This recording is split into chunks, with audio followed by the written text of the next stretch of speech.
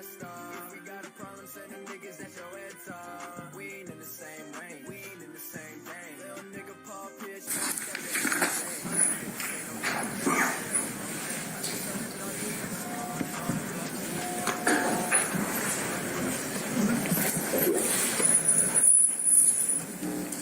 Do you know if he's waived his client's presence? Does he give you that particular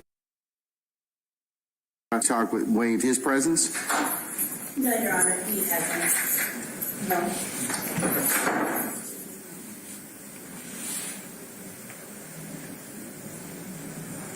Do you know if he told you if he filed a conflict letter? I can find out, Your Honor. I tell him he needs to be here. He'd be here. What's good with it, big dog? And if he didn't file a conflict letter, that's going to be a problem. All right. Can y'all hear me good? Jeffrey Williams, good morning, sir. Good morning, Mr. Adams. Good morning, Jeff. Good morning. All right. Let's see what's going on. Okay. Once again, it's a teachable lesson for my young G. Pay attention. Dorsey. Good morning, y'all. Good morning, sir. All right. It's a teachable lesson right here. Christian Eppinger. Pay attention. Good morning, sir. All right. We in class. Mr. Menendez, good morning. Good morning, Mr. Farley. We in class, young niggas. All right. Where's Mr. Fleetwood? Just raise your hand, sir, if you're here. President in the back, sir. Oh, where? President in the back. All right, thank you, madam.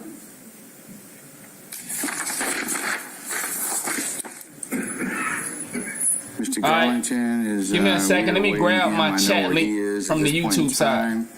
All right, Quintavious 1 second. Greer. I'm grabbing my chat link. Good morning, Ms. Mormon. Okay, we back. Mr. Greer as well. Good morning.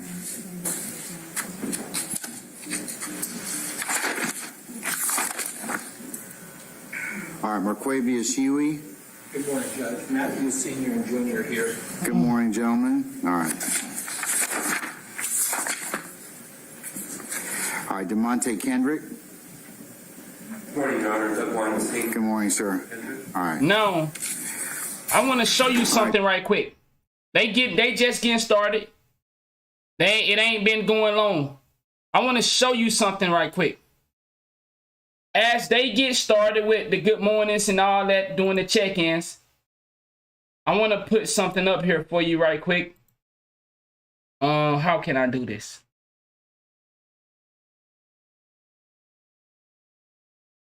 How can I do this?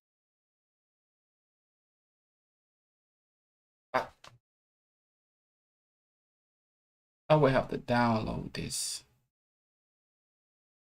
But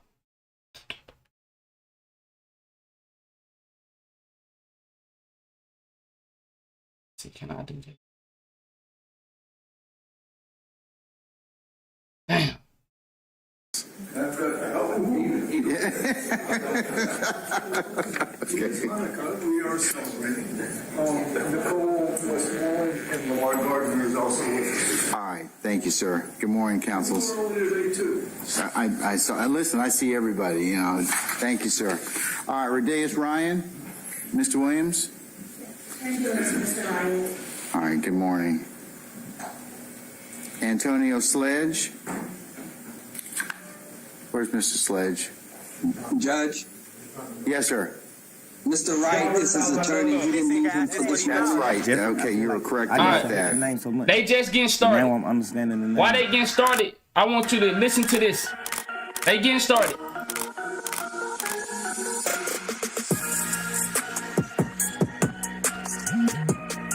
Once again, this is educational purpose. In order Educational to purpose. truly understand the brand known to the world as Young Thug, we got to work backwards and really look at not only the evolution of Jeffrey, the star qualities of Young Thug, the rise of YSL, but we got to work backwards to where it all started. I want to be who I really. They come from.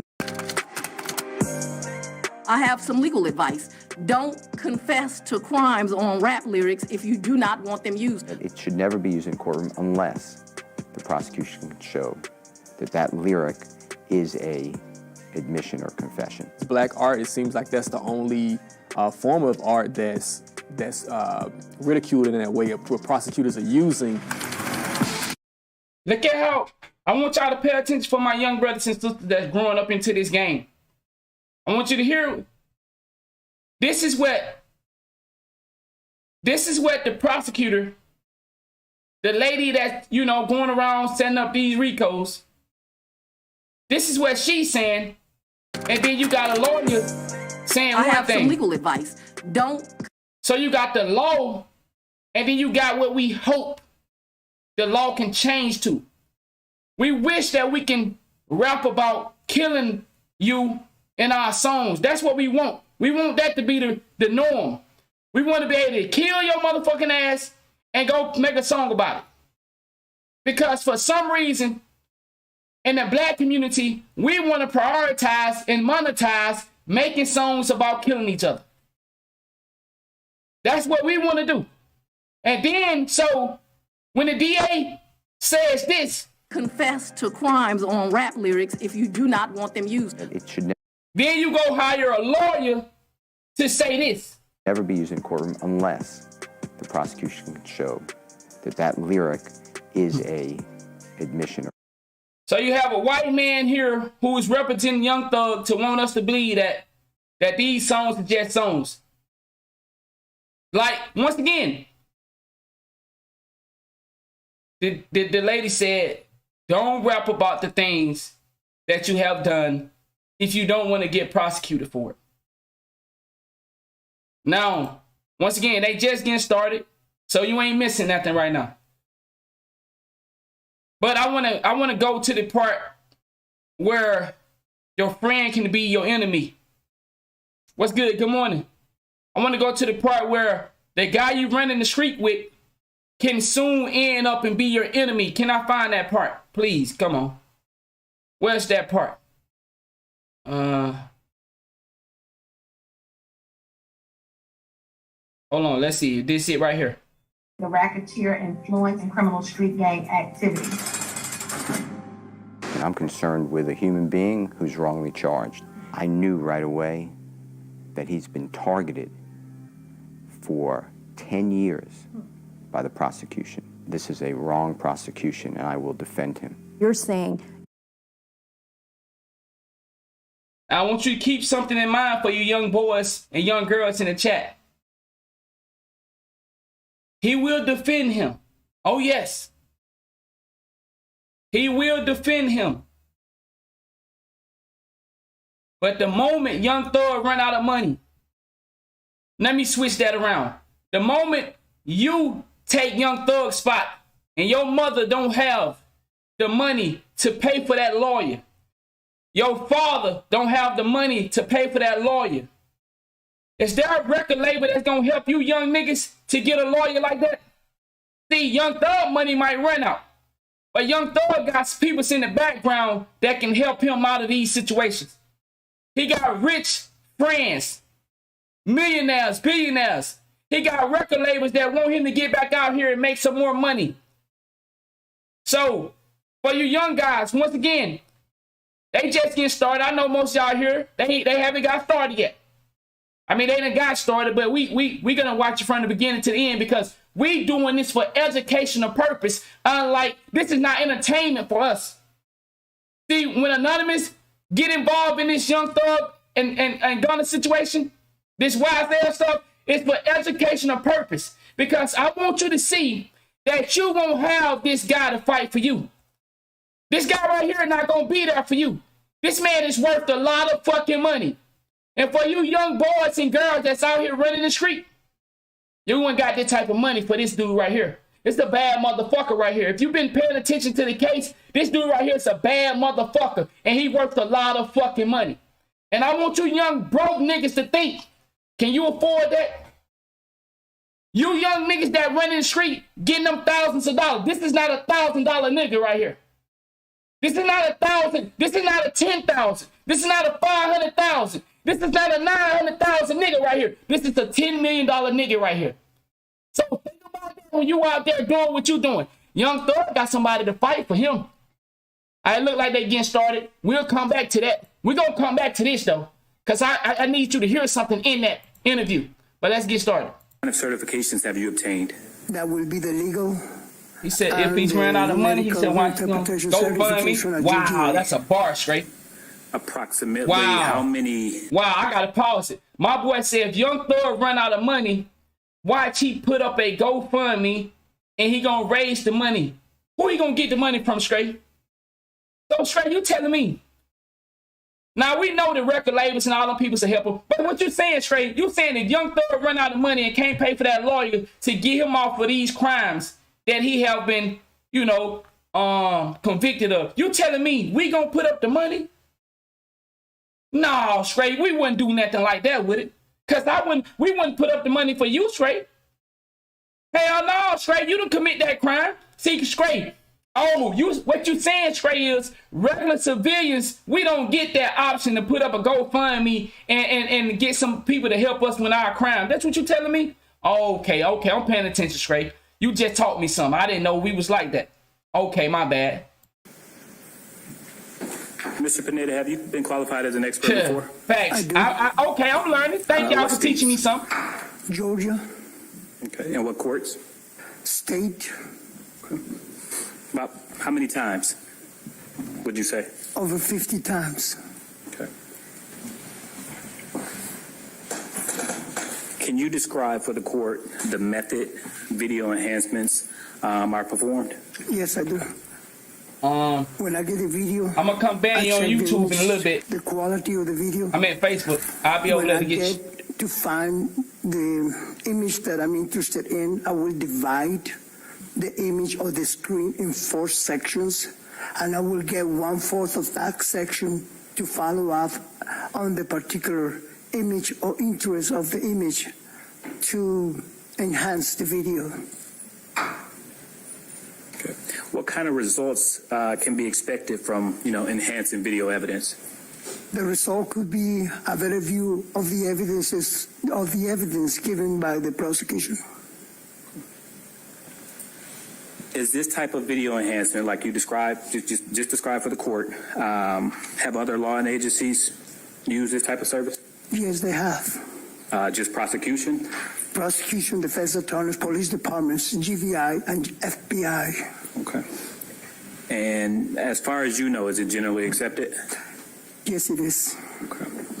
Are there any kind of standards or control, how video enhancements are performed? You have to follow a protocol, meaning when you divide the images in 4 sections, that 4 will have to be like, get the first image, and if it's too small, then you go to a bigger image, and if he wants it to be bigger, then you go to a bigger image. What's up, old man? What's good with you, big dog? And that standard that you just described for the court, trying to show these young boys that they ain't gonna have this opportunity that Young Thug have in this case. if they keep living this life. In this particular case, I enhanced 2 videotapes or 2 videos. Trying to teach some education purpose today. Parking lot area by a car driving you hooping by today? and a gas station. Okay.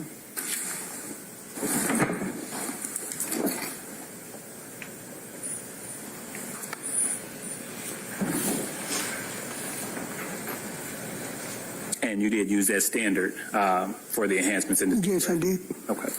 Your Honor, at this time, we would ask that that the court qualify Mr. Pineda in forensic video analysis based on his experience, his background, training, and the fact that this is well established.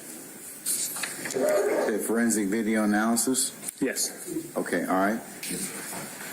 Anybody wish to vote out of the witness? Yes, I do. All right, go ahead, Mr. Adams. Thank you. On behalf of Mr. Williams. Mr. Pineda, good morning, sir. Good morning, sir. You can hear me okay? Yes, I do. All right. I want to ask you All a right, few that's the questions, please, defense about team for people the that don't work know. that you've done and what you just testified to. And That's if the you don't guys understand the question, please let me that know and I'll be fighting happy for to thugs. rephrase, okay? I will. You indicated that you've been qualified as an expert previously Yes, I have. in the state courts here in Georgia. Yes, sir. And you've been qualified in what field or in what particular category specifically? Video analysis and video enhancements. All right. Now, you stated earlier, I want to ask you some questions about the protocol that you referenced. The state asked you whether or not there is a particular protocol that you follow in regards to video enhancement.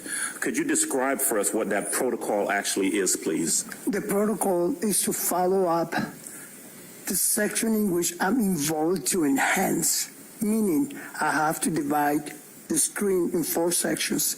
That 1/4 of the sections, I follow up the same size, the images in which are being involved on the video analysis. All right. So that's a description apparently of what you actually do in terms of video enhancement. Yes, it is. But in terms of the protocol, are those protocols recorded anywhere? They're written protocols that govern exactly how you enhance a video. The protocol is involved in the images given to the prosecution.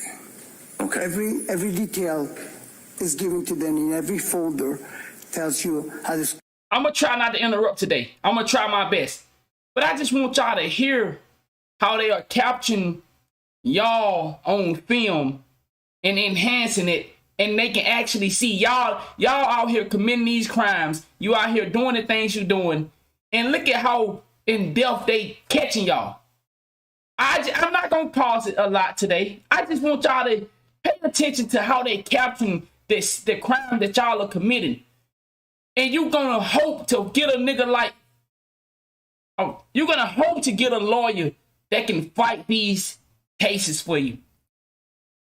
Description of what it was done to that particular image. Okay, so would I be correct in that what you're saying is that when you forward what you consider to be the enhanced video to the prosecution, you have instructions or you're telling them exactly what you did to enhance that video? I did not write anything to that matter. I just let them see and see for themselves for what I have done. But in terms of when I say protocol, are there any written protocol from any agencies, any organizations that talks about the best practices for video enhancement that you are aware of? No. There are none? No, that I'm aware of. Okay. Are you aware of whether there are any publications that make reference to the mechanism that you use, the protocols that you use, any publications that you would look to in regards to video enhancement? None? None. You referenced earlier in your testimony that the video enhancement is used by other agencies. Are you familiar with whatever protocols are used by those agencies in video enhancement? They don't use any protocols for me to use, no. Okay. I wonder what his angle is. He trying to challenge his credibility or something? Or that the people could be tampering? You responded to one of the prosecutor's questions earlier. He asked you whether or not you know if the standard of video enhancement or the practice of video enhancement that you utilize, whether or not it is, quote, generally accepted. And you said it is. Yes, it is. Do you know by what agencies or what entities that protocol is generally accepted by? It has been accepted in the Cobb County, Fulton County, and Gwinnett County. Okay. And when you're responding to it being accepted, you're talking about it has been used in those counties. Video enhancements has been used in those counties. Is that what you mean? Yes. Okay.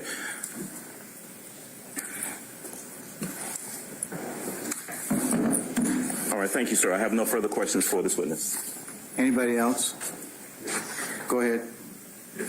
Guess he tried to find a chink in his armor. Mr. Weinstein, you can go third. All right. Thank you, Your Honor. Suri Chad Jimenez, on behalf of Mr. Dorsey. Good morning, sir. How are you? Good morning, sir. Now, what was your name again? Walter Pineda. Mr. Pineda, how are you? Fine. All right. So we spoke a little bit about the way that you develop your expertise, what you claim to be your expertise, and you said you used to. He said what you think to be your expertise. Day, right? Film. These people so funny. Developed into VHS, is that right? And then CDs, is that right? Correct. And now they're hard drives. Correct. So now, is it fair to say that technology has changed drastically? Okay. Yes.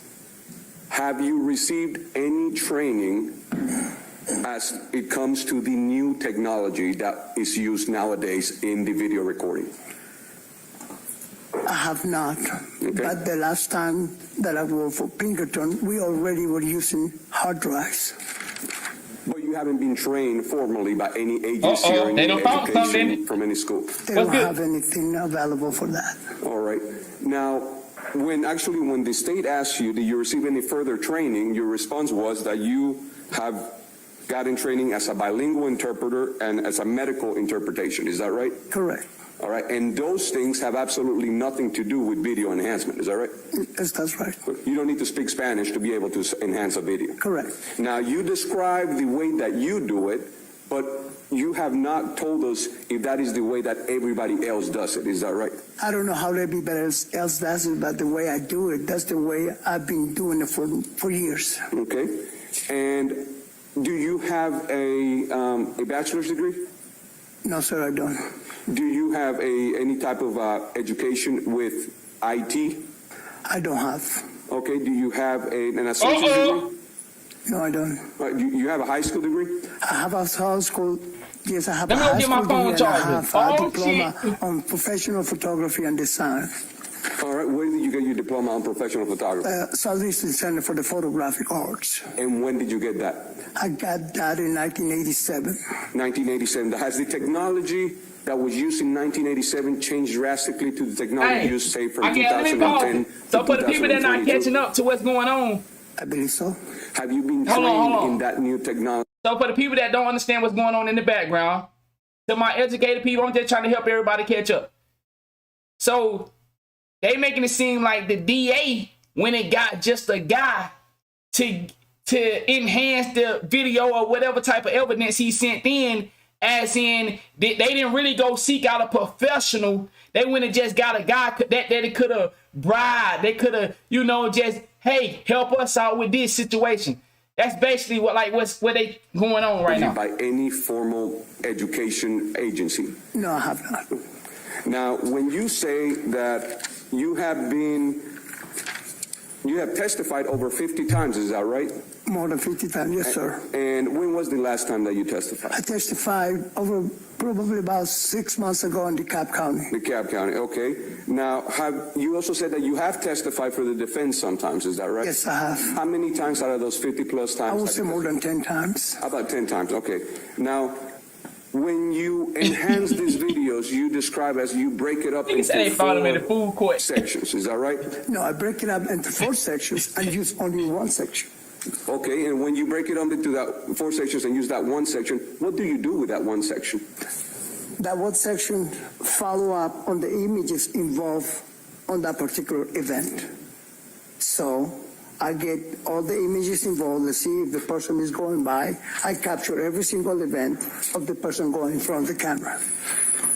But other than freeze framing the video, what do you actually do? What is the process to, as you say, enhance these images? All I do is get closer, and if the image is too noisy, you reduce the noise out. Is that something that I could do if I had the right software to get it done? You can do it if it's up to you, yes. So any layperson that has the right software could just go ahead and do that? If they will have the experience, they want to do it, it's up to them. But so you don't have to have a degree or any level of expertise to actually do that? Correct. And is it fair to say that sometimes some careers just with technology advancement just become obsolete? Pay attention to his hands. This particular one, I mean, I've been doing it for 30 years. Then how come are you moonlighting as an interpreter as well? No. Okay, so how come you haven't gotten any further training as to the technology? Because people have not using video technology as much as they used to do it in the past. Okay. And they grilling. I'm goddamn. Has anybody ever reviewed your work? Has there ever been any peer review of the work that you do? I'm not aware of. I mean, the only thing is give the evidence to the prosecution or to defense, to the police department, and they're satisfied with it, and they are. What is the name of the software that you use? I use a software called Photoshop. Oh, god damn. Oh, man. Okay, my bad for pausing it. Oh, Lord Jesus. One I can get on the Apple Store. What the DA, what the DA doing? The damn DA went and got a nigga from, my boy said Walgreens to, man, I'm done. It's up to you, whatever you want to do. The damn DA gotta stop this shit, bro. Mr. Panea, Mr. Panea. The DA gotta stop this shit. How many video enhancements have you done over the course of 30 years? Ballpark. I would say over 500. Over 500? Man, the DA gotta stop that shit, bro. Next. They would have got a nigga from Walgreens to get their hands on Photoshop. Good morning, sir. Good morning, sir. Oh, Lord. You were saying that you're not aware of any organizations that certify video enhancement technicians. Is that correct? I don't. Are you familiar with the International Association of Identification? No, sir. Are you aware that they have certifications? Any objection. Okay. We got an object. Remember, it's knowledge, skill, experience, training, or education, okay? Are you certified by them as a forensic video technician? No. Are you certified by them for forensic photography? No. Nigga, what the fuck is going? What is he doing? So what is he doing dealing with high-end evidence for the DA? Why would the DA go get a random nigga to work on their fucking images and not go seek out professional? Man, okay, my Are you bad. familiar with the paper by the Scientific Working Group on Imaging Technology that lays out guidelines for following imaging techniques? So according to their guidelines, you're supposed to keep a documented record of the techniques that you use. Do you keep a documented record of what you do? I don't. It also states that you should have peer review of your work. Is there peer review of your work? I don't know. No badges. I don't know who has reviewed it. I'm sorry, could you say that again? I said I don't know who has reviewed it. No, I don't. Are there others in your company that review your work? No. I work independently, sir. The guidelines also state that there should be annual training. Do you participate in any annual training? I have not. Gentlemen, object to their last question. Witness testified that he's not familiar with the guidelines. I asked if he participated in annual training. Training, that's different. I'll overrule the objection. The DA looking so bad, Have you dog. undergone any competency testing? No. The guidelines also specify that there should be proficiency testing. Have you had any proficiency testing? No. The DA looking bad, man. The guidelines also state that there should be standard operating procedures for image enhancement. Do you have a set of standard operating procedures that you follow? I do. And what are those standard operating procedures? Like I told you before, I follow up the way that I always do it in every single enhanced video that I work in. And are those standard operating procedures written down somewhere? No, sir. So Something I learned through the years. Your technique for image processing involves breaking the image up into 4, can I say quadrants? Is that fair? Correct. When you analyze those quadrants, do you do that in the spatial domain or the frequency domain? The frequency domain. Wow, my boy said Gunna done snitched for nothing.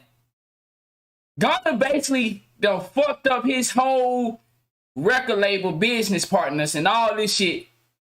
And Thug might be getting off on this case. Oh my God. It's the frame that I obtained out. Wow. In which is highlighted. So I follow that by every single image that I'm working in. I'm not sure that you followed the question. Sir, do you know what frequency domain processing is? Not specifically, no. But do you know what?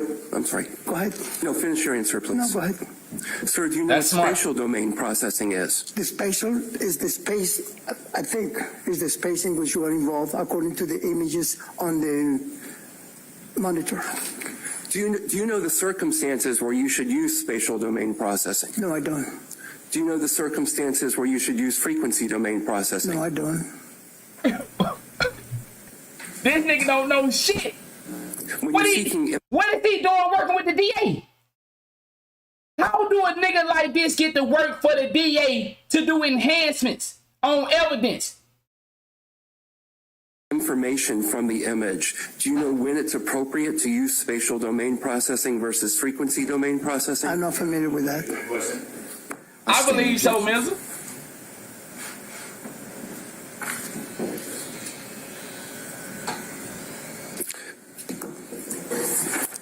And the last question. So every case that this nigga has been relevant to, nigga, we need a new hearing. Every case that he done did enhancement for, nigga, we gotta redo some shit. This nigga done been in charge of all these fucking cases and to work with these people on over 500 cases. And he ain't got no credibility, but just he know Photoshop? Man, come on, Question, dog. sir, is your particular processing technique. Do you have any publications? Come on, dog. No, sir. Thank you. I have no further questions. Man, this nigga here. I do hear this. Couple means two. He won't be working with the DA out of this. Don't lie to me, okay? So, go ahead. He done working with the DA out of this. They gonna fire that motherfucker. Now, I just had a few questions. So, do you ever compare one of your enhanced videos to a video of the same thing but of higher quality to see if your enhancement actually made it look enhanced? If you're telling me about a video from 10 years ago and a video right now for 4K, you will see the DA with the cheap route. From 10 years ago, it's very grainy. From today's, it's very clear. I can see your freckles. I can see your eyelashes. Okay, it's true though. I don't have freckles though, do I? Okay, but what I was really asking you is, have you ever taken maybe a HD camera and videotaped something, and then taken a non-HD video camera and videotaped the same thing, and then supposedly enhanced the non-HD one so we can compare the two and see if your work actually makes any difference at all? Yes, I have. Okay, and how many times have you done that? That's because, like I said one time, 10 years ago, I used VHS cameras. Today, I have myself a new camcorder, 4K, so you can see the difference. What? I did not take the same thing, but when you do the close-ups or the enhancements of it, you can see the difference. But tell some free brothers, as Trey said, they come home before Christmas, dog. Did you record that anywhere? The accuracy No, I didn't record it. And that was 10 years ago? No, I did. Everybody that's in jail right now that had this nigga to testify on them saying like, what the fuck? The video on 4K not too long ago, and the VHS years ago. Okay, and then you said you use Photoshop to enhance images? Yes, sir. And it's also true that Photoshop can be used to alter images? Uh-oh. Yes, they can be used, but I haven't. Okay, and how are we supposed to tell, besides taking your word for it, that you haven't altered any images? You tell me which one I have done, and then let me... Okay, so just your responses. If you have something that I've done that is being altered by me, you let me know. Okay, and then once we let you know, what's going to happen next? I don't know. Oh, Jesus Christ. Your Honor, it's a This nigga fucked up the DA whole case. As to in terms of what? What people? Like how we're... the general question still hasn't been answered, but how are we going to know whether one of his work product items has been altered in Photoshop? Is that an issue in this case? Yeah. You think that he's altered one of the documents or altered it? No, Your Honor, credibility is always that issue. That's weight. That doesn't go to the things that I'm the gatekeeper, remember? So part of that is to have something that would indicate to me that he should be disqualified because he's altered something. I don't think there's been anything in terms of foundation. So the judge standing on that? What? I didn't see that coming. My point would be that if there isn't a way to know whether he's altered it or not, that goes to the weight and the credibility. Well, that's a determination for the jury to make. But I'll make an initial threshold under Dahlberg. But wow, the relevancy issue is kind of waning. So move on. Okay. So apart from asking you, the judge has stood on that. We don't have any way to know whether or not you've altered images in Photoshop. It's up to the person to decide, not mine. Okay. And what person do you mean? Wow. It could be you, it could be the jury. I don't know. Okay. All right. Thank you. I don't have any more questions, Your Honor. Wow. Any other defense attorneys? So if I'm in trial right now and one of y'all are working with the DA and you've been goddamn and just doing shit in the high school and making YouTube videos, you can work with the DA and that's your credibility of you telling the truth? Nigga. Yeah. Your Honor, I would want to also move to qualify him as an expert in bilingual language interpretation. Say that he's trained in that. That's not what you're here for. Hey, that black dude ready to talk, buddy. But you need to subpoena him and pay him. Okay? And then maybe he'll show up. But don't try and circumvent the process. There's a way to subpoena witnesses and everything else. And you want to qualify him as a bilingual if you have a separate need and employment, then I'll let you do that off. Damn. That nigga didn't know shit, and the judge just stood on it. Okay, Judge, and for the record, it was just that based on his... He said they reaching? I know, but that's just fills out what he's been doing the past 30 years, okay?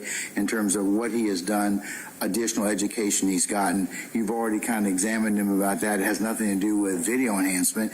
So Smooth, if I'm putting you on trial, my nigga, and it's just a nigga with no motherfucking degree in this, he just a nigga that working at Photoshop. Is that really a reach? That you went and got a kid or a man that been working in Photoshop for 30 years, didn't go to school for this training of nothing. He just go to Photoshop and work on an image and send it to the DA. That's not something we should question? I don't know, dog. That's a little strange to me, bro. It's just another skill set that he has, okay? But it's not relevant. So we can let a fucking 15-year-old go up there and do that then and send their work into the DA. This nigga had no identity. No idea. This nigga said no on a damn 30-page question. Now, that's some fishy shit to me, dog. That's some fishy shit to me. That he's making right now. That's fishy, dog. All right. He said, I think it's to reach that what's needed. They got him on his experience and credibility. I stand in objection. He said they might have killed themselves. But how else do you expose something without asking the question? I don't know. That's a little strange to me. That's a little strange. But okay, let me not pause. Keep pausing. My bad. Mr. Matthews. Carlton Matthews. You see what I'm saying? That they could have changed it. What's good, fam? And I sustain the objection. Christine has been asked and answered. He said that nigga tired, ain't it? Damn. Let's get back to the educational part right quick. I'm not gonna keep pausing it. To my young brothers and sisters out here that still living this lifestyle of getting involved into criminal activities. Look at this. This is $100 million man right now. Eyes red. Man, come on, y'all. Y'all don't see it? This is $100 million man right here. Multi-million-dollar man right here. And look what he faced with. The people that he done pulled up from out his community done told on him. They done turned his back on him. They all taking plea deals. Look at this right here, man. Y'all, once again, it's an educational purpose. I want you to look at this picture, dog. This could be you, dog. If you keep living this life, your friends out of jail, you still in jail fighting for your situation. Wow, dog. $100 million man right here. No, I have not. Was this an old video that you performed video enhancements for? Yes. Wow, man. That's crazy, man. That's crazy, bro. Man, nigga look tired, bro. Nigga look tired, man. He eyed red. You can tell he been up about this shit. Y'all better get out the streets, man. You gonna be in jail while your friends out here living it up.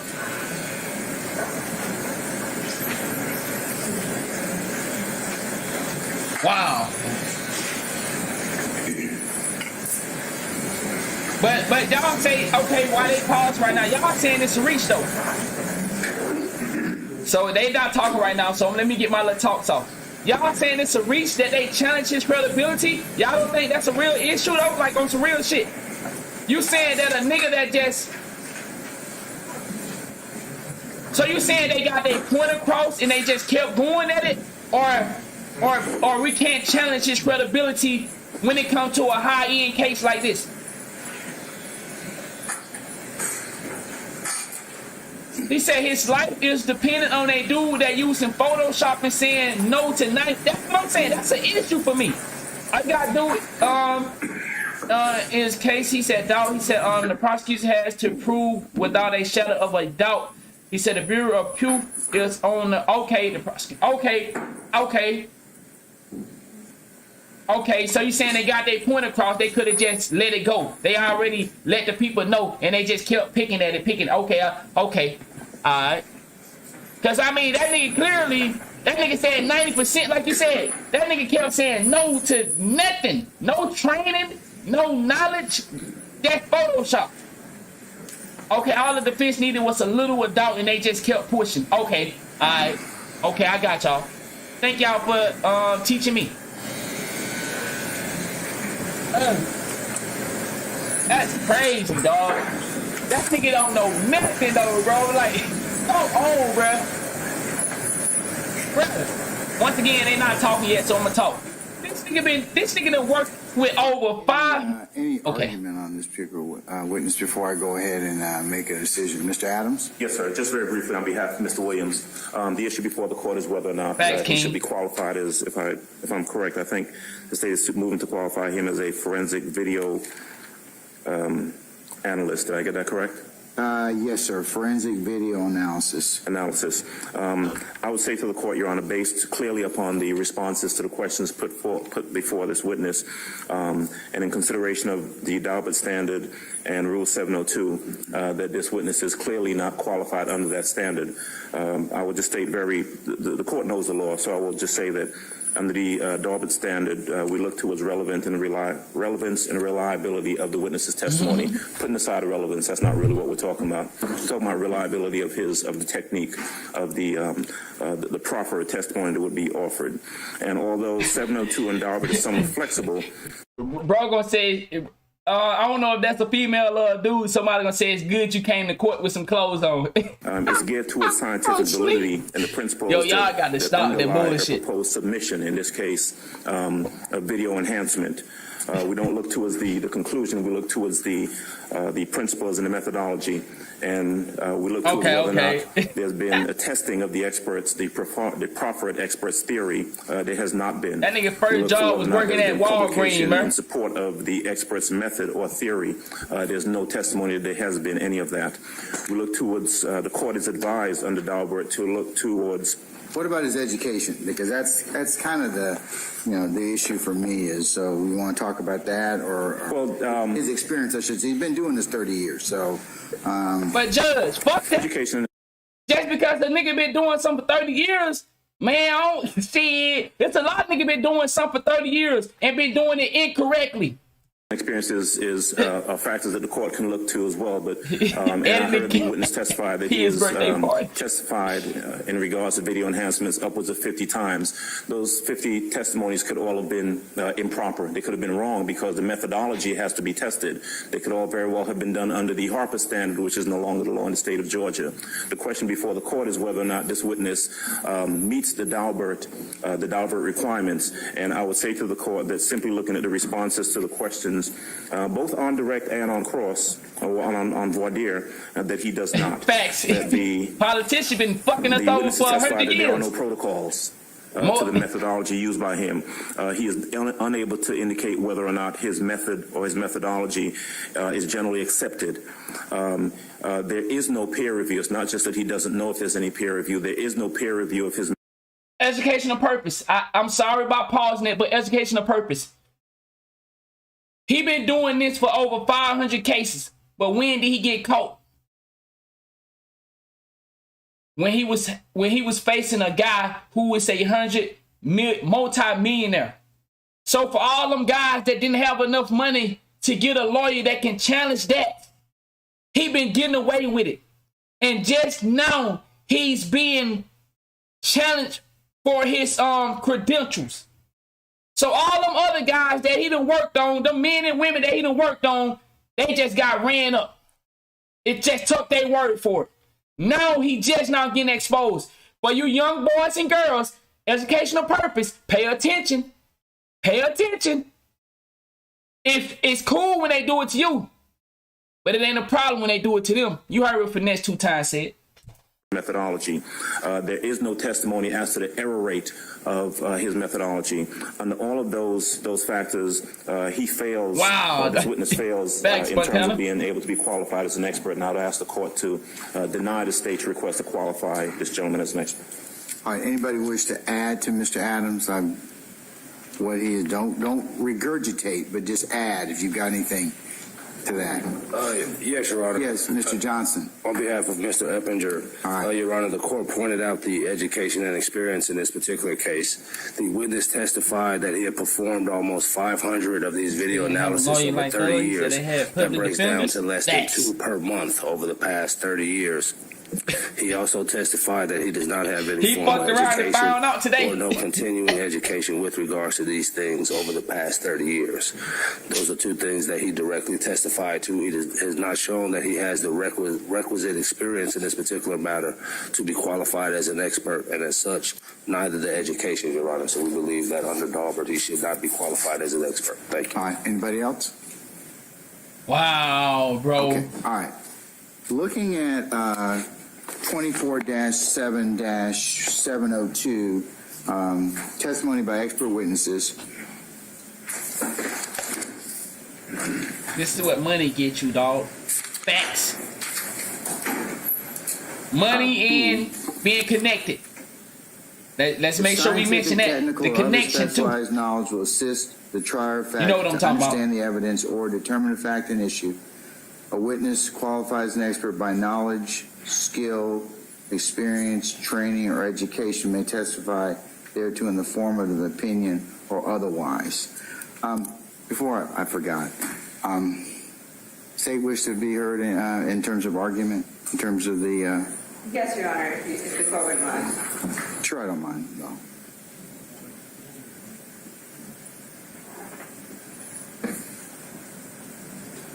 All right, let's see what the state got to say about this shit. So I want to be clear that what we're basing our request to qualify this gentleman as an expert is in the video enhancement, appreciate that, love. the forensic video enhancement, and we are just referring to that older video. The video is from 2015, so I want to start with that. Additionally, Your Honor, although Mr. Adams correctly stated to Daubert, obviously after Daubert we have Kumho Tire.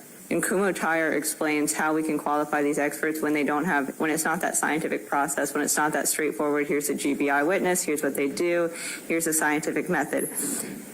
Kumho Tire provides us an avenue to qualify experts based on experience. And this is going to be something that the court's probably going to hear a lot about with our next witness as well. But basically, with experts like this, the 11th Circuit, and I'd like to point to the 11th Circuit because in Rule 702, obviously this being a new rule to criminal law in Georgia, the legislature has directed us to look to not only the 11th Circuit, but also to all federal courts. But I'll start with the 11th Circuit. United States versus Augustin, that's a 2011 case out of the 11th Circuit, and I can provide all the sites for the court if the court would like me to.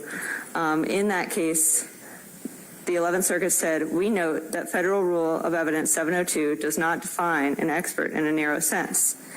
And in this case, they were qualifying a gang expert. She need to go sit down. And the court said, in light of the substantial experience that Agent Young had with respect to street gangs, we conclude that the district court was within its discretion in determining that the agent was qualified to give expert testimony.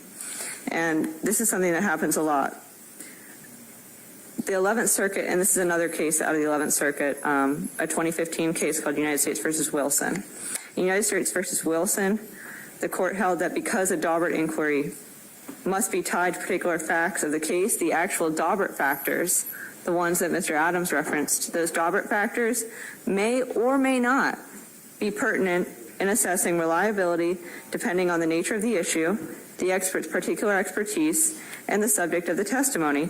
As such, a district court maintains the same kind of latitude in deciding how to test an expert's reliability and to decide whether or when special briefing or other proceedings are needed to investigate reliability, as it enjoys when it decides whether or not an expert's testimony is reliable. Okay, but here's the thing I want you to focus on for me, Ms. Rosenwasser. That is, you're asking me to court to qualify him as a forensic video. Based off of past cases that have went through.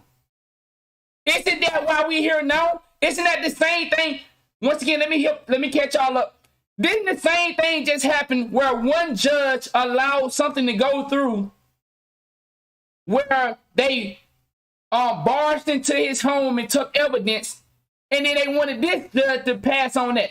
Isn't that we back here again where some cases was ran successfully using an unqualified motherfucker to do forensic and all that shit, and how a nigga doing forensic and motherfucking photoshopping is two different things. But they want this judge to pass off of what have already happened in the past.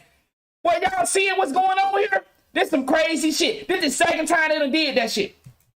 An expert in the area of forensic video analysis. He's not certified by a national accrediting body, which is something that there is an entity or an organization that does provide certification for that particular type of What's up? analysis. Shout out to the peace to the chat. He has no annual training, and he hasn't been. This is the second time the DA done pulled this move, where there was a mistake in the first case. They try to blow over it and act like it never happened. How you make the second mistake? How you make the same mistake twice in one case? His competency hasn't been tested. So the principles and methodology are something that the court has to has to really kind of look at in this case. He's got 30 years of experience, yes, but there are other things that Daubert requires me to look at in terms of gatekeeping function. You're asking me to qualify him as a forensic examiner. That's different. If he had some of those other things, other like certifications, I wouldn't have so much of a problem. Convince me that otherwise, because it looks like from looking at under Daubert and 702, testimonies based on sufficient facts or data. The testimony is a product of reliable principles and methods. And you're right. They try to pull a fast one on the judge. Reliably the facts of the case which have or will be admitted in evidence before the trier of fact. So, I'm gonna try. The reason I paused is because I'm trying to paint a picture for my ruling is. No disrespect. Let me pause one more time. Let me just explain why I paused it. I'm trying to paint something for my brothers and sisters that still live in this lifestyle. I'm not here for entertainment, y'all. No disrespect. If y'all just want to watch the case for entertainment, they are live streaming it on 11 Alive. And there's no pauses. I'm trying to show my brothers and sisters that still live in this lifestyle. I'm trying to paint a picture that you won't get this opportunity. This dude did not get exposed until it came to Young Thug. What about all the other people he done got locked up with his non-experienced ass? So once again, I'm not trying to pause it, but I'm trying to educate y'all at the same time. Absolutely. So that's why I'm trying to ask you, given those issues of not being certified by a national body, which there is one. This dude done worked on over 500 cases. And that's just three. And then he's just now getting exposed. So tell me why I Come on, dog. You know, I should over look 500 cases. And I've read Kumo. I know about Kumo. Kumo goes hand in hand. That it for the non-scientific folks, it lets the courts kind of use that gatekeeping man, that's some cold shit. Over 500 cases, bro. The gatekeeping function. And you just now getting exposed? Redmond Construction. But not being credible. Georgia Appeals 814. It's a 2021 case. And I have to make this gatekeeping function. It requires me to act as a gatekeeper to ensure speculative and unreliable opinions don't reach the jury. As a gatekeeper, the court must do a preliminary assessment of the reasoning and methodology underlying I got you, big dog. the testimony is scientifically valid and whether that reasoning or methodology can properly be applied to the facts in this case. And so the trouble I have is you want me to qualify him as forensic. A small window so of doubt. Forensic indicates to the court that there's some level of training, expertise, certification, peer review. Why the DA didn't go get a professional? Your Honor, I was wondering if I could amend my co-counsel's request. If we could qualify him only in the expert in the very limited field of video enhancement. I would do that. That's what we would like to have, Your Honor. I would do that. Thank you, Your Honor. What? Ms. Adams, and I'm going to overrule your. I hear Are your. you serious? I'll hear your issue, but I believe he is qualified in that particular area, video enhancement. But okay, they switching it now. They really just switched it right there on the spot. Mr. Williams, we would take exception to the court's rule in that regard. Our argument essentially would be that the same arguments in regards to Daubert and 702 that we proffered previously would apply to whether he's being qualified as a forensic analyst or a video enhancer. And we believe that these statements and the evidence that's been put forth so far do not meet the requirements of Daubert or 702, even under this newly proffered expertise. Well, I'll of course professionally disagree with you. I think that from the court's listening to his testimony, Mr. Pineda's testimony, he's been doing this for 30 years. There is a methodology that he follows, the four-part division. That certainly he followed that in this particular case. I think that would be helpful to the jury in this particular matter. So the nigga been using Photoshop for 30 years. Because then, forensic, I should say, video analysis. So I'll respectfully overrule or note your objection for the record. Wow, that's some cold shit right there. By this evidence as well, we would join in Mr. Adams' argument and adopt all of his arguments. No, I hate to pause it, but every time we see this nigga right here, he piggyback off the next lawyer. This nigga right here don't do no work. Every time this nigga stand up. Okay, if you're not... Y'all remember last time we see this nigga? Mr. Harvey, did you all favor Judge, I would like to use what he said. Unless there's something else, then I'm going to assume that everybody's going to have the same objection or same basis, okay? So, and continuing objection. Yes. Wow, yes, Mr. Sharp. Your Honor, can I just add something? Sure. On behalf of Mr. Myra? Yes. I understand the court's ruling, but it's still, his methodology has not been tested. And that's the additional thing that I would add. It hasn't been tested. You only need $10,000 of practice to become an expert? Whether or not his methodology... Well, why we pay thousands of dollars for school to get degrees if we can just go do something for $10,000 and say we're experts? So we don't need credibility no more. When it come on, dog. Come on, G. Come on, G. Come on, Tim. Under Kumu, have you taken a look so because he been working on Photoshop for 10,000 hours, we gonna just take his word for it. So he wasn't bribed or nothing. He's not tied to anything. So there's no bribery involved. Like, I'm just asking, how do we know? We just gonna take his word for it. He's not tied to nothing. A degree doesn't mean you're expert, but at the same time, do they not hold these paperworks up when it comes to this type of shit? It's a document not worth anything? Come on, dog. Well, obviously not, but come on, dog. Come on, G. Okay, and that allows the court to look at other factors for non-scientific, and this is non-scientific. It's more so like not like chemistry, biology, physics, that kind of thing. Okay, I appreciate that. That can be that there's either a right or a wrong answer. So let me say that my boy said let a person, what they call them, where I'm from, we call them shade tree mechanics. But he can't, like you said, Moolah, he can't go open up a shop without that paperwork because they not gonna allow it. And they know he don't have the education, But most of our shade tree mechanics, they don't have the education to actually go in there and pass these tests. But they can actually work on the car and get your motherfucking ass going. And it won't be no issues. But you take your shit to the dealership because guess what? It's money tied to that. It's taxes tied to that. Oh, my bad. That's the business side. Okay, we talking on the surface shit. My bad. Right under Kumu to go ahead and at least if I can look at the other factors. This is in live. terms of the subject matter of his testimony and expertise, reliability. I'll note your objection for the record. Okay. That's some cold shit. What just happened?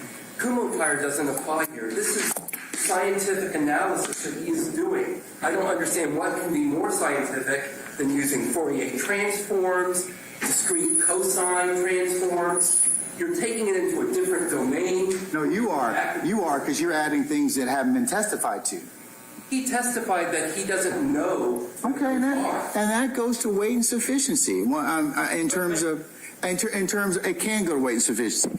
I have a gatekeeping function, but beside that, you're welcome on cross to take him to task on any of that. But your gatekeeping function ensures that methods analysis that doesn't follow reliable, established standards doesn't get in front of the jury. And this gentleman, while he's been doing it for a long time, is not following the methodology that's established in this industry. He's using his own method. The Dauber factors, I'm quoting out of Kumu, Dauber factors Oh, not constitute a Milsa did say that. checklist or test. Milsa did say that. Gatekeeping inquiry must be tied to particular facts. So, Milsa did say that. Facts are, he enhances, he blows this thing up into divides it into 4 parts. And wow. So let me help people to what Milsa said. Milsa said if they rule this dude out, then they got to go back over 30 years of these 500 cases that they have taken up on where this dude was testified against these cases. Now they're going to have to go through all that shit again. So Milsa might be right about that. They don't want to make this dude seem like a fraud because they don't want to go back into the system. So Milsa, you did say that. And he can testify about that. You're welcome to go ahead and he's been doing that for 30 years. They don't want to take his credibility types of because there's a lot of niggas that this man did Photoshop surveillance for. Photoshop. Okay. For that particular period of time, that's what he's going to testify to. They got to protect the system. Certainly, this nigga done worked over 500 cases, bro. And credibility that I'm sure that you'll go ahead and examine him on. Over 500 cases, bro. No, Your Honor, thank you. With no Thank you very much, credentials. sir. All right, Mr. Johnson, anything else? Just Photoshop. Nobody to check his work. Nobody. He been working alone on over 500 cases. Nobody to check his work. He do it, send it to the DA, and he said he never been questioned. They take what he say for face value. Shit. So, can my black ass get up there and say, hey, man, I'm telling you, motherfucker, it is what it is.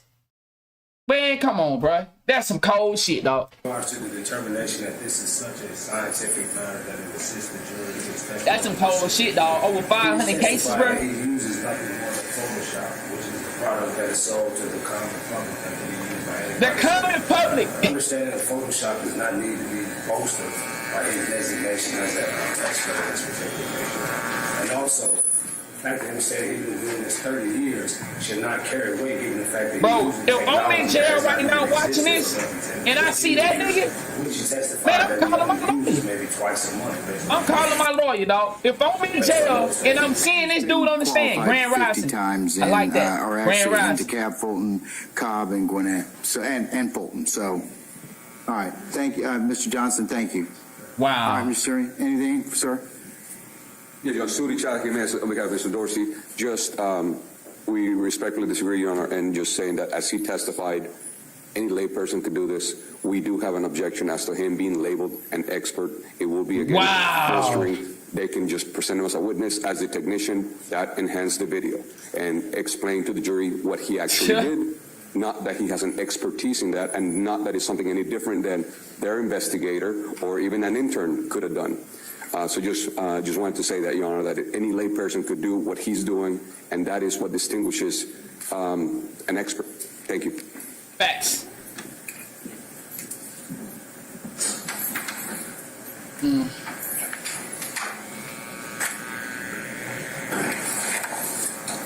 Ms. Rosenwasser, one more thing. What about the issue of somebody? I mean, Photoshop is. He used Photoshop in this particular case, didn't he? Your Honor, could I ask him? Mr. Pineda, did you use what program or did you use to enhance the video in this case? Photoshop. Photoshop. He did. All right. Oh my so God! What's to say that, He just admitted. as Mr. Suri's mentioned already about anybody else being able to use Photoshop. Your Honor, my understanding from... I don't need to designate him as expert for him to testify. Absolutely. When we went to qualify, we wanted to do this out of essentially an abundance of caution to ensure that maybe the jury would want to know how that these were enhanced, and we thought that he would be able to explain that based on his years of testimony and experience. So my understanding is that based on his experience, my understanding to the answer to the question where he mentioned that anyone could do this, it was not only that anyone could use Photoshop, but anyone who knows how to use Photoshop. He's just been doing it for a long time. Learns over a period of years how to enhance better on it. But should the court wish to find he is only admissible as a lay witness, we'll put in the videos through him as a lay witness. That's fine too. That's some cold. That's a cold play right now. They running a cold play.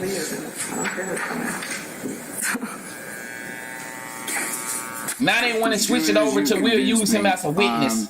I do believe that given the fact that this is a readily available program, Photoshop, and that anybody with a varying level of skill and practice can do that, I won't qualify as an expert. I'm just going to let him testify as a layperson Facts, for the above mentioned reasons, okay? And that's why I'm doing this educational purpose, Thank you, Your Honor. We'll call him as a lay witness. That's fine. All right. Mr. Pineda, I'm gonna go ahead. Peep game. I hate to pause it. I understand. I know y'all don't like when I pause it. Peep game. So now that they can't use him as an expert, they want to switch him to a witness, but still use the information. See, you got to understand, right? If you're still giving people the visual of what this man did who is not credible, then what the fuck are you saying? You still using his shit as evidence. Come on, dog. Come on. So his work should be thrown out. That's just my opinion, dog. And excuse you as a witness. Appreciate your patience with us. And the state will call you, or that's what call you. Witness. We're using this shit as now he is a witness. He's not an expert. Over here to interpret, but that's a separate issue. Okay, and make sure you're patient. All right. Wow. So, but please don't discuss your testimony with anybody except the attorneys in this case. Okay. All right. Thank you, sir. Thank you. You planting a seed in somebody's head. You basically planting a seed in somebody's head. Even though you said this nigga is not credible. Counsels and those who are interested, before I take up your next witness, you have the other witness. That's some cold shit right there, dog. That's some cold shit. Hall. Yes, Investigator Hall is here, Your Honor. Okay, I'm gonna, let's just pause on him just a second. He said no matter what, he said let him spend all his money trying to stay free.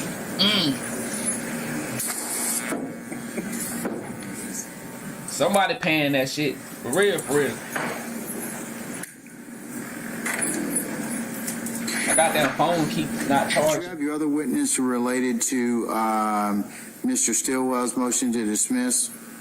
Your Honor, we are not ready on that right now. We can be ready for that immediately after Investigator Hall's testimony. How come he's not here? I thought you all said you're gonna have him available. We can make him if Your Honor can give me 10 minutes, I can get everybody down to do that hearing.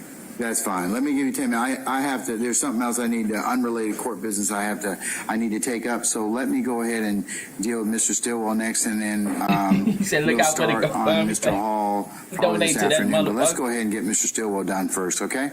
So we're going to recess about 15 minutes, and we'll go ahead and... Can we keep Investigator Hall here, Your Honor?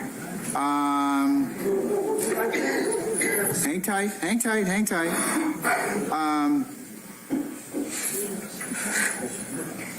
Have him come back for 1 o'clock, please, madam. Okay? Okay, thank you. All right. Okay, we're in recess. All right, they doing recess. Yo, We just witnessed some wild shit, dog. Facts. Bro, we just witnessed some wild shit, dog. Nigga. It just show you how rigged the game is, bro. Man, I would be hurt right now if I'm watching this shit in jail, bro. I would be fucking hurt. How many innocent people have went to jail behind false evidence? Oh, you right about that, King. Damn. We was actually about to do recess. Damn, King. You right about that. I forgot we was a little behind. Damn. We don't have to do recess, y'all. We get right to it. We're a little behind. Just a little bit.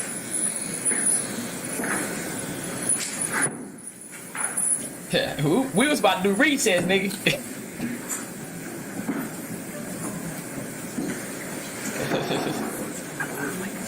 Thanks. Many motherfuckers in jail right now. Fucking Photoshop. It's okay, we will. It's no problem. Oh, you went to the... Your Honor, Deputy Sprinkle is coming to this courtroom from 8F. He erroneously understood us to be there. This My apologies to the court. Okay.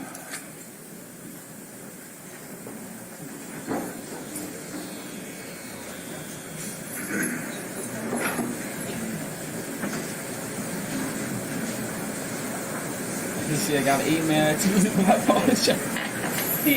Ain't no way. Ain't no way AI over there doing you like that, straight.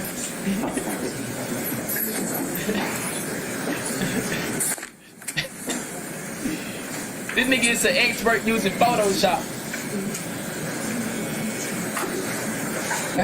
Thanks, King. What's good, Joe?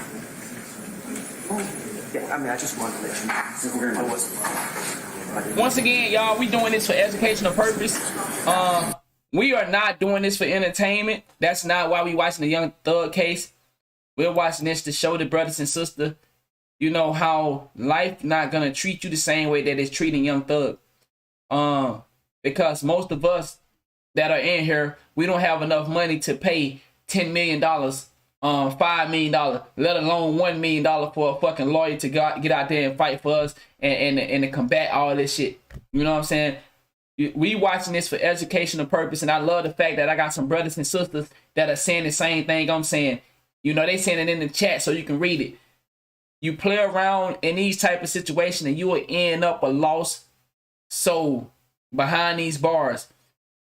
Once again, look at the situation we had in the first case where that young boy said he been in jail for 5 years and had no lawyer, and he lashed out in the courtroom. He didn't lash out badly, but he did show aggression. He was a little angry, and you can hear it in, man, I've been in here 5 years, ain't had no lawyer, and he's seeing Young Thug being fought for. Now we come and see a situation where, and once again, y'all, they not talking, so I'm not interrupting them right now. They getting everything set up. We see a dude that has no credibility that worked on over 500 cases. He done worked on over 500 cases, working with Photoshop by himself. Nobody to check his work. Nobody to question what he's doing. Who's to say the people, the DA is not bribing him or anything like that? How do the DA go out to sort out a random guy that's been doing it for a long time, but don't get annual updates? He don't go do nothing. He don't know nothing. He said no to damn near everything came up. They couldn't go hire some real motherfucking people to do forensic and a video enhancement. They just went and found a dude that been doing it since high school. Come on, man. That's some cold shit. But I think they back talking.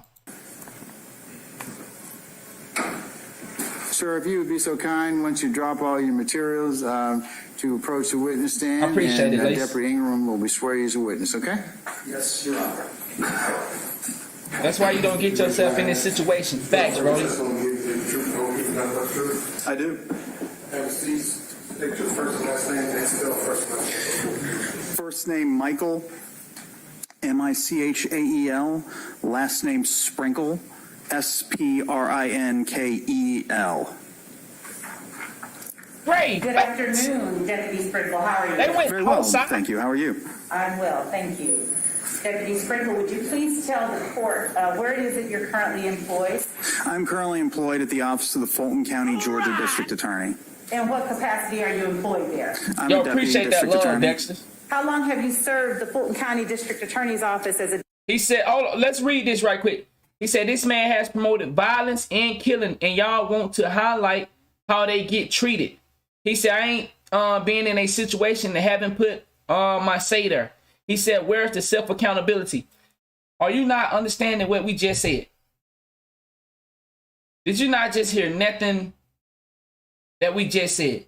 Are we here fighting for Young Thug to get free of a crime? Or are we trying to show the young boys and girls something? Like, come on, dog. Pay attention, bro. Deputy District Attorney? Since June 21st. If Young Thug is guilty, he guilty. But we're trying to show y'all that you won't have these chances, that like, come on, dog. Nah, he been in here. This guy been in here, and for him to say that, that's crazy. You been in here the whole time, bro. And when did you first begin with the Fulton County District Attorney's Office? June 21st, 2011. What are your... my bad. My bad, Scott. You work in within the District Attorney's He Office? said he's talking to the kids. I am the head of the unindicted homicide unit. I review all of the murder cases that come, well, not just murder, all homicide cases that come into the office from the various police agencies in the county. And you made a distinction between murders and homicides. Why is that? Well, it's not just murder. There's felony murder. There's involuntary manslaughter, voluntary manslaughter, homicide by vehicle in the first degree, etc. Have you always served as the head of the unindicted homicide unit? No. Before serving as the head of the unindicted homicide unit, what did you do within the District Attorney's Office? For approximately the first 3 months of my employment in the DA's office, I was assigned to what was called at the time the complaint room, which was a 24-hour operation in which I would receive or be assigned cases that were coming in live, essentially. Somebody had just been arrested and the police would send a report. I would review it, speak with the officer, draft some sort of affidavit to summarize the case, and otherwise ready the case for first appearance the following morning. Following that, I was assigned to the non-complex division. I was in that division for 3 to 6 months. It sounds about right. That involved the prosecution of cases that were deemed non-complex, such as possession of cocaine and theft by taking under a certain value. After my time in the non-complex division, I was assigned to the complex trial division for about a little less than 2 years, signed to Judge Schwall's courtroom and then Judge Constance Russell's courtroom. And then in October of 2013, I was assigned to the unindicted homicide unit, albeit I was not the head of the unindicted homicide unit, though. If memory serves correctly, I was the only attorney in the unit, so I suppose in a way I was the head, given that I was the only one. But then as time went on, the unit expanded. I was promoted, and now there's more employees in the unit. And now I'm the deputy in charge. Bingo. Within the homicide unit of the District Attorney's Office, when that cop got killed, everything turned up. Cases involving homicides where a person which it shouldn't be out here killing cops.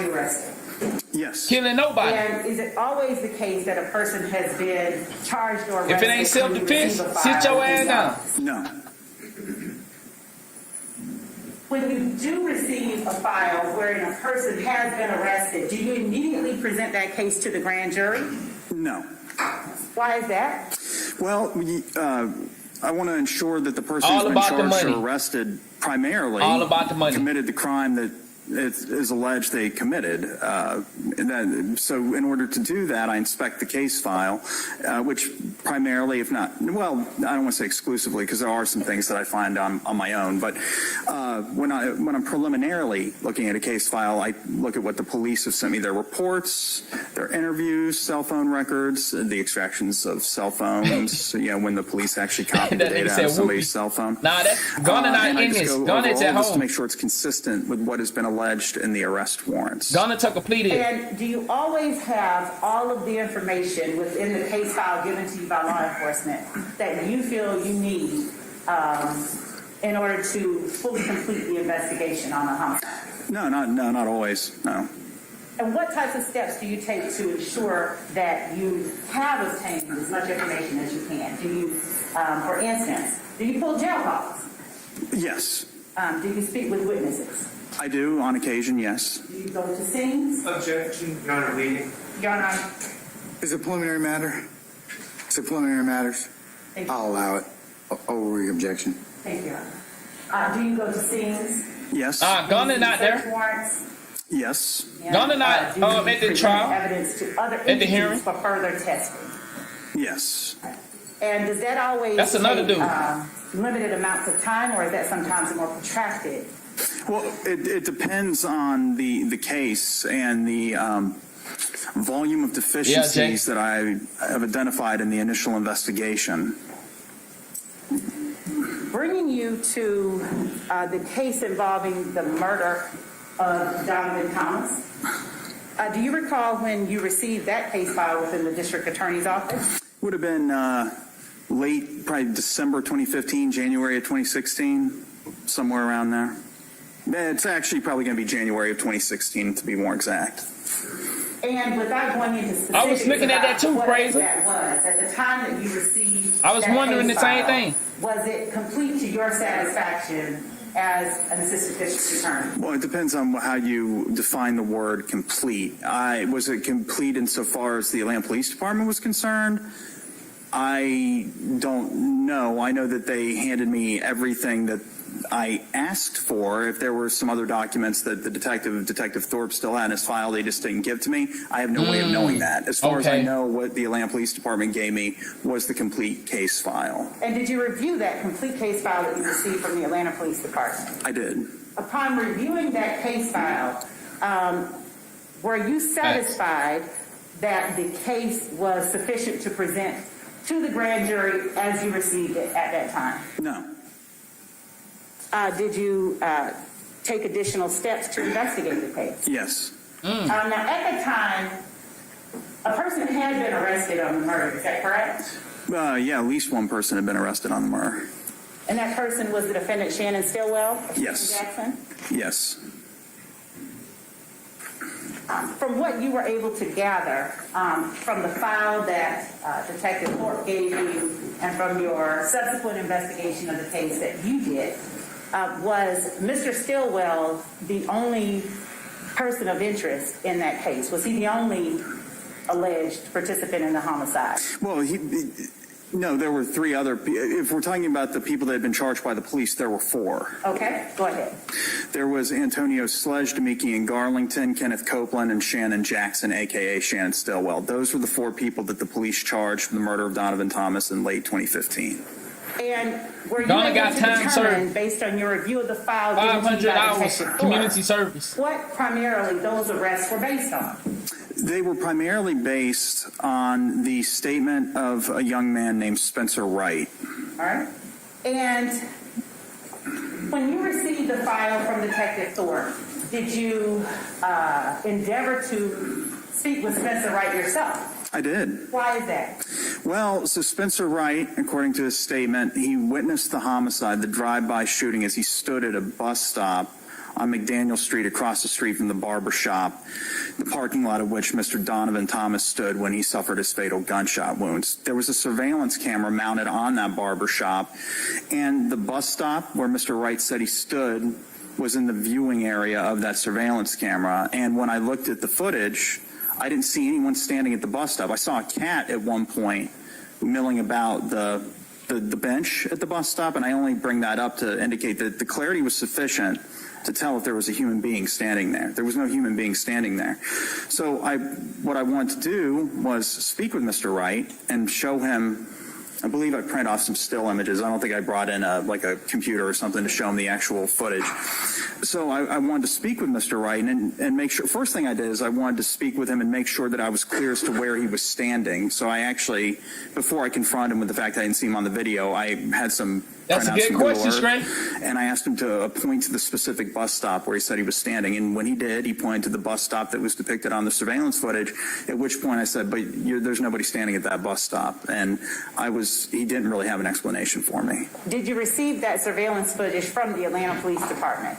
Yeah, yes. did you, as you stated, you pulled Google Earth images. Was that something that you had received from the Atlanta Police Department, or is that something that you did to further your investigation? That was something I did to aid in my interview with Mr. Wright. I just pulled up Google Earth and took screenshots of the bus stop and the general area where the homicide occurred, so he could point to them and is he the indicate DA where he witness stood, or the prosecutor? where he claimed to have been the standing, defense. I should say. Who witness And is he? why did it concern you that I mean, I see the DA is talking to him first. surveillance footage that you presented to him? I think he's the DA witness. You have witnessed the homicide. Well, he claimed that the bus stop was his vantage point from which he witnessed the 4 defendants that I mentioned earlier. Yeah, that's the DA occupying a vehicle and commit the drive-by shooting. If he wasn't standing at the bus stop, that would suggest he didn't witness it at all. Was there anything else that you were able to uncover during your ensuing investigation of this case that enlightened you more as to whether or not Mr. Wright was presenting to you information that was factually accurate? Yes. So after my interview with him, I requested from the Atlanta City Jail, because that's where he was when I interviewed him. I interviewed him inside the Atlanta City Jail. He was an inmate there. From somebody that worked at the Atlanta City Jail, whose name I don't recall.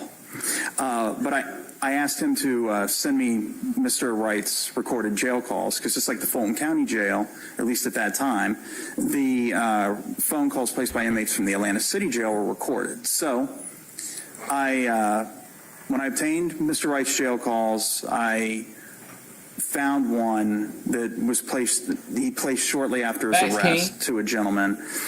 And during this call, and this is, by the way, not verbatim, okay? I'm not quoting him exactly, but he told his friend about his recent arrest, which I believe was on a probation violation, and he said that everything would be okay because he was helping the police solve a murder. And his friend asked, well, what murder was that? He said Nuts murder, and that would be the moniker for Donovan Thomas. And his friend scoffed at him and said, but you didn't witness that.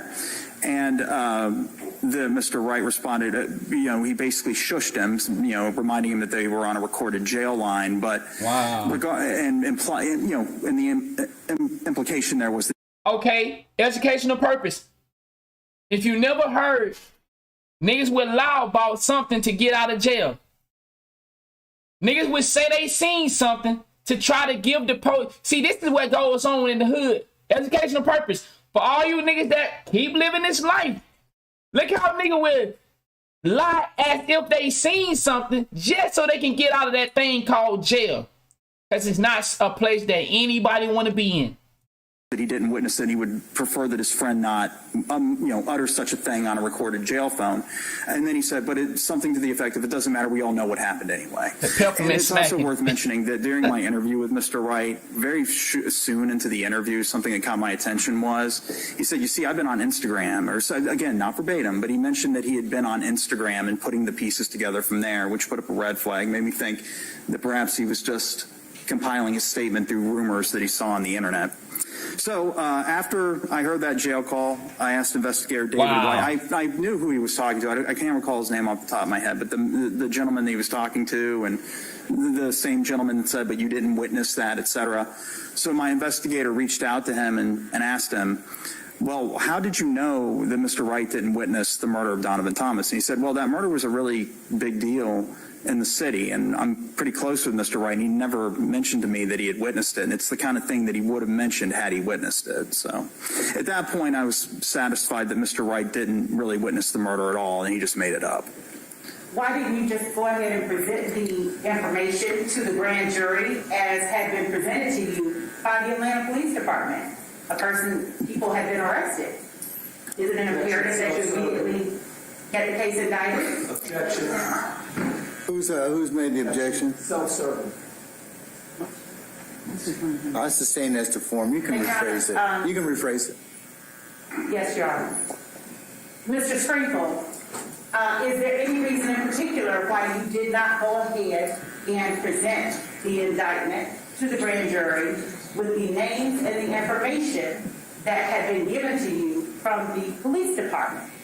Well, for one thing, I'm not the one who decides what cases are presented to the grand jury, but if I was, I still wouldn't, because at that point, out of 3 of the 4 defendants, I had a complete absence of evidence that they committed the murder at all, and I wouldn't present a case naming a specific individual. I wouldn't present an indictment to a grand jury wherein a specific individual is alleged to have committed a crime when there's a total absence of evidence that they actually committed the crime.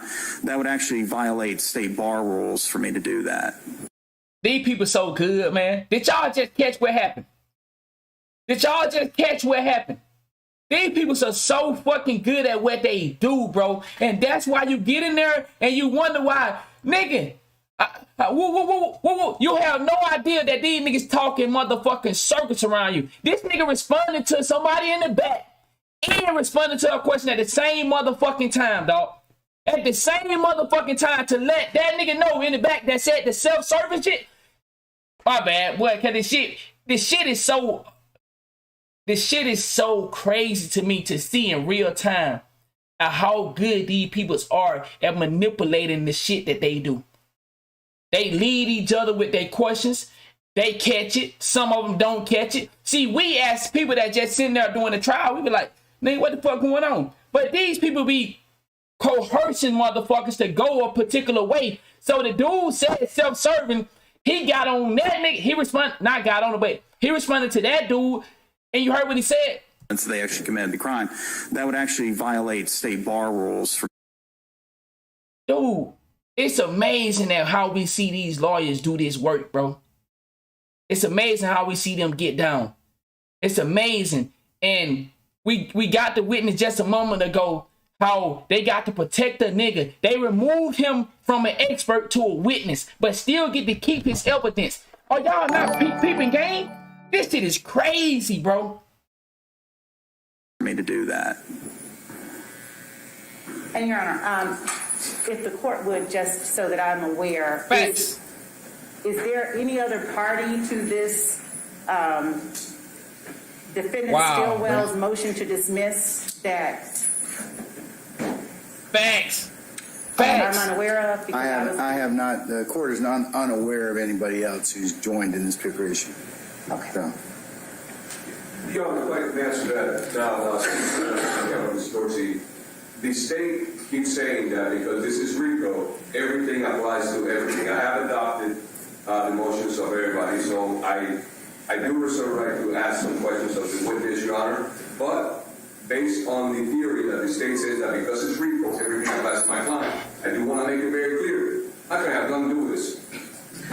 Your Honor, this is Shannon Stillwell's assertion of his constitutional right to a speedy trial. I do not believe that Mr. Chadha or his client have any right to assert as it relates to Shannon Stillwell's assertion of his right or the denial thereof to a speedy trial. And I would ask that the court limit questioning and argument and commentary to the parties that are involved in this particular motion. Your Honor, as it relates to Mr. Mark Quavius, he has nothing to do with it as well in terms of the specifics. Nigga Hunter said he looked crazy. He did it. Indictment. You stupid, what? Well, the issue you're going to have is that since it's a RICO case and anything can be... Man, they got so many niggas wrapped up in this bitch. They got motherfuckers talking from the back. Back. Man, y'all better stay out this shit, man. Attributed to any other defendant. That's why they have a right of confrontation as to this. Now, the specific relief is only available to Mr. Stillwell, but counsel are entitled to ask other questions as they see fit. Yes, Your Honor. Thank you, Your Honor. Right. Your Honor, if I may, just to be clear, on Mr. Williams' behalf, we do claim an interest in the outcome and the argument of this motion. We understand it's Mr. Stillwell's motion, but again, as the court has indicated, because this is a RICO indictment, Mr. Williams is charged. He has an interest and an ability to pose objections if necessary. Exactly, King. We haven't even started the fucking trial yet. How many lies we done caught these people up ingesting witness? Nigga! Man.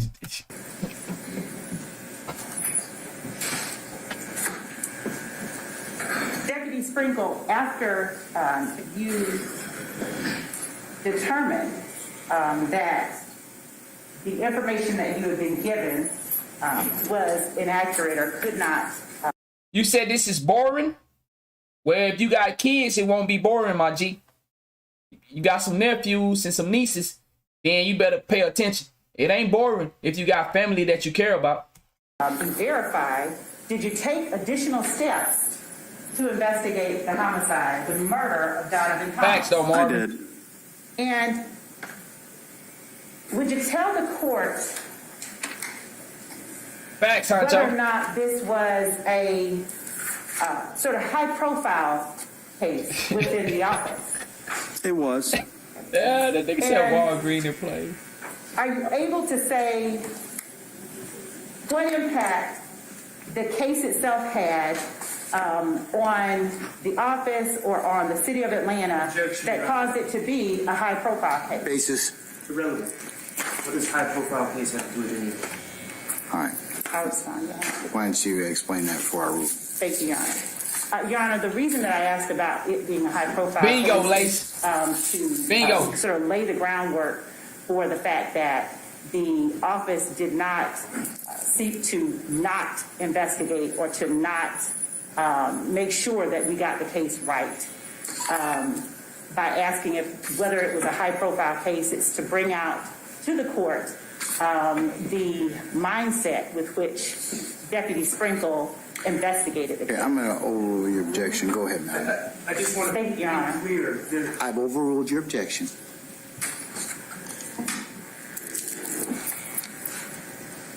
Did that murder carry with it a series of violent shootings within the city of Atlanta? Yes, for many years following that. That's leading, ain't it? Rephrase. I can do that. Thank you, Judge. After the murder.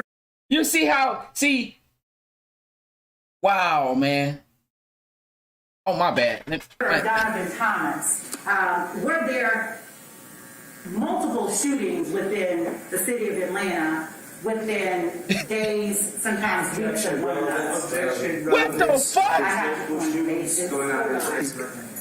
I'm going to let her finish, okay, and then I'll Wow. Let her finish. Go ahead, ma'am. Thank you, Judge. Were there multiple shootings within the city of Atlanta? Yeah. Objection on irrelevance. I was going to say this as to leading. Why don't you ask him what? Hey, didn't I just say that's leading? Bro, these lawyers are so fucking cricket, bro. And guess what? Once again, can you take what I just heard if I'm a jury? Motherfucker would try to get their shit off even though they know that it's gonna be an objection just so they can get the bug in the people's ear. Are y'all understanding what I'm saying? Are y'all understanding what I'm saying? People would say things when they know there's gonna be an objection to it, but just to hurry up and get it out and get the bug in your ear. What happened as a result of that, if he knows, if any? After the murder of Donovan Thomas, and let me back up. Were there any gang implications to the investigation? In other words, during your investigation and during your initial review of the file, was there any indication from the information that you had within the file that the murder was gang-related? Yes. And what gangs were alleged to have been involved? Inglewood family, that was the gang to which Mr. Donovan Thomas was a member, a high-ranking member, and the other gang was YSL, or Young Slime Life, to which Mr. Williams was a member. Did you gain knowledge? I'm going to object to that answer. Speculation, and after to be stricken. I'm going to overrule the objection. What's your objection? It's a legal conclusion. Criminal street gang is a legally defined term as to be determined by 12 people in the city. From that may be in front of a jury. Wow. This is the district attorney's investigation. I'm going to overrule your objection. In Your Honor, so just so I'm clear, we are speaking just in layman's terms when we say gang at this moment, not in legal terms. I'm still going to overrule your objection, okay? Thank you. And during the I ain't gonna pause it. months following Donovan Thomas's murder, did you have information that led you to believe that a series of retaliatory shootings between YSL and Inglewood family took place across the city of Atlanta? I'm going to object because it calls for hearsay. Let me go ahead and pause it. I wanted to speak on that situation right quick.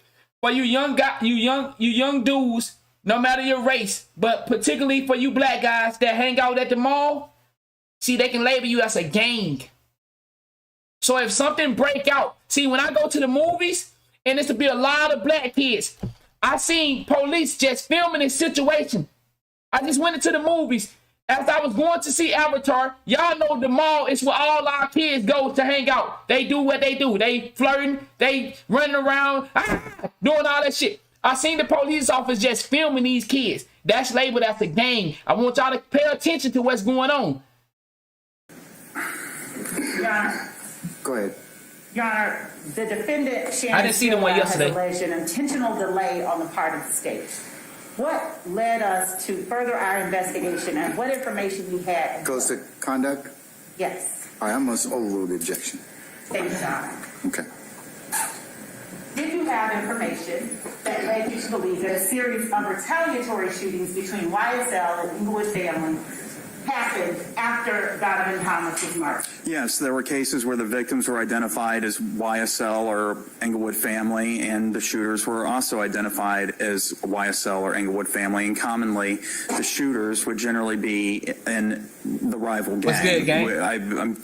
I don't want to say there were no cases that involved the same members of the same gang shooting at each other, but primarily it was opposing gangs that were shooting at each other. The participants that were identified were opposing gangs. Those two gangs specifically, yes. And during that time, I appreciate it, gang. you and the Fulton County District Attorney's Office gang unit worked closely with the Atlanta Police Department in an effort to solve the murder of Donovan Thomas, as well as find out whether or not those series of shootings were related, in fact, to the murder of Donovan. The gang unit, the office's gang unit, I believe they were in consultation with Detective Thorpe, but... No disrespect, I'm not going to keep pausing. That's just like for you young dudes that claim you own demon timing. You better understand what you're saying. When you out here promoting that demon timing and you ain't really no criminal, you ain't living on life, but you out here screaming these type of stuff, you can be labeled in the group as a gang member. I don't recall speaking with Detective Thorpe prior to him obtaining warrants to the arrest of the four men that he originally charged. And that is before the arrest of the persons that were originally charged. I'm speaking of during the months in the year 2015, 2016, did you obtain more information that led you to believe that the murder of Donovan Thomas was gang-related? Right. Well, yeah, I would routinely consult with Detective Tyrone Dennis with the Atlanta Police Department. He also worked very, very closely on the murder case and, alongside Detective Jim Thorpe Jr. And were there incidents, shooting incidents that took place, and other incidents that took place that involved members of the alleged offending gang, or YSL?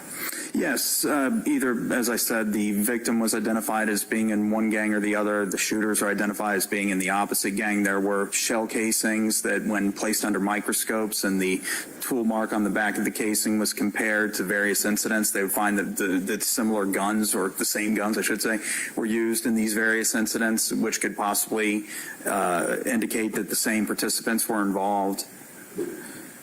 And did you prepare a supplemental report to the case file that you have been given by Detective Thorpe in order to outline the investigation that you conducted in this case between the time that you received it and November 13, 2018? Yes. I'm showing to you someone that worked on the murder case. As State's Exhibit 1. He's an attorney for the DA. He a witness for the DA.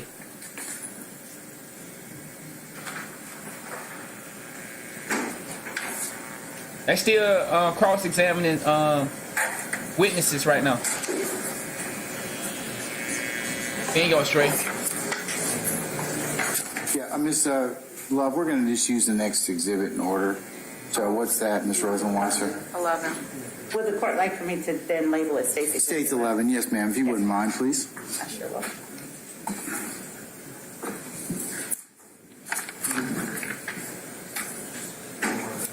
I'm showing you what has been marked as State's Exhibit 11. SS. Would you take a look at it? In your honor, I will, at the end of this tendering of this exhibit, ask that the court allow me to tender a digital copy. Y'all stupid. As evidence. Facts, Moolah. Under seal. Okay. Y'all stupid, bro. Yes, I've looked at State's Exhibit 11. Does State's Exhibit 11 contain, of course, King, the supplemental report that you prepared outlining and detailing the investigation that you conducted up until November 13th of 2018? It does, but as you can see, I brought a copy of my report to the stand with me anyway, and it looks like there may be a page missing from this one because my report has a page that only has about 2 sentences on it, but so this may be a page short, basically. And just, Shooting shot on the other side, please be provided a copy of the report that he had. Oh, never mind. There it is. Yeah. Okay. If it was, or I think you just testified as missing some sentences. And that's what we said there. For the people that he would be entitled to, he would be required to update that particular as part of continuing discovery. Yeah. So to the extent, Ms. Love, you have not done that. Yeah, Jay go ahead and Boogie. use- Okay. thank you, Your Honor. Okay.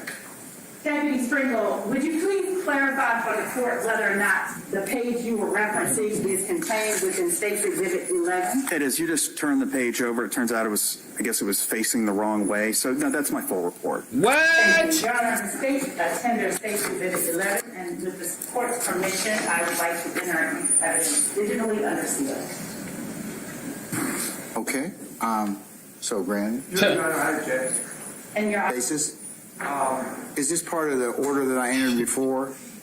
No, it's not. Why do you want to enter it under seal, madam? only because it contains information, personal information about witnesses. The defense has been provided this report on August the 8th, I believe. Wow, facts though. In its entirety. I am happy to let defense counsel look at it, review it, and compare it to their copy of the discovery that has been previously served. Okay. My issue is not with under seal per se. But then I'm going to seal it then, okay? No, it's not with that. My issue is admitting we're having a... Well, okay. No, but you've made it an issue for the purposes of your speedy trial demand. Right. So they're introducing as part of what they, if I understand it, given the factors, is that what they did and the reason for the delay. Is that what you're doing, Ms. Love? Yes. So I mean, so that's why they're introducing it for that limited purpose. So. With all due respect, Your Honor, he can testify to what he did. He just did, but in terms of if the case goes up on appeal, then of course the appellate court will have an opportunity to take a look at it. For the record, I would just like to say that there's a lot more in that report than what he's testified to through live testimony. And we are objecting to conducting this hearing through proffer, which is essentially what we're doing. Well, you got live testimony because you haven't even examined Mr. Sprinkle yet. So you certainly will be able to do that. But I'm going to admit it and seal it over your objection to States 11, okay? Yeah. And you'll be able to get with Ms. Love and her colleagues and take a look at it, the original, the discovery that you were provided back in August in relation to this particular document. That's and the state will there's a lot of fishy shit going on. Disclose or lets you give you that particular evidence, anything discovery they haven't done so far. Okay. And we will be able to cross-examine Mr. Sprinkle on all of the contents of that document that's being admitted into evidence. is what I want to make sure we're able I to want to know, did Mr. Sprinkle just lie on stands, though? That's what I want to know. Did Mr. Sprinkles just lie on the stand? That's what I want to know. If they're introducing any evidence, yeah, you get to cross them about anything you want in terms So did he actually have the paper there, or did they just introduce the paper there? of that particular document. Deputy Sprinkle, Yes, ma'am.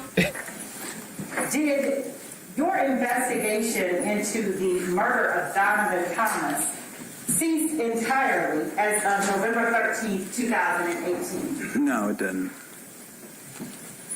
Would you just briefly encapsulate some of the additional investigations that you participated in or conducted between 2018 and May 2021? Okay, so in 2019, there were at least 2 gang-related murders that involved the YSL Street Gang and the Inglewood Family Street Gang. One was a February 23rd, 2019 murder involving a victim named Jamari Holmes and some YSL gang members named Damone Blaylock and Rodalius Ryan. I did a lot of work on that case. But for purposes of this hearing, I did a search warrant to Instagram for, I believe it was 4 or 5 accounts belonging to YSL gang members. Now, the reason why... Y'all heard that, right? That search warrant Social was media. For the accounts of the people that were participants in the February 23rd, 2019 murder of Jamari Holmes, of course. But with any search warrant that Social I did media. for concerning either one of those gangs, the murder of Donovan Thomas was always really just on the front of my mind because that... Why? It was the murder of Donovan Thomas that was essentially the primary genesis of the dispute between these 2 gangs that had claimed the lives of so many people and wounded countless others. So I always, when investigating any case... Madam. Your Honor, Deputy Sprinkle is talking about the investigation that he continued to conduct into the murder of Donovan Thomas and why it is that he did what he did during that investigation. If, again, the state's intent... Hey, that nigga done pulled the skin off his finger, didn't it? Y'all see that? ...is at issue. Mr. Sprinkle's steps taken during the investigation are reflective of the state's intent. Okay. I'll overrule your objection, sir. Mayor Sandra?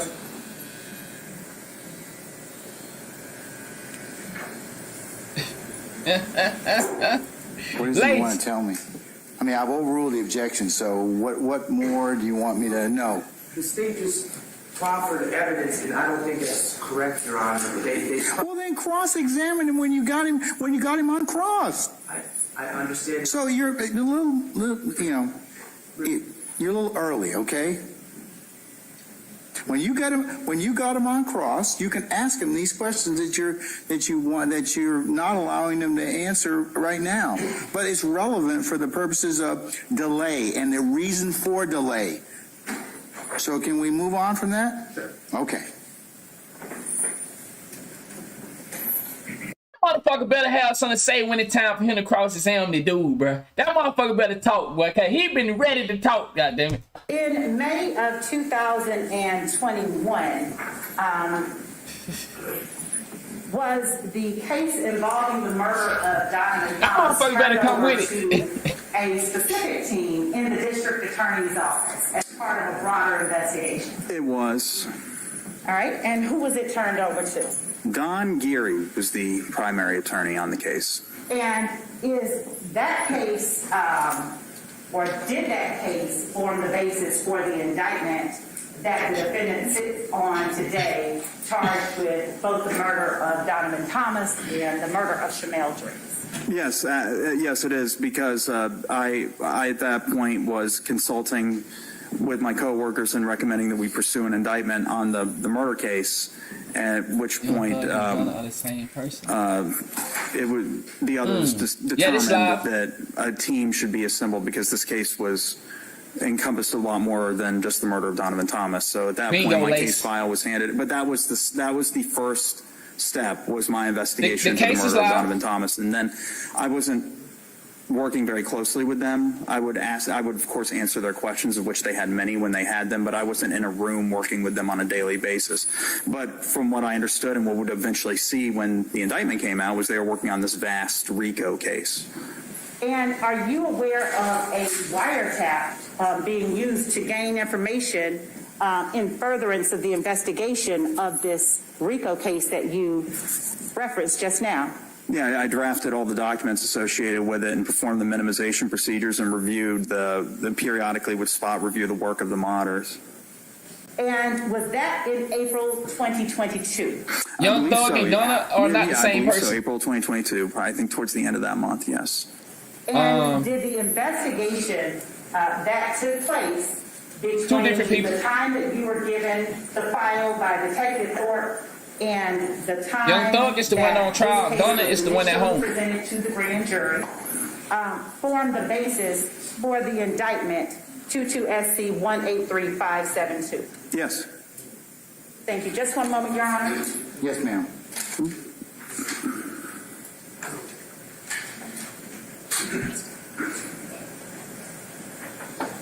Y'all at home watching just like us. Oh, okay. Appreciate that, King. Ghana watching this shit just like us right now.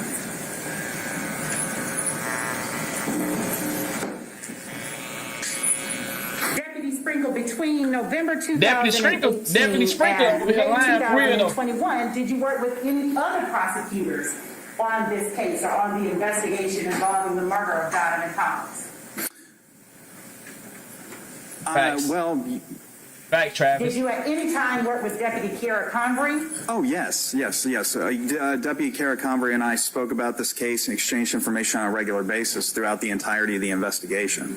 11A Live. That's their YouTube channel. Within the district attorney's office. She was the head of the gang unit. I don't recall which year. I know Gabe Banks was the head right when the case came in. I believe you were the head of the gang unit at some point. And then Kara Convery, probably by 2019, she was the head of the gang unit.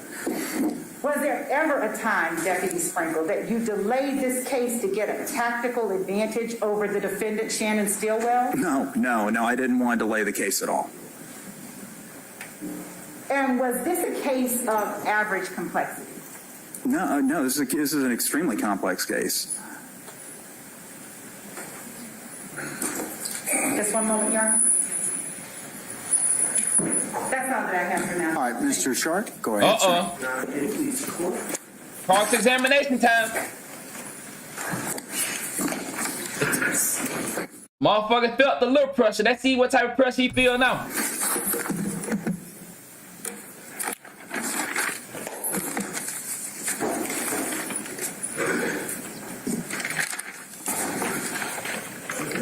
That nigga can't wait to get up there.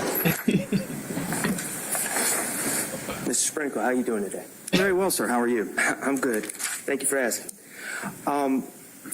As I understand it, your role in the DA's office is you seen that movie? Receive a case file from APD. Y'all seen that? Well, I mean, many times, most of the time, actually, from APD, but there are other agencies in Fulton County, of course. Nigga started off stuttering. You work on that case file and bring it up, build it up for indictment if you feel that is warranted.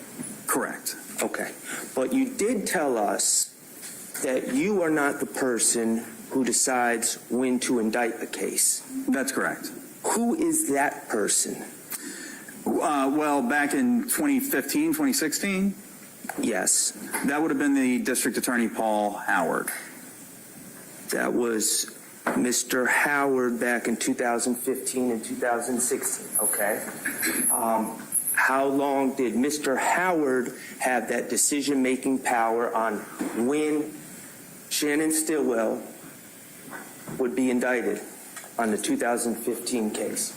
Well, presumably all the way up until the last day of 2020. I believe that was the last day he was in office. I could be wrong about that, but it would have definitely been around that time. And who took over that decision-making power in 2020?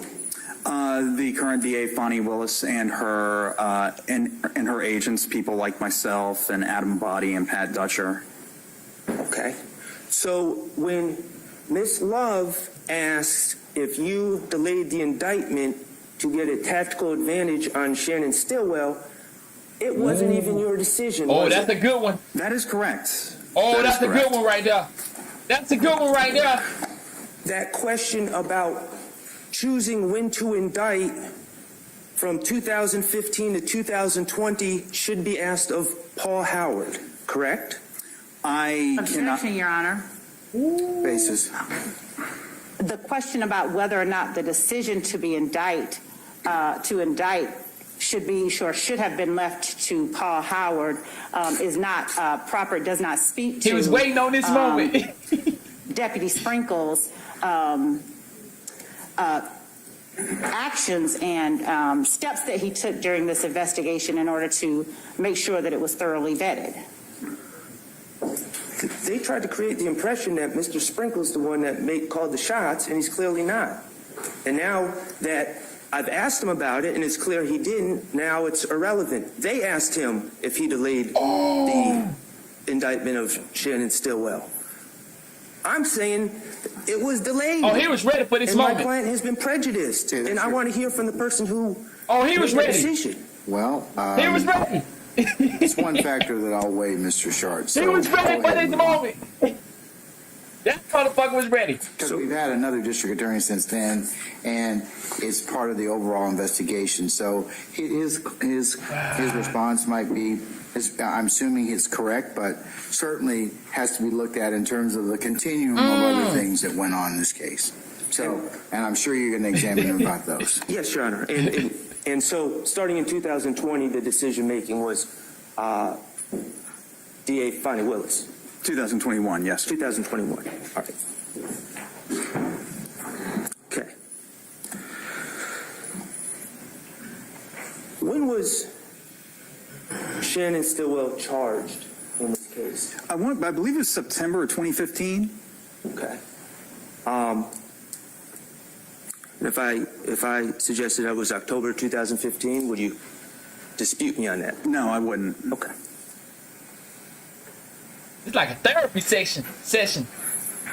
And would you dispute that he was arrested in October of 2015? I'm quite sure it would have been around that time, the last quarter of 2015. Based on when I received the case file, that would be in line with that. And he was placed in jail? He was. Okay. Now, my client, Mr. Stillwell, was charged in 2015, October 2015. Who else did you say was charged at that time? Antonio Sledge, briefly, because his case was dismissed at the preliminary hearing. Okay. Kenneth Copeland and Demikian Garlington. And that's the same Kenneth Copeland that is on the state's witness list. This nigga said this is better than OJ. I'm asleep. And once again, this is for educational purpose, y'all. Detective Thorpe of APD You're right, Rob. that made the decision to charge my client, Mr. Stillwell? Yes. And it was Detective Thorpe of APD who made the decision to charge Mr. Sumlin, Mr. Copeland, and Mr. Garlington? Mr. Copeland, Mr. Garlington, I believe you meant to say Mr. Sledge? Sledge, I'm sorry. Yes, yes. I said Sumlin instead of Sledge. Yes. And you're telling us that the decision to charge those four individuals was based on the word of Spencer Wright? Well, for 3 out of 4 of them, if my memory serves correctly, it was essentially. Oh, I see what he doing. Entirely based on Spencer Wright. I see what he doing. A little doing. bit more evidence. And we're going to get to that. And I appreciate you bringing I that just up. seen it. So, but for the other 3, well, for all 4, a man named Spencer Wright claimed to be at the scene of the murder. Oh, he tied that in nice. And He tied that in nice. being involved. That's yes. And when Spencer Wright, are you aware of the circumstances that brought Spencer Wright into contact with Detective Thorpe to tell Detective Thorpe this? Generally, yes. Did Spencer Wright have pending charges? Spencer Wright had been, if my memory serves correctly, I know that he didn't just show up to the precinct out of the goodness of his heart. He had been pulled over, if I remember correctly. During the traffic stop, he threw a gun away in the bathroom at the... Are y'all peeping game for my guys out here that's still playing gangster? I apologize, I'm pausing it. I apologize, but are you peeping game for y'all that's still playing gangster? So a guy gets pulls over with a charge. He knows about a case that's going on. He admits that he knows who did it or may have did it. Give them a name, but come to find out he wasn't actually at the crime, but he wanted to get some time knocked off of his time. Are you peeping game? Wow. If you still out here playing in these streets, bro, and if you think that this stuff is not a learning lesson, you're going to be the next victim, bro. You're going to be the next victim. Now, once again, for us little civilians, we don't have lawyers that we can afford to get to bail us out of these situations. These are high-paid lawyers right here. Pay attention, dog. Hey, let me come over there to Facebook, man, that idiot. He lied about his name, and there was an investigator, Lakia Gaither, just happened to recognize him and reminded him of what his name actually was. So he was, so he had a firearm, and I believe he had a probation violation warrant. So he was taken into custody contemporaneously with his statement. And so we're clear, you wouldn't dispute that Spencer Wright had a motive to lie? Yes. That would be correct? Yes. Okay. And Spencer Wright actually came in at the same time that he named these 4 individuals as being involved in this murder and gave police a false name? He did at first, and one of them, like I said, just happened to know him. And this is all from memory, but I'm pretty sure this is correct. So he lied about his name? He did. And the police knew this? Yes, they did. And they took Pay his attention, word young on who to niggas, arrest to my on the murder. ladies. That's what happened, yes. Okay. Hey, dude, I'm coming to ban you on Facebook. I'm coming, don't you worry. And through your investigation, you would agree that 3 of the 4 defendants in this case have changed since then regarding the 2015 shooting. 3 out of the 4, okay, so first of all, what do you mean by change, and which 3 defendants are we talking about? There was 4 people that were charged in October of 2015 by Detective Thorpe. 3 of those 4 people are no longer charged. Oh, I understand. In other words, we ultimately indict a different set of people than were ultimately charged by the police. Is that your question? Yes. Yes, that's correct. We did indict Shannon Stillwell, aka Shannon Jackson, who's your Oh, client. no money back. We did not charge Mr. Copeland, Mr. Garlington, or Mr. Sledge with the murder of Donovan Thomas. Well, let's be clear. They Bingo, were charged. King. They were charged by the police, yes. And they were arrested and put in jail. They were, yes. Based on the word of Spencer Wright. That is correct. Who wasn't there? Who lied about his name. He did. And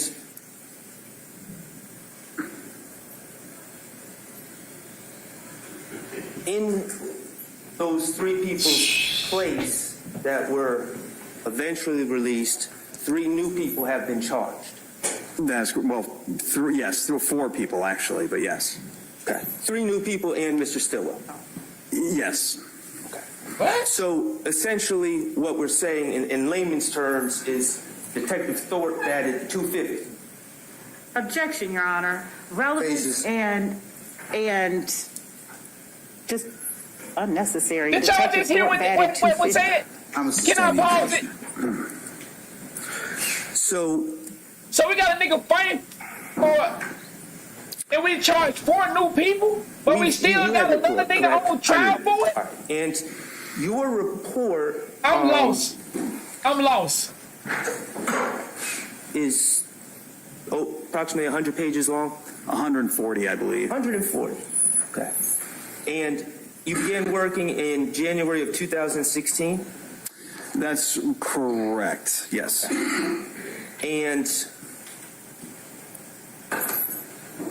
on page 2 of those 140, well, let me back up. I'm sorry. When do we have the person that is of interest on trial but charge 4 other people, but still have a person on trial as if he's the one that the right one we got. Man, what the fuck? First order of business in this report is your concerns about Spencer Wright. Correct. That is how my investigation began. Because you were doing a thorough investigation and you looked at the video and noticed the man who was saying he witnessed the event was not where he said it was. We live on Facebook, YouTube, and Twitch. And so your report, this 140-page report, begins with discussion of the video and Spencer Wright. Yes. On page 2 Nigga said he looked like he lying. of the report, in the first paragraph, you talk about Detective Thorpe finding probable cause for these 4 individuals that are originally charged. Yes. And then you say, appreciate that, my G. Kenneth Copeland, Oh, Dimitri man. Garlington, and Antonio Sledge, or I'm sorry, you say Copeland, Garlington, and Sledge consisted almost entirely of the statement of Mr. Spencer Wright, correct? Correct. All right. You went on to say, with respect Facts, to Mola. Wright, with respect to Mr. Jackson, He Mr. definitely. Wright also Let me- implicated let me him stop. in the statement summarized below. However, there was another witness named Quindarius Zachary that also implicated Mr. Jackson. That is correct. Okay. So on page 2 of the report, you were saying that there was an additional witness against, when I said Mr. Jackson, you were calling Mr. Jackson report, but it's my client, Mr. Stillwell. Yeah, back then he was known as Shannon Jackson. That's why I say Shan Jackson, a.k.a. Shan Stillwell, or vice versa. What's good?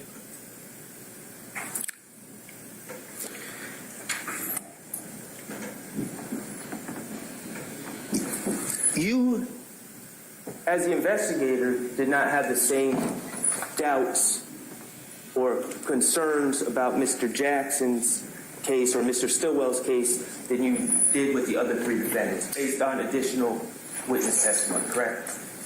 Well, I mean, I at least had some evidence that he committed the murder. Yes. All right, and just to be clear, in January 2016, when you're working on this case, and throughout your investigation, Shannon Stillwell is still presumed innocent in jail. He was in jail for about 250 days, I believe, on the murder charge before he was transferred, I want to say, to the Department of Corrections on unrelated matter. But yes, he was in jail, yes. And he didn't bond out on this case until, on the 2015 case, until October of 2018, isn't that true? I recall, if I remember correctly, he was booked into the jail on October 23rd and made bond the next day because he had obviously gotten a bond long before then because he had been in jail over 90 days on the murder. Right, but he was in jail for 3 years. On the murder? Yeah. No, I don't believe he was jailed for 3 years. I believe he was in jail for about 250 days on the murder. Okay, well, we'll say 250 days. I mean, that's a substantial amount of time, correct? Legally, He looked over the subjective as to DA. what's substantial. Okay, well, He looked you over wouldn't the want an DA. innocent man locked in jail for that long. Objection, argumentative. It's my standards to form. All right, for the people that just coming in, I apologize. We have to pause it for educational purpose. We are not here to say that these guys are innocent.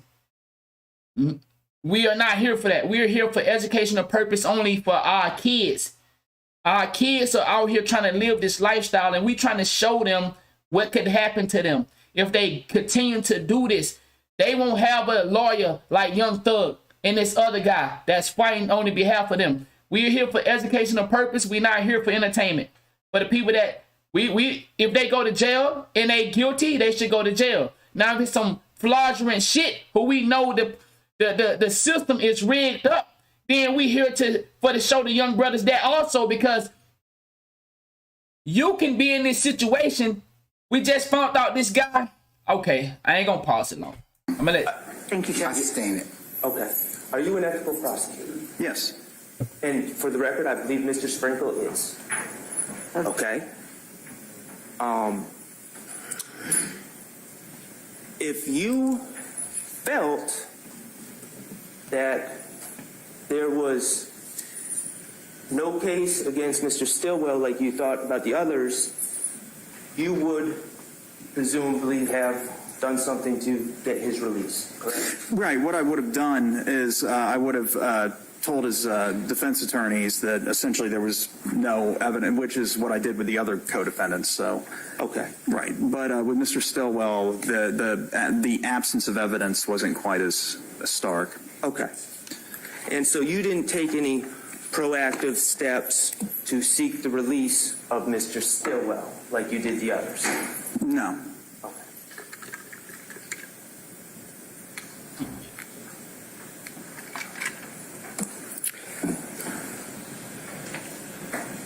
How long has, to your knowledge, are you familiar with the internal workings of the Fulton County District Attorney's Office?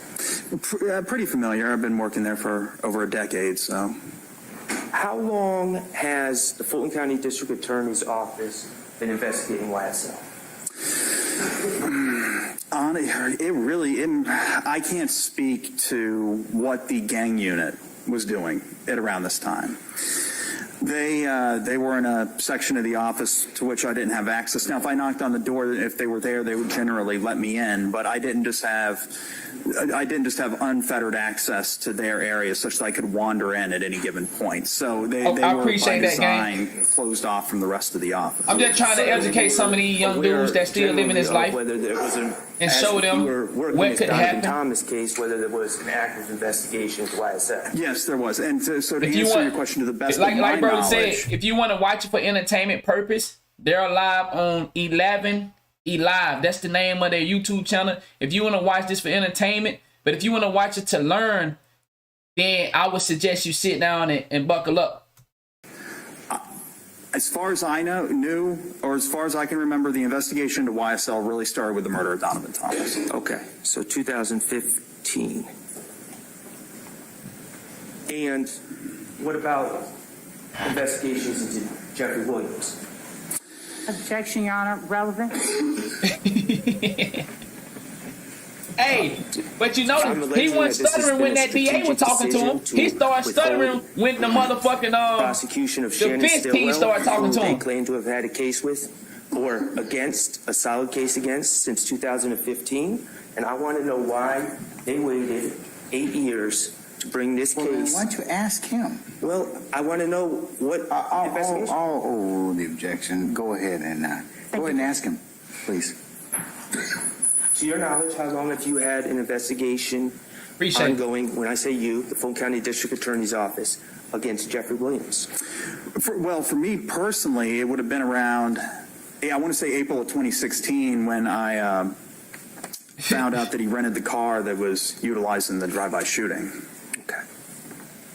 What about, not you personally, the Fulton County District Attorney's Office? That I can't answer. As far as I know, I don't know. I have no idea. If there were any other investigations regarding Mr. Jeffrey Williams, I don't know about them. Well, could you answer it if you knew? Damn. Y'all see how you keep looking over the DA? Begin an investigation into Jeffrey Williams, or do you believe that there was already investigations into Jeffrey Williams? Objection, Your Honor. Relevance into investigations regarding Jeffrey Williams. I'll sustain the objection. Thank you, Your Honor. Oh.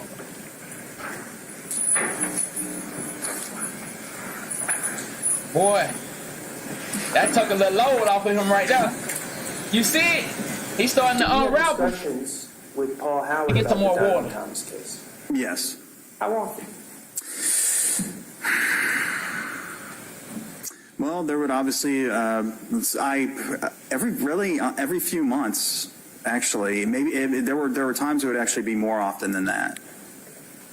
It was definitely not one or two. I can tell you that. It was more than that. Was he familiar with the facts of the case as alleged? Yes.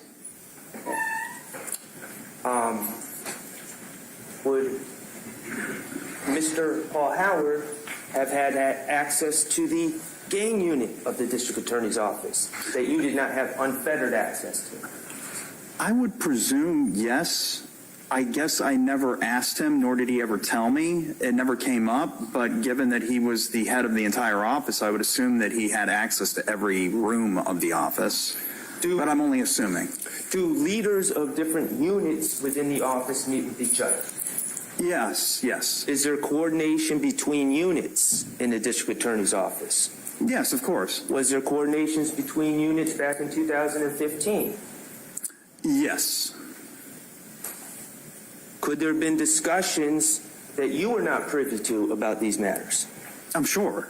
Okay.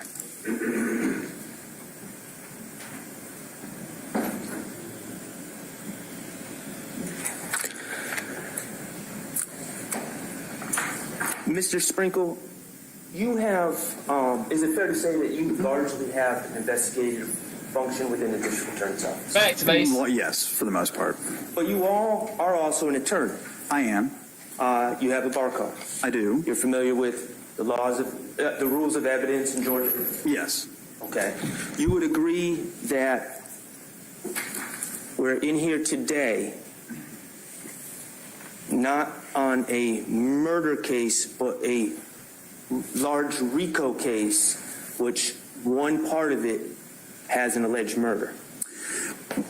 I am familiar with the indictment that is before the court, that is being litigated right now, and I am familiar that the primary or the first count or couple of counts is a RICO case. As far as I'm concerned, I was primarily, if not really exclusively concerned with the murder of Donovan Thomas.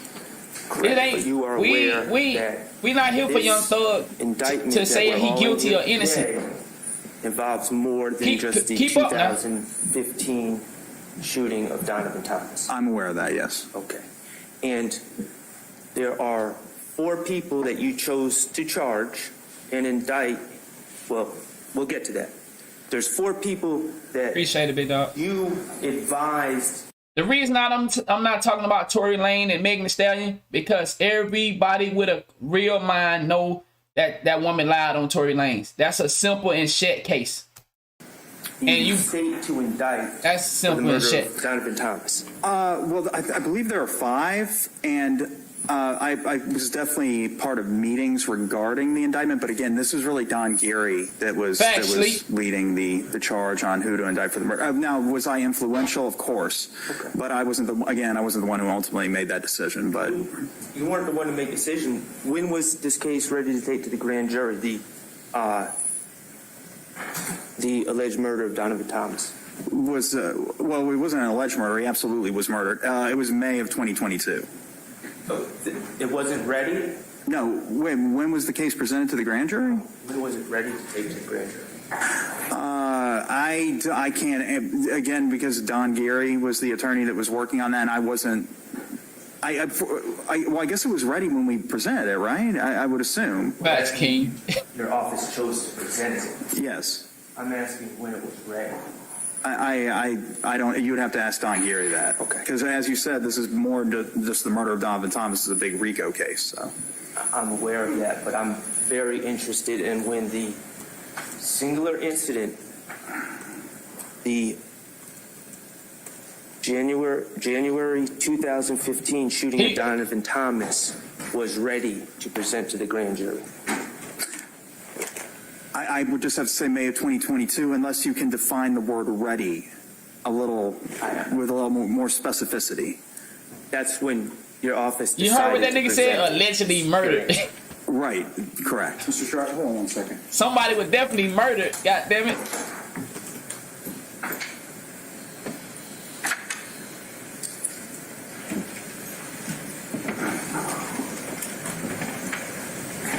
Once again, it's for educational purpose, y'all. Educational purpose.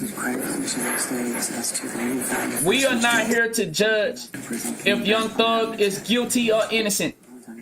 If he go to jail, he go to jail. I'm here so y'all can see that you can follow in the Young Thug footsteps. Your friends gonna tell on you. Your friends gonna take a plea deal. So why not remove yourself from this type of lifestyle? Who have not snitched?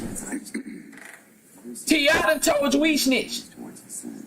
Boosie put his murders on a little 16-year-old kid. Who haven't snitched? Who haven't snitched in this business?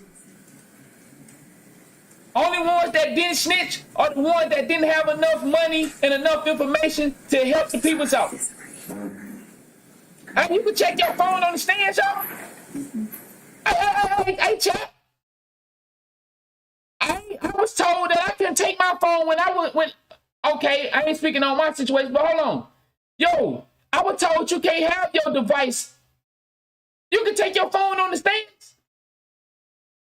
This some new shit, or am I tripping? Nigga, what? This nigga done pulled out a whole cell phone. Oh, hell no. Nigga, I ain't never was able to even take a device. Nigga. So only the attorney. Yes, not on the stand though.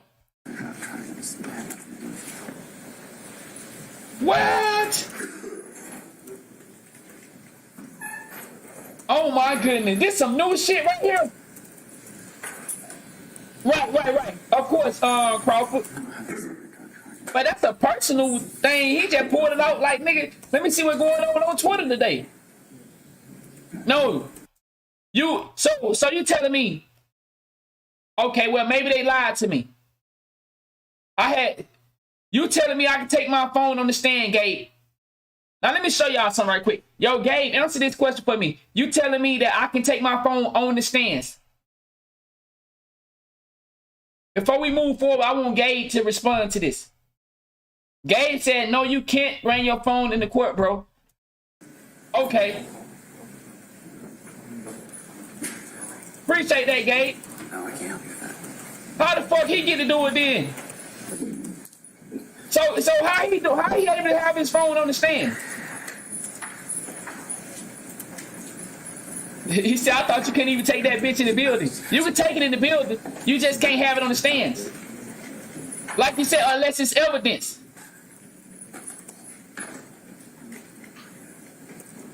That nigga said complexion for the affection. Alright, but yeah, basically what I was saying, y'all. Why they not talking? We not here to judge whether he innocent or guilty. We are not. Some people, Young Thug. I understand a lot of y'all want to be so tied to this gang lifestyle. Young Thug has been involved in some serious stuff. It's not a joke. Young Thug is not somebody that's out here not putting in that work. If you know, you know. So it's not like we sitting here room for a man that has done and is doing what Young Thug, it's alleged of doing. Now, what I'm speaking on is for y'all to pay attention to what's going on. Young Thug is not, if I had to be honest with you, Young Thug is not innocent. If I had to be honest with you. Now, the reason when I spoke on Gunna, I said Gunna snitched because in that category, if you out here committing crimes with the homies and then you go tell the peoples, you a snitch. Typically, in a criminal case, quote unquote, bad character evidence is not admissible. Your friend's gonna tell on you. With exceptions governed by 404B. Right. And 404B, propensity evidence would not be admissible under 404B. No, it's motive, intent, knowledge, plan or scheme, preparation, absence of mistake or opportunity. You're aware of the fact that my client, Mr. Stillwell, because this is a RICO case, is being tried for 2 murders at the same time, correct? I am familiar with the second murder from earlier this year, yes. You're also aware that because this is a RICO case that was indicted in 2022, my client is accused of over a dozen overt acts that are listed in the indictment. I am generally aware of the format of the indictment. I haven't studied it. If you're telling me that then I'm sure that's true. I appreciate you sharing that, Walking Lick. Appreciate that, bro. Walking Lick said his homie set him up. He was fighting a case for 2 years. It was one of his guys. I want y'all to pay attention. Facts, D. Naughty.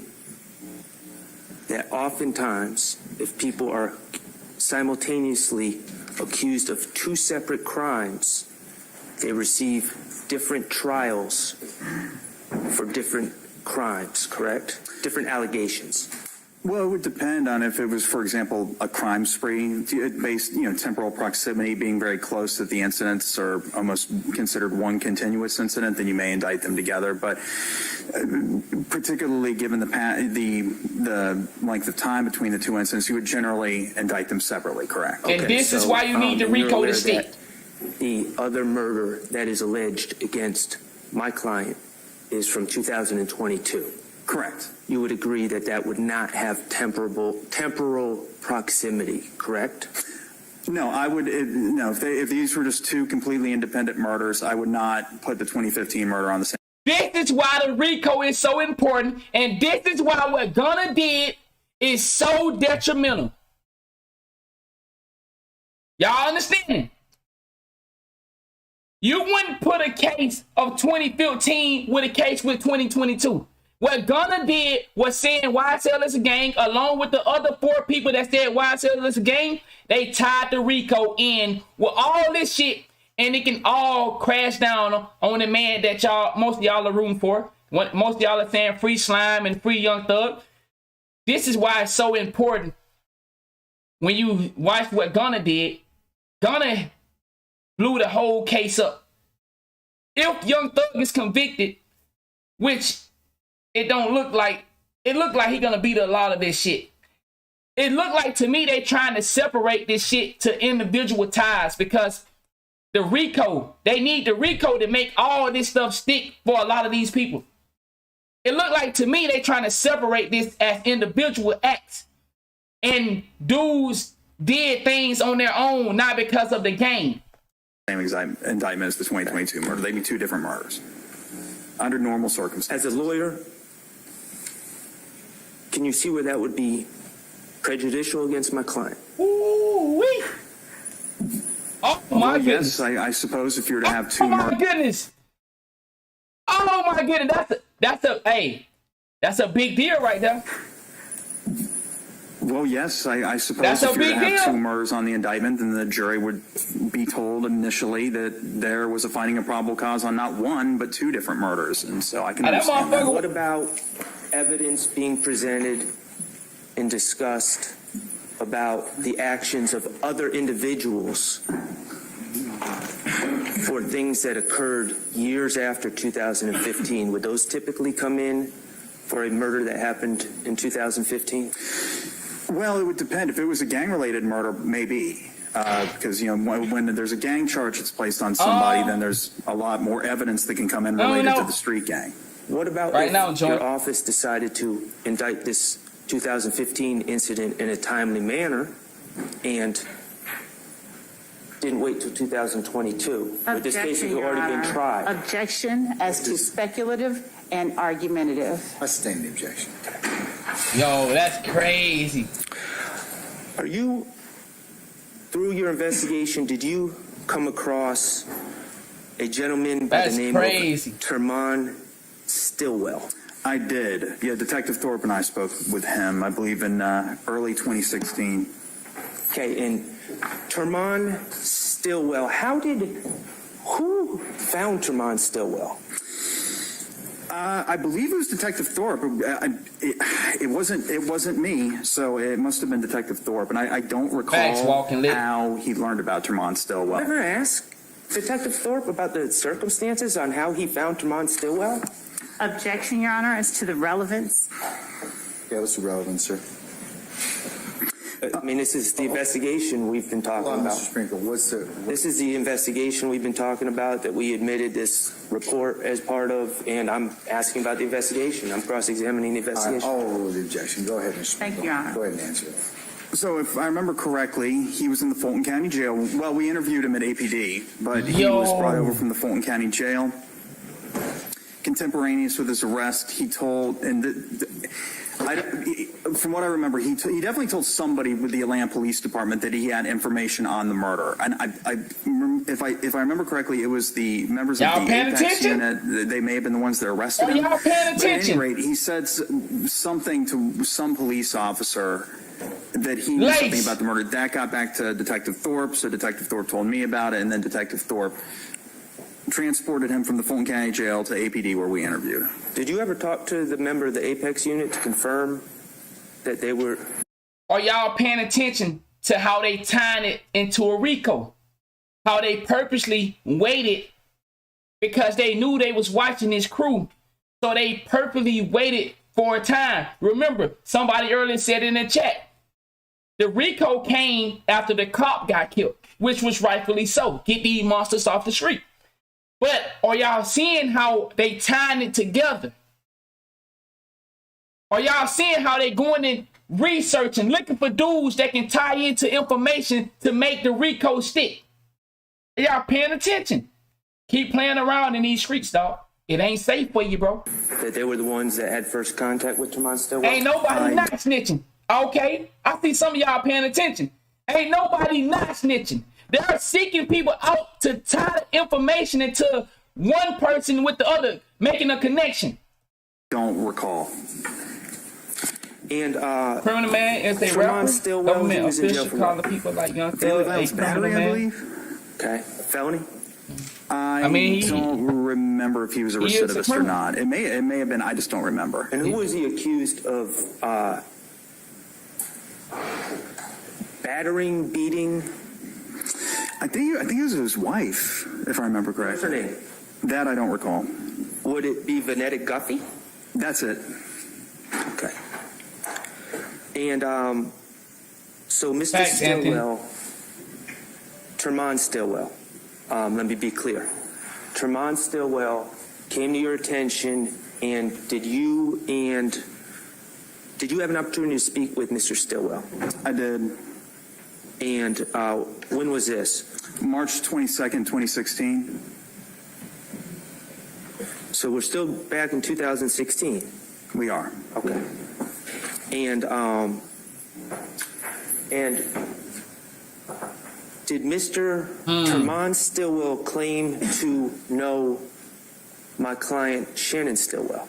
Yes, I believe he said that they were relatives. They were related. Like Mr. Stillwell, Tremont Stillwell, said that he was his cousin, if I remember correctly. Did you ever confirm that there was any family relation? Well, apart from their last name being the same, or one of Mr. Stillwell's, Shannon Stillwell's last names, because he was known as either Jackson or Stillwell. I mean, even back in 2016, I knew that was one of his aliases. I was never completely clear as to which name was actually his name, Shannon Jackson or Shannon Stillwell. Okay, but let's just benefit of the doubt, it's Shannon Stillwell. Did you ever independently, other than they had the same last name, confirm that there was any relation between the two? I don't remember. But Tremont Stillwell claimed that he was Shannon's uncle. I thought it was cousin. Cousin, okay. Yes. And Tremont Stillwell was in jail at the time that he met with you guys, correct? I know that you brought him over to APD headquarters, but he had pending charges. That's correct. Okay. And he gave you some information he claimed could be used against Shannon Stillwell. That is correct. Possible, big homie. And he claimed that back in 2015, Shannon Stillwell ran up to him while he was walking with his wife in the park. That is correct. Did he indicate which park? I don't recall the park. I just recall it being August, or it was sometime during the fall of 2015. Then Tremont Stillwell, as he strolled through the park with his wife, Miss Guffey, he came upon Shannon Stillwell, who complained of getting shot at some point in the very recent past, and that the reason for this was that he had participated in the murder of Donovan Thomas. Okay, and according to Mr. Stillwell, according to Tremont Stillwell, Shannon Stillwell said that Kenneth Copeland, the state's witness, was also involved. That I don't. Yeah, actually, I think he did say that. Now that you mentioned it. Yes. Okay. And if Termon Stillwell was to be believed, that would be a confession coming out of Shannon Stillwell's mouth. A third-party confession, yes, sir. Okay. And of course, as we saw with Mr. Wright, Mr. Stillwell, Termon Stillwell, had pending charges at this time. He did. And as an investigator, you wanted to corroborate what Termon Stillwell was claiming that he had witnessed. That's correct. And you were also aware that there were many street rumors going around at that time. There were, yes. Okay. So you sought to corroborate the statement of Termon Stillwell. That is correct. And you decided to call in Miss Vanetta Guffey to talk to her about the situation, correct? That is correct. Okay. And speaking of Vanetta Guffey was important because she was the person that Termon Stillwell claimed was his wife. That's correct. And that Termon Stillwell was claimed was present when Shannon Stillwell supposedly made this statement, correct? That is correct. Okay. And you were able to speak with Miss Vanetta Guffey, correct? Yes, I definitely remember speaking with some female after that Termon Stillwell interview, and it was related to that interview, and it didn't go very well. Okay, now, Mr. Sprinkle, I want you to know that I have no objection, of course, subject to the judge's rulings, to you referring to your notes to answer these questions. I'm actually referring to the Exhibit 11 to... your report. Right. And I have no objection to that at all. Hey, let me say something right quick. Y'all getting distracted, bro. Ain't nobody in this motherfucking chat worried about no motherfucking games, nigga. The fuck is y'all in here talking about? Nigga, we trying to show the kids something. We not watching this for entertainment, bro. If you want to watch this for entertainment, go watch it on 11A Live. They are live streaming this. This is not an entertainment purpose. Why are we watching this? You niggas getting distracted, bro. We watching this so we can teach our kids something. Y'all niggas here bullshit, bro. We not watching it for entertainment. I don't get involved in this entertainment shit. God damn. So we're clear on this. What page are you on?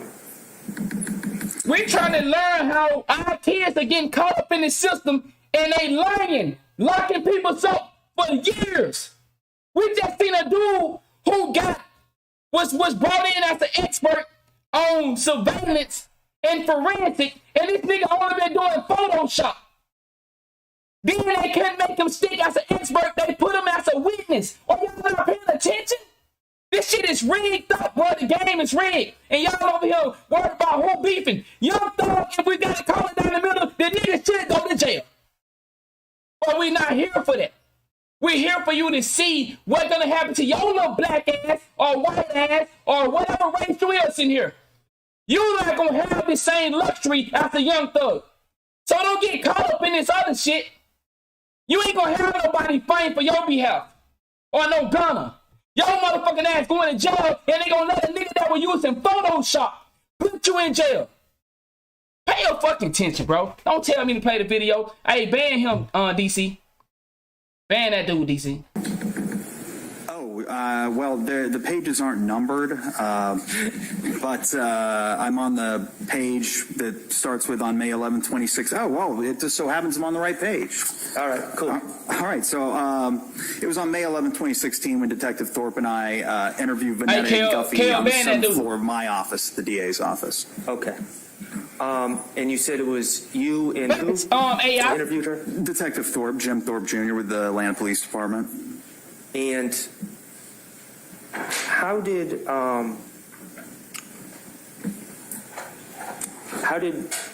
you get Miss Guffey to come to your office? I don't recall. I believe if I had to hold on, let me see. Did you you tell her Nigga it been was taking about Photoshop classes at Tremont Walgreens Stillwell's and then case worked about 500 him cases. Feeding her? I believe so. That sounds right. Okay, so is it, and I'm not suggesting it's illegal 100, for you to do this, but see, you misled her about why you wanted to speak. Well, I mean, as a practical matter, I mean, that it was a legitimate area of inquiry as well. She was a victim on a case, but, you know, we didn't want to tell her about the murder, because she didn't even know that she was part of the murder investigation yet. So to get her into the office, we thought it would be better to just not tell her about that part, and rather just tell her about the case in which she already knew she was a witness. Okay, fair enough. And you eventually told her you wanted to speak to her about. That nigga said nobody want to be. That's correct. And did you tell her that Tremont had said that she may have witnessed something? I did. Do you remember exactly how you worded it? I shouldn't say exactly. Can you paraphrase how you worded it if you don't remember exactly? I asked her about Shannon and asked her if she knew of Shannon. She said that she did, that she considered him her little nephew. And she also said she wasn't fond of Tremont Stillwell because going back to the case. So basically, he lied to get somebody down there, so he can at the time of the interview, get her to respond to some more shit. Jail. All I remember is that when we brought up Shannon, her mood, she was relatively pleasant at the beginning of the interview. And you know, after we discussed the battery and moved on to Shannon, she was her mood changed. Shannon Stillwell, your client, her mood changed rather dramatically. In fact, it culminated in her storming out of the room and basically running out of the office. Right. And she made it clear to you that you shouldn't believe a word that Tremont Stillwell says. She called him a liar. Right. She, as she stormed out, I believe she called him a liar. He's unreliable. Right. That's what she said. And you don't dispute that Miss Guffey knows Mr. Tremont Stillwell very well. No, she knew him pretty well. I mean, she was a victim on a family violence battery case, so you have to know somebody pretty well to be considered a victim of a family violence offense. Okay. Mr. Sharp, before you pose your next question, how much longer do you think you'll have? I was about to ask like 3 more questions. Oh. Unlike Mr. Menendez, Hey, that judge that got hungry, ain't that motherfucker ready to go eat? Who's 2 is not really 2? Right. Okay, all right. That Okay, nigga ready to I'll go be the eat. judge of that, okay? This is number 1 coming up right here, okay? Pressure on. Mr. Sprinkle, did Miss Guffey indicate to you that she was not... Did she ever indicate to you that she had heard Shannon Stillwell say anything about a murder? No. Without even refreshing my recollection, I mean, the interview ended pretty abruptly after she realized that we were asking about Shannon Stillwell. It wouldn't have even got. She was no longer participating in the interview. Essentially, I was towards the end. I was trying to ask her questions as she ran away from me. So she told you that she doesn't know anything about the statement that Shannon Stillwell allegedly made to Tremont Stillwell. That's correct. That Tremont Stillwell claimed that she witnessed. That's correct. Okay. Are you aware of where Miss Vanetta Guffey is now? Well, I've been told, and this I haven't independently verified it, but as of yesterday, it's my understanding she's deceased. Okay. She didn't die yesterday. I learned about it yesterday. Right. Facts, right? Just briefly.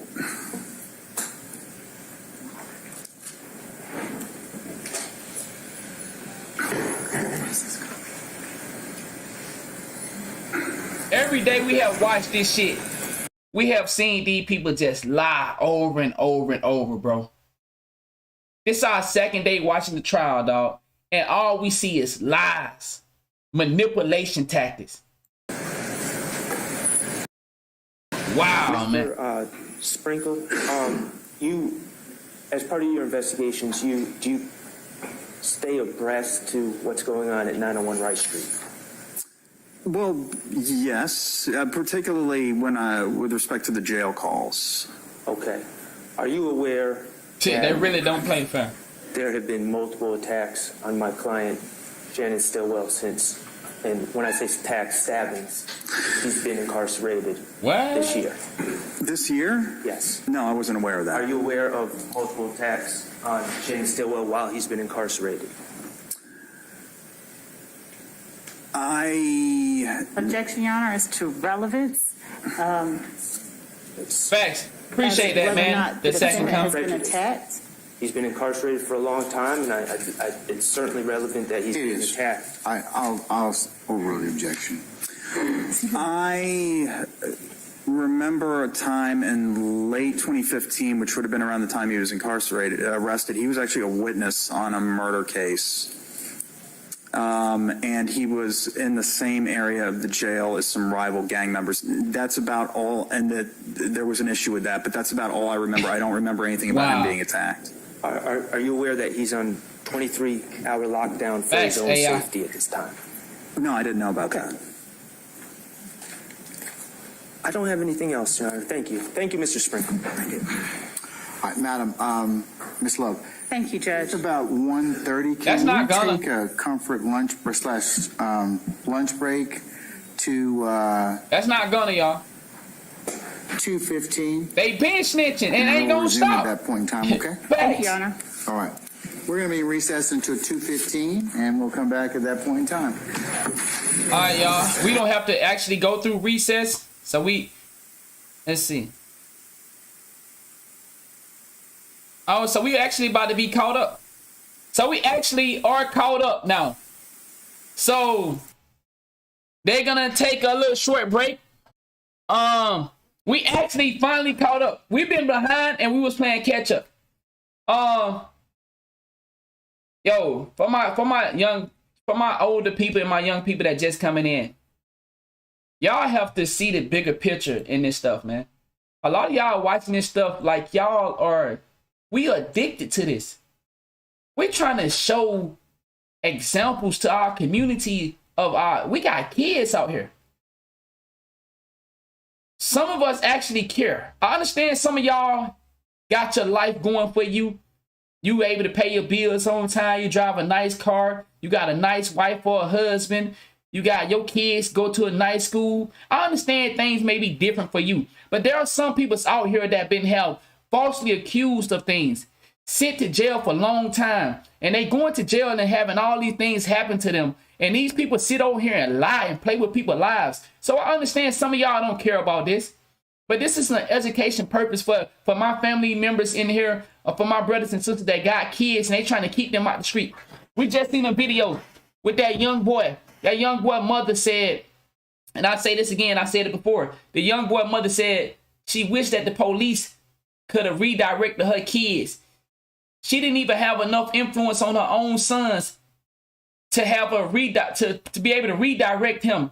Y'all know that story of the 12-year-old boy that just got killed he snuck out the house to go be with the gang and the gang killed him. They 15 years old and they killed him. We trying to get our kids to see that this shit is not safe out here. It's not safe when you want to live this lifestyle. It's not safe for you to be sneaking out the house. That young boy snuck out the house and his friends killed him. We have a real issue.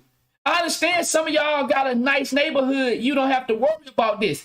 But for some of y'all that live in this environment and you not paying attention, you need to pay attention, bro. Gunna got a plea deal on time served. Gunna got a plea deal where he got time served and a 500-hour community served on a fucking RICO. I don't care if it's a state RICO or a fed RICO. You do not get a fucking time served. You telling me 4 or 5 people got time served on a state RICO? Y'all better pay attention, man. You better pay attention. That's not something that happened on an everyday basis. That is a rare situation. It's not common. So for them to, and like I say, we're not fighting for a guilty or innocent. We're fighting for understanding. I'm watching this for understanding. I'm watching this so we can learn something from it. You got some of y'all out here still want to live this street life, and your mother got to put up her car. Your daddy got to put up his car. Your mother and daddy got to put up their house. All because you want to live this street life. Because they gotta try to afford you a decent lawyer. Because if they give you one of them motherfucking lawyers that just there to, you know, eat a cheeseburger, trying to grow it and create a name for themselves, you're gonna get one of them dudes or ladies as a lawyer, and your silly ass gonna be sitting in jail, and you're gonna be like the brother that said, I've been here 5 years and I don't got no lawyer. Come on, man. Y'all better pay attention, dog. It's not a game. We not watching this for a game. We're not watching this for y'all to have beef in the chat talking about, oh man, you know, woo woo woo did woo. Bro, let's learn something from this situation. You get caught up in this system, dog, and they'll have a dude that's using Photoshop to put you in jail. This nigga had no credibility. This nigga said he been doing this shit for 30 years. He done did over 500 cases. I'm not gonna let y'all forget that. 500 cases? Using Photoshop? With no credibility. You ain't went and got no training. Man, I'm not gonna let y'all forget that. That nigga said he done worked on 500 cases. And they couldn't use him out. They were trying to use him as an expert in forensic. But nigga, do you know? You know what I know? Some of y'all don't know what you're hearing, so you can't understand. Some of y'all don't know what you're hearing. You're just listening. I'm not trying. Listen, I'm not highly educated, but I know when I hear some bullshit. Some of y'all not listening. You just watching for entertainment purpose. These people's over here lying about so much shit. You're gonna be lost in the sauce, man. Nigga working at Taco Bell stand and working on fucking videos for the DA.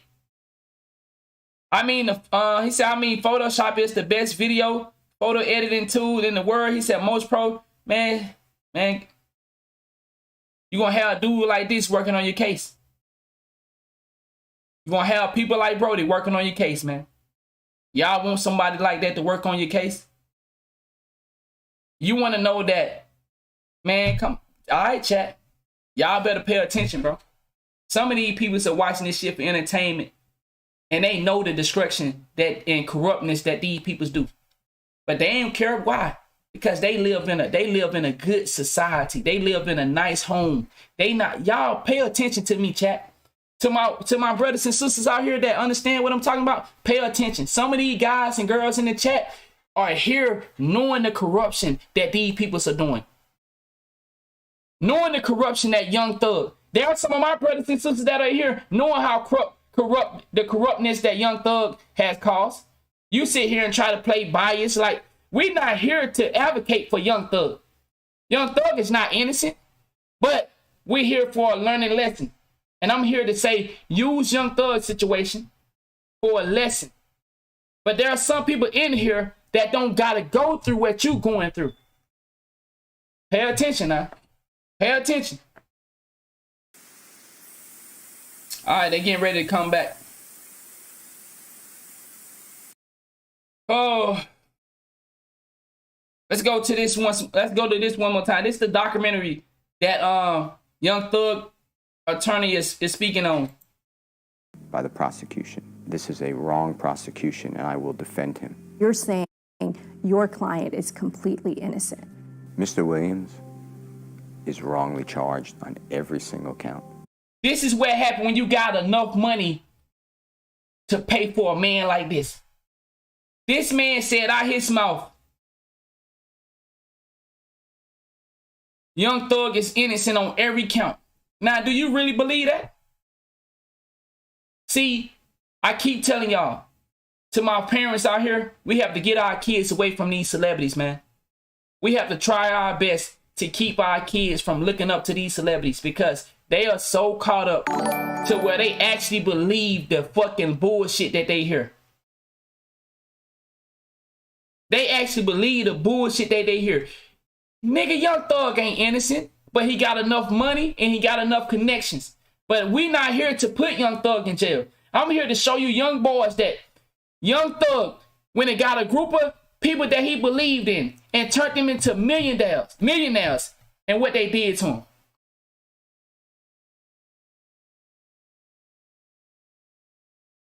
Now, once again, the trial haven't started yet. They haven't came back. Let's see. Okay, they still haven't came back yet. But let me show you this right quick. Let me just show you this quick thing. Hold on. This is not the one. Yes, sir. We're going to do that later tonight. Okay. YSL as a game must end. Is that your statement or acknowledgement? Yes. People look at. I wanted to show y'all when Gunna walked out of jail with his lady. Young Thug turned that man into a millionaire. He helped get him a career. All them dudes. So that's what I'm trying to show y'all. You can make somebody a superstar.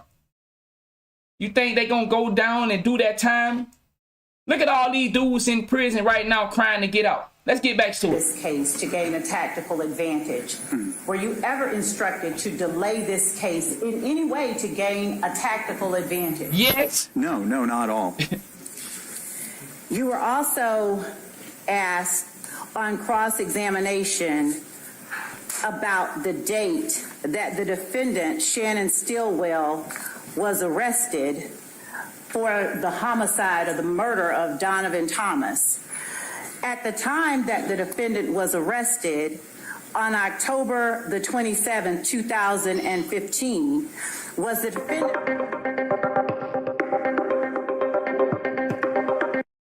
I guess they changing some around or messing with something. But let me see, can I just, like I said, man,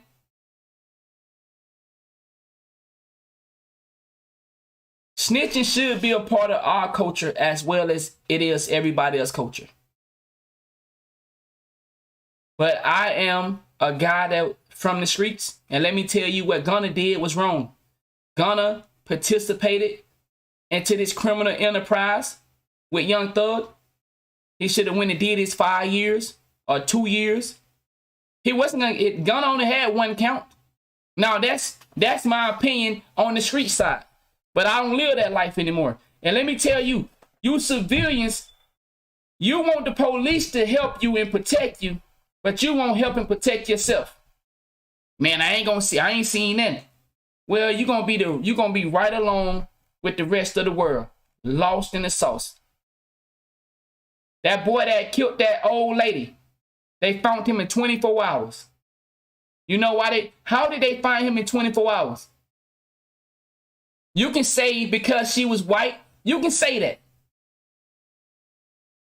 Or can you say because a nigga like Quavo watched his nephew get shot right in front of him? And Quavo said he ain't willing to cooperate. Let me ask y'all something. If Quavo was to tell on the person that shot his nephew, would that be snitching? Yes or no? I'm asking my street dudes. To all my street dudes or pretend to be street dudes, if Quavo was to tell on the person that shot his nephew, is that snitching? Let me see how smart we are. How smart are we? So if Quavo was to tell, that's snitching? And it wasn't no criminal activity going on? So a nigga shot my nephew over argument, that's snitching. You niggas lost in the sauce. You niggas lost in the motherfucking sauce, dog. Snitching is when we committing a crime and you tell on me. Snitching is not a nigga shot my nephew in front of me because of an argument. But we so dumb.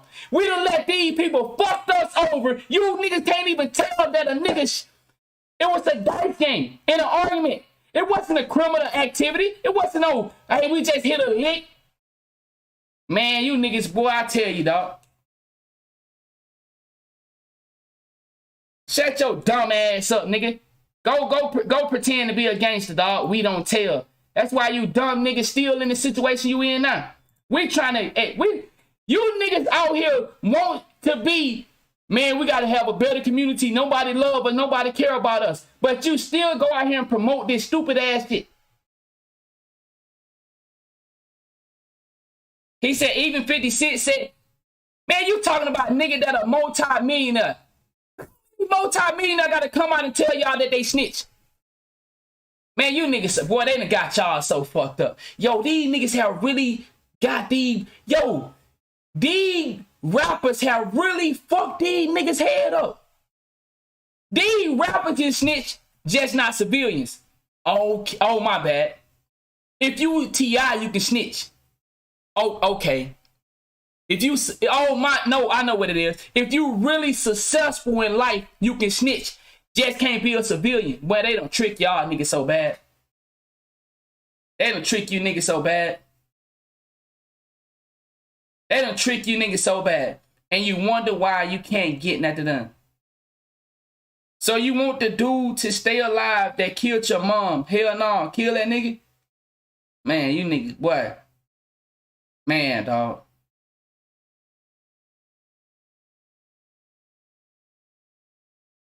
Man, look at. Yo, for my parents in here, for my older guys in here, look at why we can't get nothing done in our community.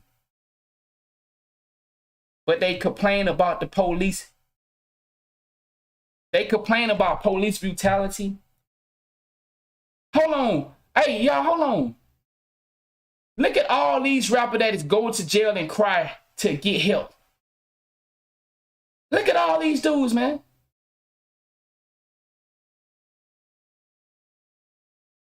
He said, yes, that's snitching.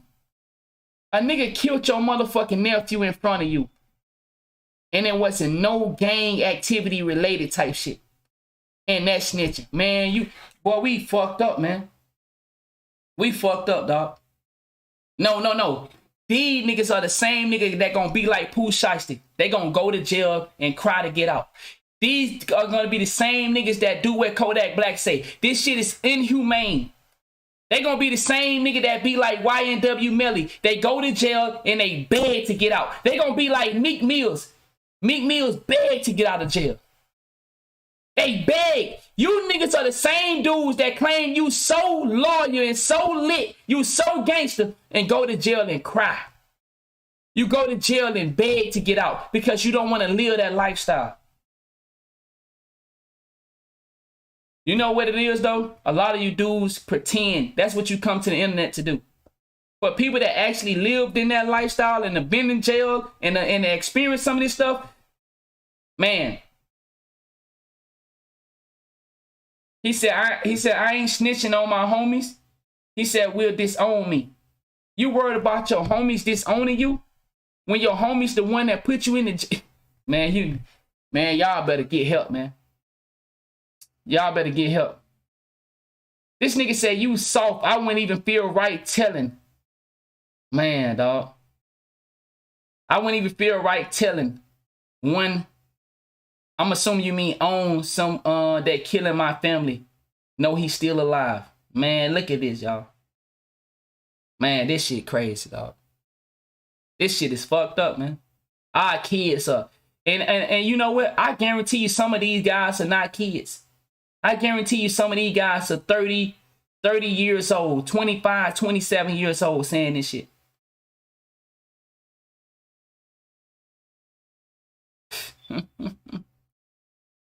Man, y'all better wake up and smell the coffee, man. But you know what I'm gonna do? Let me go ahead and ban these gangsters out my chat because I don't want no part of y'all. So all the people that say all the people that stand for, you know, this type of activity type one over here, so I can go and ban you because we don't want these type of gangsters over here. We got kids that we trying to raise, and we got you dumb idiots out here in the way. All right, let me get you. That's one.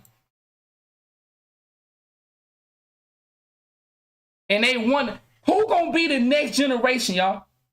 Who gonna lead the generation when our grandmother and our mother die? All right. He said, you can't, before I ban you, you can't change the street, bruh. This shit been going on before you. Well, you don't understand that they set you up like this? You don't understand that KKK and all these people put this into work? Hold on, before I ban you, have you never heard of the Willie Lynch letter? Have you never heard of it? So you don't understand that people set this up for you to be doing what you're doing. You don't understand. All right, man, I'm going to go ahead and ban you. You took too long to answer. And do I got any more thugs in here? No, I'm blaming a system. I'm blaming a system that was designed. See, you niggas don't want to see the real. There was a system designed for you niggas to go out here and attack each other, to go out here and kill each other. You niggas keep not understanding if it's 2 dogs and 1 bone, what you think gonna happen? All right, do I got any more gangsters? I don't want gangsters in my chat. Yeah, I didn't do this to... Oh, you know what it is? I think they thought I was going live to pull the gangsters in. Oh, no, we not here for the gangsters. We here for the kids. So any more gangsters? Where all the gangsters at? No. See, I'm banning him from typing. You can still watch. It don't stop you from watching. It just stops you from typing. We don't want people to see that dumb shit. All right. So that's my opinion. And guess what? My opinion would save my child. Your opinion won't. My opinion can possibly get my child a little more time on this earth than to be dealing with niggas that think like you. Get the fuck out of here. All right, any more gangsters? Y'all thought we wasn't attracting gangsters? No, that's not why I was going live to cover this Young Thug situation. No, y'all thought we was attracting gangsters? Hell no. We stopped being gangsters at 25, 27. Yeah, we found out about history. Yeah. We found out what history was, and we said, oh, you niggas tricked us to be gangsters. Well, see, luckily, I never had to snitch, and I don't agree with Charleston White on everything. But on that part, it's not about... See, you niggas so stupid. You worried about... Look how stupid y'all are thinking, bro. Y'all looking at it from a standpoint of snitching or this and that. What about the standpoint of having our kids, giving our kids the same opportunity that other races give their kids? Do y'all not understand that? Why can't our kids have the same opportunity as other people's kids, as other races' kids? It's because y'all niggas in the way. Y'all in the way. Y'all won't even allow our own kids to flourish, bro. We already got a world full of evil conditions, poisonous air, fucked up food, fucked up water. We don't even give our own kids a chance to survive. And you steady out here trying to blame, oh, it's just us. He said we can't keep blaming the past because we never gonna grow. Yes, you can. You gotta blame the past. If you don't know how you got in the situation, how the fuck can you go forward? There's a reason that we are doing what we're doing. So you know that, and now you make a change about yourself. How can you go forward if you don't know how you got in this situation? You're going to end up back in the situation. So, first you were slaves, then you got freed because it was more money in the business to free you. So then it was set up to where, okay, we're going to put them in an environment where they have to fight to survive. And you niggas don't want to stop fighting to survive. See, you don't want to understand that if we work together, we can get more done than if we fight one another. Nah, don't. See, I do get that, D-Naughty. I do respect that because that can be a play on the mental. Hold on, let me ban this dude right quick. Yeah, I'm working on my ban game. These niggas think we want gangsters over here. He said no, I'm not asking you to agree with me. I'm only asking you that do you care about the kids? Yes or no? Gangsters don't care about the kids. So that's what I'm saying. If you care about the kids, you get to stay in my chat. If you don't care about the kids, if you don't care about me, you don't care about your mother, your daddy, then you gotta go. I ain't asking you whether it's snitching. I don't give a fuck about whether you snitch or don't snitch. I'm asking you, is it an issue in our community? Is there something wrong in our community? All right, then. He said you get banned for disagreeing. Nah, you just get banned for being a real nigga. I thought real nigga was fathers, He said tricks are for kids.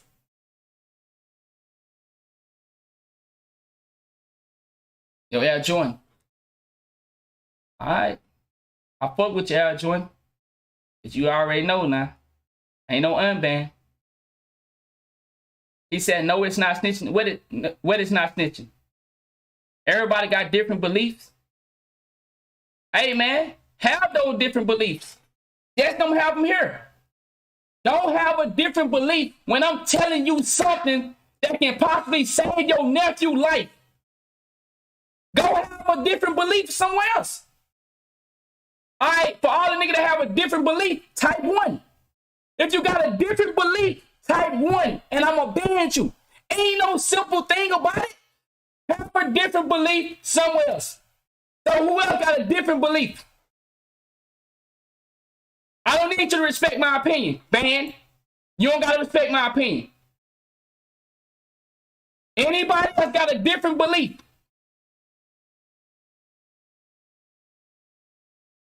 He said, different when somebody is infiltrated. He said,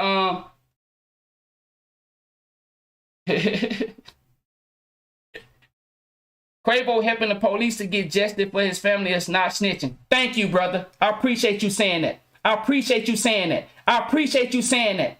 Quavo, you know, bro, I keep telling you, dog, believe in what? If you're not here for the kids, bro, you got to go. I ain't here to catch you up, bro. I ain't got time to do that. That's why they got replays. Because, and I say that not disrespectfully, because we got a real issue. We got a bunch of grown men and women in here. I don't know if it's women, but I'm gonna say a bunch of grown men and women in here that think this shit is a game. They want to watch the Young Thug case for entertainment purpose. All right. Anybody else? I hope we got all them real niggas out of here. All right, man.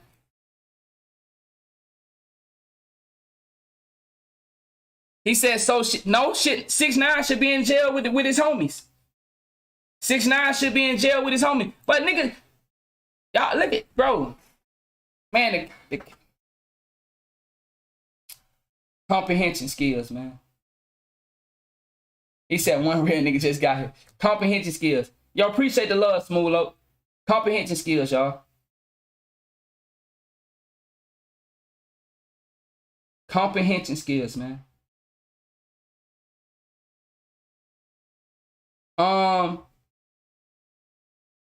6ix9ine should be in jail. 6ix9ine knew what was going on. He was involved. He should go to jail. But why y'all worried about the celebrities for the wrong reason? Do y'all understand that? My mother was murdered by someone, and everyone in her neighborhood knew the killer and would not talk. Took me about a week of questioning all of her neighbors before someone finally broke. That, look how fucked up. Y'all don't think, hold on, Brody. It's in these guys' mind, this how it's supposed to be done. This how it's supposed to be done in these guys' mind. You don't supposed to tell. I know that's your mother, but hey, so what? That's how these guys think, bro. Look at this dude. Don't snitch. This. All right, man. Man, he said he now serving life with no chance of parole. That's a W.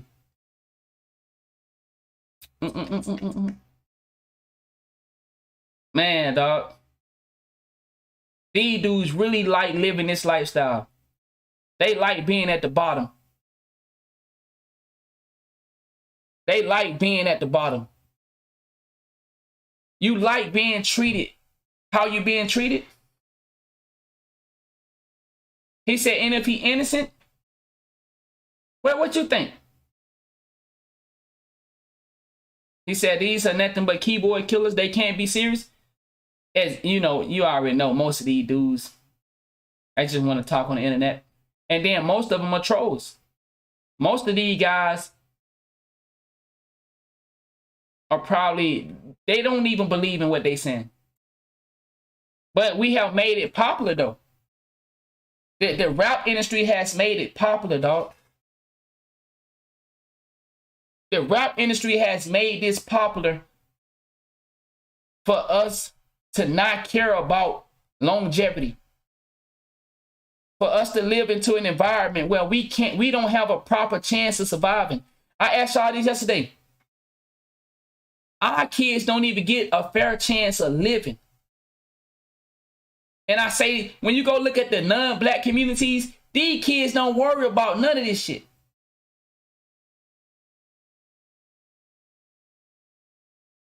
Exactly, bro. No, we don't love a snitch more than a lawyer person. We love a motherfucker that is trying to be a righteous person, person. We love a person that's trying to do right, bro, and stay out of trouble, stay out of these games. The whole moral to the story of why we watching the Young Thug case, because we don't want you young dudes to take this route. Because what we are trying to tell y'all, you niggas so focused on the snitching in the wrong way. What I'm saying to you dudes is, you're not safe from a snitch. You're never safe. So all y'all that's out here pretending to live this lifestyle, when have they stopped snitching? You niggas too stupid to even understand what I'm saying. When have they stopped snitching? So for all you guys that have ever been told on, what's you was told on? I think it's gone. I think it's gone.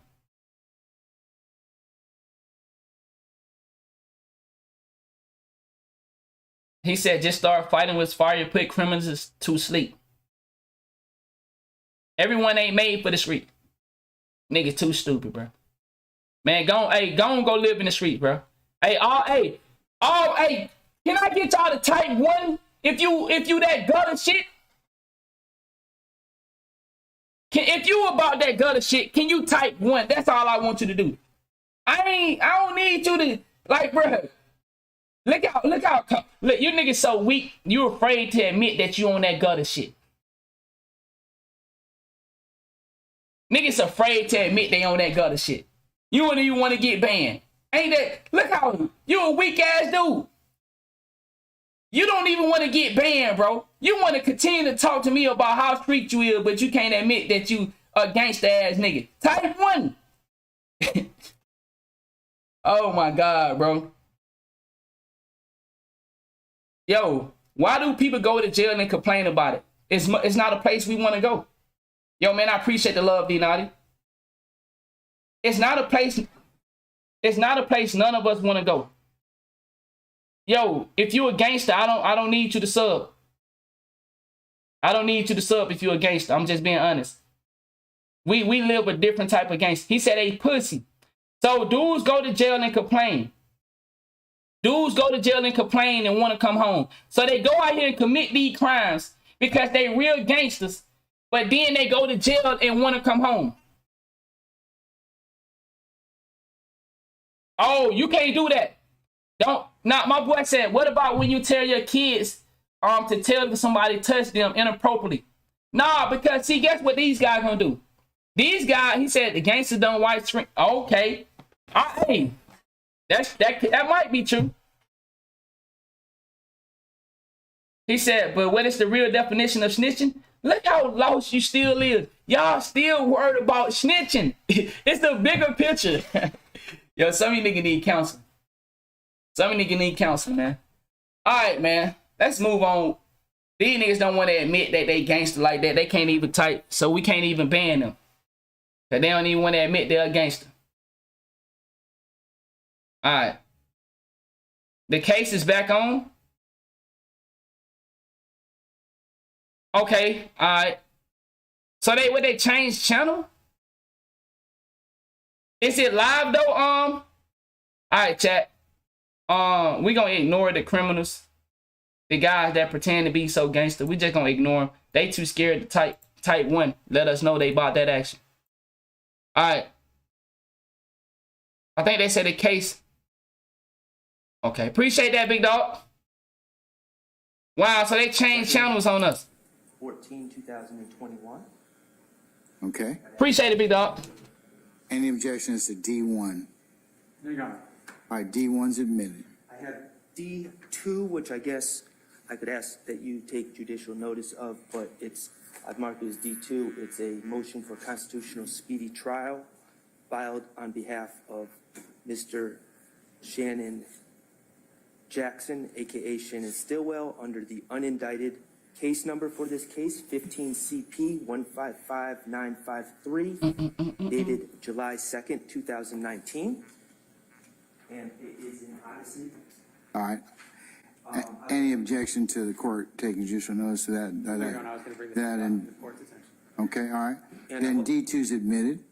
Now also. Well, I will consider it for purposes of the motion. Anything else? Yes, Your Honor. I would ask that you just do as you did with the state. These same niggas that doing all that talking gonna be right up in the courtroom crying for somebody to come save them. Yeah, I feel you, TM. I figured it out. I figured it out for this like 5 minutes ago. Probably took me too long. In this case, 2 additional I appreciate that, though. Constitutional speedies have been filed for Mr. Stillwell. One on May 9th of 2022 under this indictment number, and one on August 5th, 2022. Wow. Tracy. Under, excuse me. Wow. On September 30th, 2022, the constitutional speedy was filed. Excuse me for that. And then an amended constitutional speedy was filed as well, Your Honor. I'll take judicial notice of those two. And I would also ask Your Honor to take judicial notice of the standing order from Judge Brasher and also the Supreme Court of Georgia that no statutory speedies have any effect until January 1st of 2023.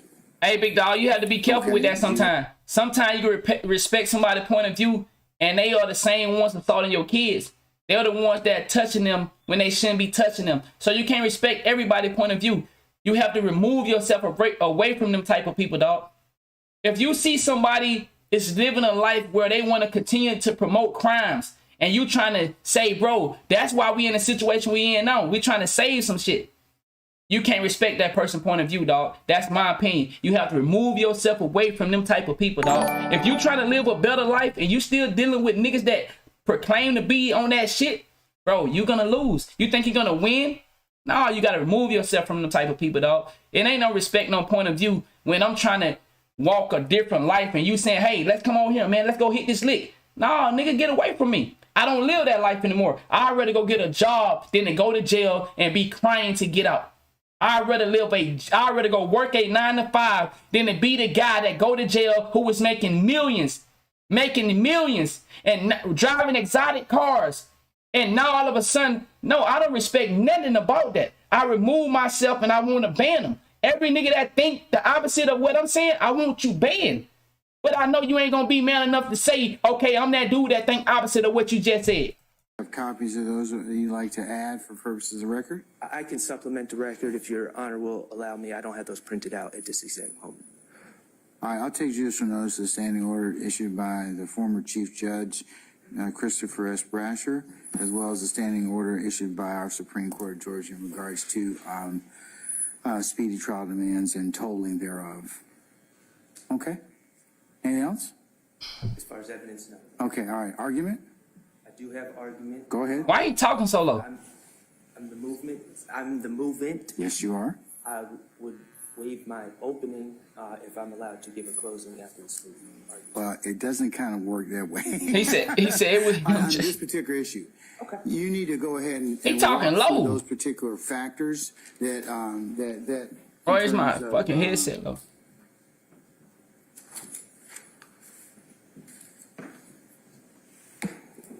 Terms of, okay, so you were dealing with the bar. I mean, just to give you kind of like a framework, and you certainly are very experienced. I fuck with that. 1 second, young man in the back over there in the tie. Could you please get rid of your gum? No, you're turning around. Yeah, get rid of your gum. Don't swallow it and bring personal injury to yourself, okay? And don't stick it underneath my seats, all right? Mr. Harvey, how come you didn't tell him that that was one of my verboten rules? I was watching the thing. Obviously, okay, all right. So under Chewing tobacco. so worse. Under Barker versus Wingo 407 U.S. 415, and in the Doggett, there's there are 4 factors that I have to consider, okay, in deciding this. Factor number 1 is the length of the delay. 2, the reasons for it. 3, that nigga say you can't even chew gum in that motherfucker. And 4, the prejudice to the defendant. And of course, I have to go ahead and look at that. And the threshold, Nah, they don't get it, bro. Is from a constitutional speedy trial demand is the interval from the arrest, indictment, or other formal accusation to trial. And we haven't gotten to trial, but we are going to trial on the 9th of January of 2023. You know how exhausting it is, bro? To where you trying to fight with somebody that come from nothing just like you. And you trying to say, hey, bro, if we start to get insurance on ourselves, if we start to invest, if we start to work together, if we start to remove these celebrities from our lives, like, why do you have so much love for Young Thug, but not the peoples in your own home? I don't get it, bro. It's so tiring, dog. But some people are really built for this. See, I'm built for this, and I lived that street life. I done seen my uncles tell on niggas. I done seen gangsters that have did shit that y'all would call gangster. I done lived the gangster life. I done been to the jail. I done did this. I done went to the jail, and like I said, one thing I hate about jail is going to that little window and smelling shit. But you trying to look out that motherfucker. You know what I'm saying? Or behind them bars and you smelling shit and piss and all that shit. But I just don't understand. I just don't get it. You have to fight with the people that grew up using wick. Nigga, don't you know that we in the same boat? Why I gotta fight you for you to see what I'm talking about? You Young Thug get more love than me. Is Young Thug saying this stuff that I'm saying to you? But you respect the fact that Gunna or Young Thug or T.I. or Boosie, but what these celebrities, man, y'all gotta turn these niggas loose. Y'all gotta remove these celebrities from your heart, bro. These people are leading you down a fucking dark path, dog. And haven't you noticed yet? These same dudes that claim to be so tough, they go to jail and cry. These same celebrities that claim to be so real go to jail and send us messages talking about, I'm being treated unfair, they ain't ate. Well, nigga, you knew that shit when you went there. It's all fake on top of that. These people can come and do a song in the hood and go back to their fucking mansion. You niggas ain't, y'all ain't said, okay, bro, something not right here. Something not right here, bro. This nigga finna come and do a song in this trap house and then finna go back to a mansion, and you ain't thought about that one time and say, man, you know what? Nah, nigga, you done tricked me for the last time, nigga. I'm really sleeping in the trap house, and you visiting for a fucking music video? You ain't said to yourself, bro. You ain't said to yourself, dog, I've been tricked. Is considered to be presumptively prejudicial. So we going each other because you got people that trying to get you to see the real, but you so caught up in the snitching game. That's not even my point that I was trying to get you to see. What I was trying to get y'all to see was Young Thug took some brothers he believed in and they told on him. So that's what I'm trying to get you to see. I'm not saying if you a criminal, then you're not allowed to snitch. That's my opinion. I live the street life. But if you're a civilian, snitching is allowed. And it should be something that we praise. But if you live a street life, no snitching. I firmly believe that. I lived by that code. If I'm in this shit, I'm in this shit. But if we not in this shit, we are watching people influence our kids that don't even live this lifestyle. Did y'all just hear what I said? We are watching people like Young Thug, Gunna, all these gangster rappers influence our kids, and they don't even live this lifestyle because in the end of the day, they are snitches. Was Gunna real about his? Was T.I. real about his? Boosie had a kid at 16 years old to take his body. You don't think that's an issue? I'm not speaking from no Charleston White standpoint. I'm speaking from my standpoint, the life that I live. I seen my uncles who I done seen my family members put in work, and I done seen them testify against other shit. And I knew right there, this ain't my life no more. This ain't my life no more. But guess what? You know how I got out the game? I got blessed out. I couldn't come out the house for 3 months, even though I snuck around. But because I was so deep in the game, nigga, I had to get blessed out. Because it was on site for me. Because I had done so much dumb shit. And like I said, I don't know why I'm not in prison right now. I don't know why I'm not locked up right now. I don't know. I keep saying maybe God had something different from me. I should be in jail right now, crying like everybody else. Man, I don't like this shit. All my homies, all my family members in jail calling me. I don't know how you in and I'm not. Man, how did I get lucky? You feel me? So what I'm trying to tell y'all, bro, everybody is snitching on each other. So y'all so caught up in the, oh, I'm a snitch, or you not a snitch, or he a snitch. Fuck the snitching part. Look at the game. It's all fake. Everybody that, man, for T.I., a man that have lived this gangster lifestyle for so long, for T.I. to come out and say he snitched, man, that should have broke some of y'all heart. Because y'all niggas really believe into people like that. Y'all get so caught up into characters like T.I. For T.I. to say he a snitch, it should have broke some of you niggas' heart. You niggas should have said, man, I'm out the game right there. T.I. snitch? Oh, I'm done. T.I. should have made some of you niggas check out the game. Because you should have known right there, oh, this whole thing is fake. This whole thing is fake. My whole life, I thought this shit was real. T.I. admitted to telling on the dead. That's snitching. Whether you want to look at it any other type of way, that's snitching. Gonna took a plea deal and admitted that YSL is a game. That's cooperating with the people.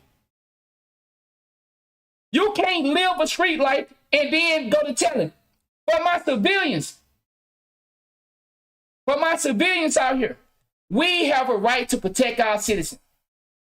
But y'all changed the whole narrative of what we was talking about. The narrative that we are trying to paint over here is that we don't want y'all to end up in this Young Thug situation. Because Young Thug has money to pay for a lawyer that can fight nail and teeth for him. This guy right here, oh no, that's not him. This guy right here, how long? I stop talking to y'all if you can tell me you can afford this guy right here. Mr. Tell me, if you say I can afford him, then you got a right to do whatever you like. You can go be a gangsta ass nigga. Type 1 if you can afford him. Type 1 if you can afford him. And if you can afford him, I apologize for saying anything to you. So you telling me I don't got nobody here that can afford him, but you want to live this lifestyle? Man, you a nigga, you a duck. You telling me I don't got nobody here that can afford this nigga? But this a lifestyle you want to live, and you can't afford this nigga? So then the game is not fit for you. It's fit for Young Thug. You ain't hearing what I'm saying? You ain't hearing what I'm saying, huh? You ain't hearing. You can't afford this, so the game is not made for you. It's a trick. They promote it because they can afford it. You can't afford it, so you're a lost soul. Your mama had to sell everything. Your daddy had to sell everything. And he can get you, he can't even get you a nigga like this. So you telling me your family done put everything up for you and they can't get you that nigga? So then you was tricked. You ain't paying attention to what I'm saying, though. My bad. Let me get back to your entertainment. Because some of y'all are here to learn, but I see a lot of these niggas are pretenders because they can't afford this. They can't afford this. All right. Let me go ahead and get you out of here, dog. Now press play on that. Williams. Go ahead and start out with that. That's your roadmap. The state has responded. I'll let them go ahead and, of course, shout out to all my grown peoples in here, man, that understand what I'm trying to say. I ain't asking y'all to go out and say I'm a snitch. I ain't asking you to do that. I'm asking you to recognize what's going on. I'm asking you to recognize the trick that these people are involved in. They are tricking our kids. They are tricking our nephews. They are tricking our nieces because they don't even live this life. They don't even stand solid for each other. They are snitches. So they telling you not to be something that they get to be, but they get a pass because why? You done fell in love with these celebrities. Go ahead and make their argument, but go ahead and start off with the delay. Look at how cold the game is. Gunna can snitch. Who gonna check him? Who gonna check 6ix9ine for snitching? Let one of y'all snitch. For all my niggas that live the life that I used to live, you not allowed to snitch because you know what's gonna happen. It's off time. Are y'all peeping game? Gunna can snitch. Young Thug can snitch. T.I. can snitch. Everybody can snitch on this celebrity style. But if you niggas snitch, what's gonna happen? You know what time it is. So you don't think that you been fucked on? They are allowed to snitch, but we not. They are allowed to snitch, but we not. You ain't caught on yet? All right, you gonna be lost in the sauce. Would it be helpful to Your Honor, and I will? They fell in love with the character. Facts. To provide a brief timeline of the key. Nigga said Sammy the Bull snitched. Or is that clear to the court? All them people snitching. It's clear to me. I mean, just don't be no civilian to snitching. the extent that you need to be able to show me. So I mean, I think that if you wow, you can't check them, or you can't check these celebrities. It's like shooting a cop. Wow, that's a bar. You need to. All right, I'm gonna get back to paying attention so we can teach our young brothers and something. I apologize for pausing it. Indicted. Any other to all my people sitting here that trying to learn, let's get back to learning. I apologize for the distraction. Once again, let me say this as well. I'm not here to disrespect any of you men's and women, but you interrupting class, and I'm trying to show my parents and myself how can we save our kids when the system is corrupt. So you got to deal with snitches, and you got to deal with DAs coming up with bullshit. Man, boy, you know, nigga, you got to deal with snitches and the DA coming up with bullshit. So we here to learn something. I'm not here to challenge any of y'all on y'all gangster card. I don't want to see you in the street, and I don't want you to see me. But what I am saying is, if you're not here to learn, I would ask you to go watch it on Live Crime Network. They are live streaming it, and you don't have to be here and try to learn with us. Delay is and who that delay is attributable to, because that's, of course, I have to weigh that. And of course, factor number 2 requires me to look at, excuse me, I think your client, let me complete my thought to begin with. I apologize, sir. Factor number 2 is the reasons for it. 3, the defendant's assertion of his That's facts, George. 4, prejudice to the defendant. So it looks like on or about the 27th of October, 2015, he got arrested for the murder of Donovan Thomas. Appreciate it.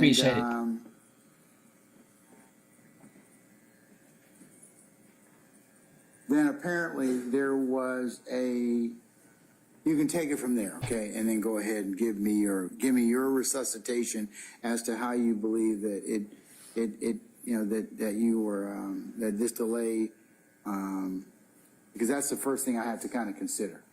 Right, I would agree that October 27, 2015 starts the clock. Of course, it's the earliest of arrest or indictment.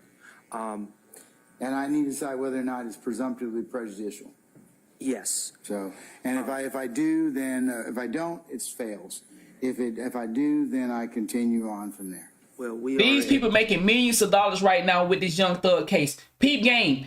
We had it on one YouTube channel, A11, Alive 11 or something like that. Now they done switch it over to Law and Crime Network. These people are sharing wealth. I'm trying to show you something. These people are doing business. They are taking this Young Thug case, as they do every high-profile case, and make millions of dollars off it. These people right now working magic. And you sitting here, man. 7 years and 2 months since the date of arrest. So the presumptively prejudicial threshold is often considered 1 year. So I believe that we are well past the presumptive prejudicial aspect of this, and I believe the state concedes that. And No statute of limitations for homicide, though, right? Or alleged homicide, right? correct, but I would say that that's a completely different issue altogether. I mean, it is true that there's no statute of limitations on homicide, but but it shouldn't be tied into the RICO if it was done in 2015. Shannon Stillwell on October 27th, 2015, I would have none of these arguments. Facts. They started the clock with the arrest. I think the state concedes that. And that's how they trying to tie the RICO together. 1 year generally is going to be presumptively prejudicial. Right. So they've discussed with through Mr. Sprinkle that they had some investigatory issues that were going on at that point in time. They might have had enough to seek an indictment, but not a conviction. And, you know, in terms of the way that their case developed and the interrelated nature of the homicide and potentially some gang affiliation. So they've testified about that issue as to why it took so long. Because you're asserting, well, they did it for tactical. All right, educational purpose. For y'all that's late to the party, the man that this lawyer is fighting for right now has been indicted since 2015. He went to jail, they say 2 to 3 years. Guess what? They made 4 arrests involving that murder since the guy that they have right now. Have you ever heard of that? Have you ever heard of a police saying, this is my guy, but they go make 4 more arrests on the case? There's some dirty games going on. And that's what I'm trying to get you to see. You get involved into this system right here, and nigga, ain't no telling me, boy. How you telling me you have your guy, but you still making arrests? Who ever heard of some shit like that? I ain't never in my life heard of, you're gonna arrest me for the crime, but you still making arrests. So am I your guy, or are you bullshitting with me? That's what's going on right now, and that's what they trying to fight on. That's one situation. And as a result, Miss Vanetta Guffey's dead. And that's what I'm trying to get these real niggas in my chat to understand. And it ain't gonna be no real nigga when you get up in there. More nuance than that. I am not asserting Miss Guffey and all. Facts, straight. In the death certificate, she died of a brain aneurysm, and it was an unexpected death. I am not asserting that the state secretly knew appreciate the love. Ms. Guffey was in bad health. No, and I'm not saying that, but generally, whenever you have a witness on availability issue, then you got to establish that would have made a difference anyways. What she would have tested, what you would have. But we don't. The challenge we have with that is indicated by the state, is that we don't know necessarily what she would have testified to, what the weight and value of her testimony would have been, if it was reliable or unreliable, whether or not they would have called her as a witness, whether or not that would have made a difference in your case. So to the extent that if you can address Ms. Guffey and tie that to something that you think that's prejudicial to your client. I will. Would you like me to go straight to the 4th prong, or I mean, because they're all interrelated. I know they're related, okay, but yeah. So is there anything else the length of delay you want to cause? Yeah, well, there's a few things I'd like to. Because then you can move on to cause of the delay. Okay. Okay. All right. I would like to point out that Mr. Sprinkle, under oath, honestly testified that he does not control when to indict cases. But in his estimation and experience, they had enough to take Mr. Stillwell's case, Mr. Shannon Stillwell's case, to the grand jury in March of 2016. I am not concerned with any co-defendants. I am not concerned with the status of the case of anyone on this RICO count for the purpose of this argument. Okay, but the state, and I'm hijacking because I want to have a conversation with you about it, is that they being the state has indicated to you and that they certainly probable cause, to get an indictment, but not beyond a reasonable doubt to convict. So they've told you the reason why they waited. You don't accept that particular explanation from them? I don't think Mr. Sprinkle ever told us why he waited on Mr. Stillwell, because he doesn't know, because he wasn't the one that made that decision. But he did testify that he said, in all honesty, because I'm an officer of the court, I'm required to be honest. We had enough for a probable cause for an indictment, not enough for to prove beyond a reasonable doubt, which is trial standard. So that's what Are y'all paying attention to what just happened? In terms of, sure, he could have sought an indictment in 18. But the ones that have been watching, that's not. I mean, since we started. But ethically, as a prosecutor, you don't want are to you paying necessarily indict and then search for evidence. That's not how it works. You have to have. So they're trying to tie the 2015 case to this case. The guy that was the guy that was cross-examining, he didn't even know why or could give a legitimate reason why they prolonged it, and now it's trying to tie it in to now. The judge is saying he did give a reason. When we all sat here or sat and watched the nigga say, well, I don't know. I don't know. Are you paying attention? I'm here for educational reason. Are you paying attention? Certainly, you can certainly develop other evidence and whatever, but he's telling you that from the strength of the case that they had in 18, it wasn't enough. Well, I don't think he said that about Mr. I know Wow. he didn't say that, but that's what the court. What the judge just say? I know he didn't say that because we just sat here and listened. The nigga said he don't understand why. I don't know because I wasn't in charge then. The judge just said, I know he didn't say that. We know too. It's going to Wow. Well, extrapolate from his testimony. Well, Your Honor, I'll back up a little bit. And the purpose of constitutional speedy is we're talking about they need time to develop. The purpose of constitutional speedy trials is they're supposed to develop before arresting someone in taking arresting somebody. Yeah, taking their liberty away. They're supposed to have a case. And the idea that they went and locked Mr. Stillwell up and now we're saying, oh, they didn't have enough to proceed on him, yet at the same time, no one from the DA's office said, hey, we don't have enough to proceed on him, so let's drop these charges. But remember what Mr. Sprinkle said. At some point in time therein, it developed that this homicide may be interrelated with a RICO case. And that's why they decided to go ahead and further develop. Are y'all hearing this? So I'm going to weigh the delay factor slightly against the state. Okay, let's move on to number 2, the cause of the delay. Your Honor, I would just like to say that I would just like to stress it was 7 years and 2 months, and that they did not seek an indictment until 2020. And you know what? They are. I think that factor is going to weigh against the state, but it's only going to weigh against it slightly or benign. Okay. And I'll also point out, Your Honor, that the case law and just regarding delay, just for the record, Your Honor, the presumption of that's crazy. That's crazy. The prejudice from pretrial delay intensifies and compounds over time. And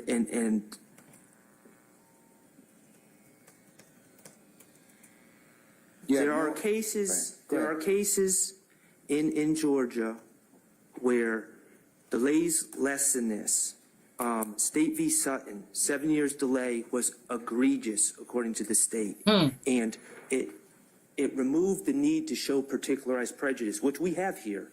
But I would just like to stress to the court that the delay is not, before we move on to the next thing, and I am going to move on, that the delay is not an isolated factor, but it also affects the ability to show the other factors. Sir, I agree. I agree with you. Okay. And that's, I agree with you because it does affect it bleeds into the second factor and it bleeds into the third factor. So I understand, and you have Don't disagree with you in the least, okay? So I'll move on to cause, and I think this is important because, Your Honor, in Okay, his so analysis, I got a question for you. Yes. Do you think the state deliberately tried to delay your case? I think they made a decision. They made a tactical decision, and Your Honor, in just Do asking you the think last that question. do you think that they deliberately delayed your case in order to hamper your defense? Because that's really the issue. Did they delay you? It's a dirty to hamper game. your defense? Well, Your Honor, And the lawyer is saying some valid shit. Now answer my question. Well, Answer my 7 question. years? Did they delay your case in order to hamper it? There's 3 levels. There's not just 2. Well, answer my question. Did they delay your case Wow. in order to hamper it? I don't believe that they deliberately acted in bad faith, but I do believe that there's a middle ground under Hayes v. State, 298 Georgia. Okay, well, it's not negligence. They're not saying, well, hey, we had an overcrowded docket. He slipped through the cracks or anything such as that that's argued. 7 in these years, cases. dog. So they've told you. And somehow it made it to 2022 why it is to a that RICO case. They had a protracted Oh, that's a professional, investigatory period, let's just say, on your case. I would agree that there was a protected investigatory period. I don't necessarily agree that all of that involved Shannon Stillwell. I believe that they had that case wrapped up in 2016. Okay, so if I He trying to make that lawyer move from that point. You see that? He don't want that lawyer to keep speaking on that. That's certainly a reason that I could do it and it would justify that delay. Bingo, straight. I don't believe so.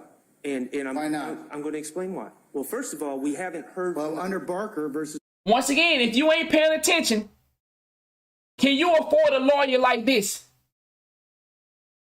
You just a regular nigga trying to live a street life that somebody done told you about and promoted it for years. Can you afford a lawyer like this? I don't think so. I think we all just regular people. We might can get 100,000, nigga, but nah, we gotta sell everything to do that. Wingo, that is what I'm supposed to look at. He trying to make this lawyer move from that point. But Barker v. Wingo has. But we all know that's stacking evidence. So, I mean, you have to show. You didn't have the evidence in. I don't agree. Wow. To go ahead and. Your Honor, I don't. Do that. Respectfully, I do not agree that I have to show a deliberate attempt. First of all, I don't believe I have to do so with such an extreme delay. He But want secondly, that. Wow. Your Honor, there is a middle ground. Okay, but okay, let me rephrase. They have told you why it is it took them a protracted period of time in this particular case. They've intimated, told you through Mr. Sprinkle. More than a proffer. He's put his hand up and he said, hey, listen. Back, Trace. We had this homicide. We started to develop other information. There might have been retaliatory shootings in regards to this homicide. There might have been gang affiliation or gang. This is a good lawyer, though. I ain't gonna. And they didn't. And the interrelationship with those two aspects, as testified by Mr. Sprinkle, that would be a reason for them to justify the delay. I respectfully, Your Honor, disagree. Okay, we're going to have to disagree on that. Well, and I'm going to say why. Because it was a decision. It was a decision they made that they wanted to put the 2015 case. But what was the decision based on, sir? Well, I will respond to that. First of all, Mr. Sprinkle made it clear he wasn't the one that made the decision, so we don't really know what the decision was based on, but it's clear to me. Well, well, listen, from the testimony that's been given, this is the case that the state developed at that point in time. And whether or not they decided to pull the trigger and indict the case, which they told you they could have done it in 18, but they only have probable cause. They didn't have trial beyond a reasonable doubt, which is an ethical issue. Remember, Mr. Sprinkle says, I can't just indict something. I mean, that's why, we get in this whole discussion all the time about ethical prosecution. Mr. Sprinkle had enough sense to tell you, hey, at that point in time, we're not indicting it because we don't have enough to be beyond a reasonable doubt. So. And I appreciate it, man. I'm grateful for that, Alan. Had him in jail, I appreciate it. And I mean, I just. He said that lawyer fighting his ass off for his money. With the arrest, and the law requires them to pursue the charges once they make. Do you think this is a complex case or a simple case? I think it's a very simple case that I they don't have think so. chosen to make complex. It's pretty complex. Well, you got 28 folks. That's exactly my point, You Your got a 65-page indictment. You have over, I think it is, how many counts do you have, Ms. Love, now? 65. 65 counts. And that's exactly my point. So I mean, Your it's Honor. not simple. So if looking at Howard versus State, 307 Georgia Appeal 822, 2011, you got an allegation by the state of continuing criminal enterprise. You got the RICO issue. This dude been locked up for 7 years. Never went to trial. 7 years. Y'all better pay attention, dog. 7 years where they steady was convicting other people? Come on, man. Y'all better pay attention. You got related, you got a homicide, and you got a lot of acts that the state It takes has 7 to years? investigate. There's a lot Come of on, work dog. in this case. So I'm gonna say to you that that this particular cause of the delay, I don't believe that the court is of the opinion, based upon what I've heard in terms of testimony, that the state intentionally delayed this case to hamper your defense. But, Your Honor, I just want to make clear for the record. Bingo. My Bingo, point Alan. is not that they intentionally did it to hamper my defense. They made a deliberate tactical decision on State v. Shirley, 311 Georgia Appeals 141 is a 2011 case. The state made a deliberate decision not to disclose the identity of a CI to the defense, which led to the lengthening of the time before trial. And what they say is gamesmanship is more than negligence. Hayes v. State, 298 Georgia Appeals 338, the state decided to dead docket a case and then call it back up years later. Is that the case? Is that the case in this particular circumstance? Well, it's different in this case because they have continually tried to investigate it. So let's move on to your assertion of the rights for your trial. Make it make sense, dog. Your client asserted his right to trial on at least 3 different occasions. Would you? How could we expect anything less from the judge when he allowed a nigga to be an expert who been doing Photoshop, working for the DA over 500 cases? How can we expect anything less? You disagree with that? And I would just ask that you would note that really the most important one is the first date, which was in 2019. What date was that, sir?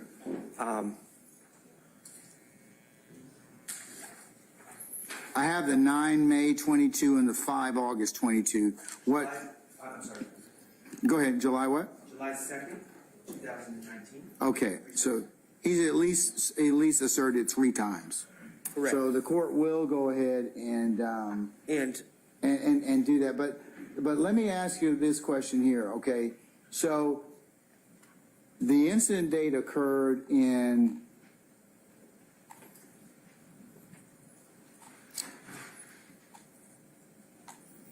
2015, October 27th, 2015. So he waited some 4 years or thereabouts, almost 4 years. I'm terrible at math, but almost 4 years to ask for that particular trial to be, or assertion of the right to trial. 3 years and some months. Yeah, 3 years and some months. And it sounds like the state was making a point that he was in prison at that time. But, Your Honor, that case was unindicted. So he never had access to discovery. The case law says that failure to disclose discovering is a mitigating factor in a delay to assert your constitutional speedy trial rights, and I'm getting that from the. When did they indict the case? Well after he asserted. As it relates to Mr. Stillwell. They never indicted the murder by itself, and that's the whole point. It's a simple case that they made. Wow. Don't pause it now. Indicted this murder case. When did your client file a statutory demand for a speedy trial, or did he ever file one? He's never had an opportunity to Did he ever file file one? No, that's the thing. There's no. Okay.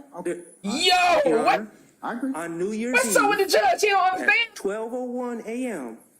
After I kiss my wife under the mistletoe, I will file a statutory speedy demand. But there's no point in filing a motion, a demand that has no legal basis. The judge like he don't get this shit, bro. Lawyers are told not to do so. It's clear that tell him to rap his there lyrics. is no legal basis to file a statutory speedy trial demand at this time. If you want me to file one, I will. I just want to make sure we understand one. Okay, you're good. You're good. Okay, so, all right, so. But we've had these constitutional speedy demands in. All right, should I weigh that factor against the state or against your client? Well, what? I think that it's neutral. State's asking me to weigh it against you. Well, of course they are. Because you didn't ask for your client never didn't assert the right to a speedy trial.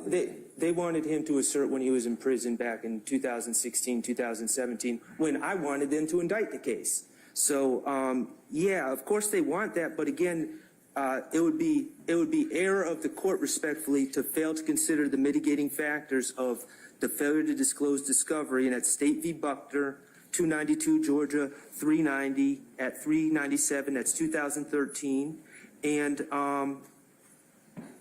delay in indictment is a mitigating factor, and that's Hester v. State. Okay. And what's the site on Hester?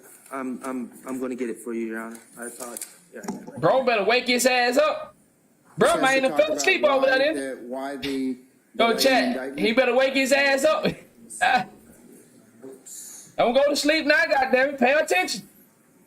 So you don't go back in this motherfucker if you make it out. Wake your motherfucking ass up. Homicide case. It was a 5-year delay. Don't get sleeping now, nigga. Well, more than you should have been sleeping with them nigga telling you to let's go pull these hits or whatever.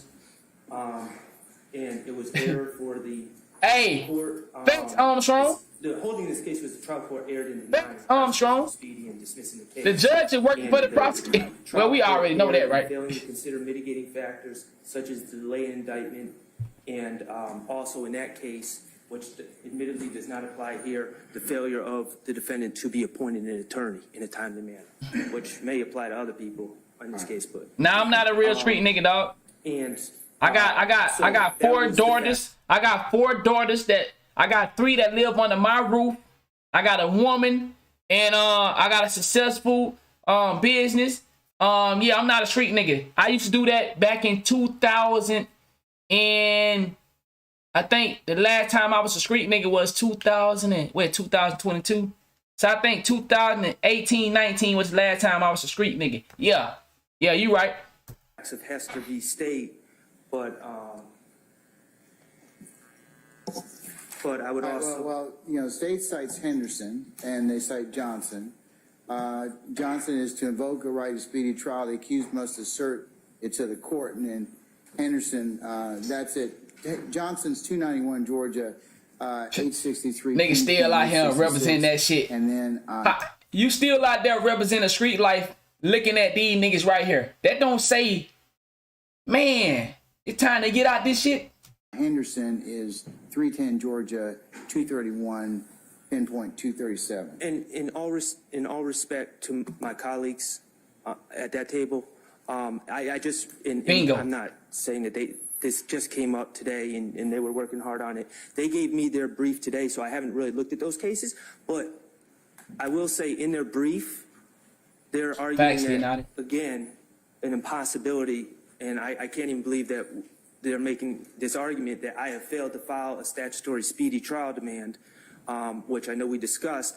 But, you know, quite honestly, I think that they're... You can't file something that's not there, so... Well, that's in their brief, so I know, skeptical. And I'll be interested to see what Mr. Anderson, is it Mr. Smith? I'm sorry. Armstrong. Mr. Armstrong, I knew it was something. 14 years people have been calling me out. Oh, gosh.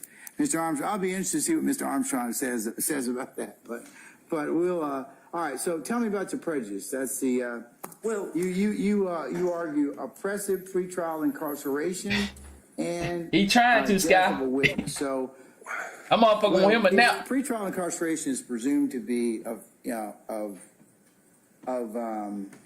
harm to the defendant to begin with. So you can certainly. I'm not going to focus on that, Your Honor. Okay. And so, but the point I would first make is actual prejudice, which I'm going to get to, that we do have in this case. But actual prejudice is not needed when the extraordinary length of delay raises a presumption of actual prejudice. Okay, but I'm telling you, after such a delay, the showing of actual prejudice Yo, is appreciate not the needed, love. and that's Grizzard v. State, 301 Georgia Appeals 613, Redding v. State, 313 Georgia 730. That's a 2022 case. Hester v. State, which I've already cited. And the greater the pretrial delay simultaneously presumes and decreases the expectation that the defendant can demonstrate tangible prejudice to his or her ability to present a defense. okay, but here's the thing. The first thing is the state has given you a reason as to why the case took so long. Why he keep going back to that though? Address from, and you keep going back. I mean, the judge, not the lawyer. I understand why the lawyer, but he keep going back to. The factors are interrelated. I have to decide that to begin with. So address for me the, whether or not your client's been prejudiced. Well, Miss Love, in her I don't know. made my point. Grievous? Made you what? Made my point. Okay, all right. They have Thanks, this witness, though, Tremont Bob. Stillwell, who says that my client gave a third-party confession in the park in front of Vanetta Guffey. I think we would all agree that a third-party confession is pretty substantial, important evidence. I don't think anyone would disagree on that. If they disagree on that, they can, choose not to enter any third-party confessions. Facts though, Jones. It ain't a dream. He better wake his ass up. Following up, doing what he's supposed to do to investigate, brings in Miss Guffey. Miss Guffey, Mr. Sprinkles testified to this on cross. She said two things. Mr. Stillwell, meaning Tremont Stillwell, her husband, I believe it's actually like a common law husband thing, is a liar. You say about to bill me. That's one thing she said. And two, she denied being present at any conversation, any confession, anything involving Shannon Stillwell. Okay? She pushes back and becomes a defense witness that would impeach Tremont Stillwell. I think that's pretty clear. Somehow, and now she's no longer with us, sadly, and she's not available as a witness. Somehow, the prosecutors in this case, they just showed their hand. Somehow, her saying, I don't know anything about it, it never happened, and storming out, has become evidence that somehow she knew about this homicide and associates Shannon Stillwell with the homicide. And now we're speculating and inviting speculation from presumably the jurors at some point about all this stuff. And all I want to do, call Miss Guffey to the stand. All they want to do is twist everything that happened in that room into the worst light possible to aid in their case, which they delayed in bringing, and which Miss Guffey passed away tragically during their delay. And that is the exact problem. That's the exact problem. Are y'all hearing this shit? Witness. Okay. And Your Honor, and well, I will say, we don't know whether or not the state's going to call. Well, they that have Vicar Stillwell. What? And, whether or not that's going to be relevant at that point in time. They also going to have it in the correct form that even have it admitted. So it's really dependent upon a lot of things that may or may not occur in this particular case. So, and Your Honor, I will also, I don't think Your Honor disputes that the unavailability is in dispute here. I think that's whole obvious. bunch of I think lying. the prejudice is obvious. The degree of prejudice. but the state didn't cause the unavailability. You'd agree with that, right? I don't think they literally killed. No, I Ms. mean, Guffey? she No. died of natural. She died So- of a natural cause. She had an aneurysm. Is that correct? Okay, all right.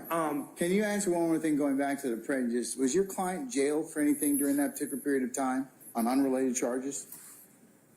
I cannot.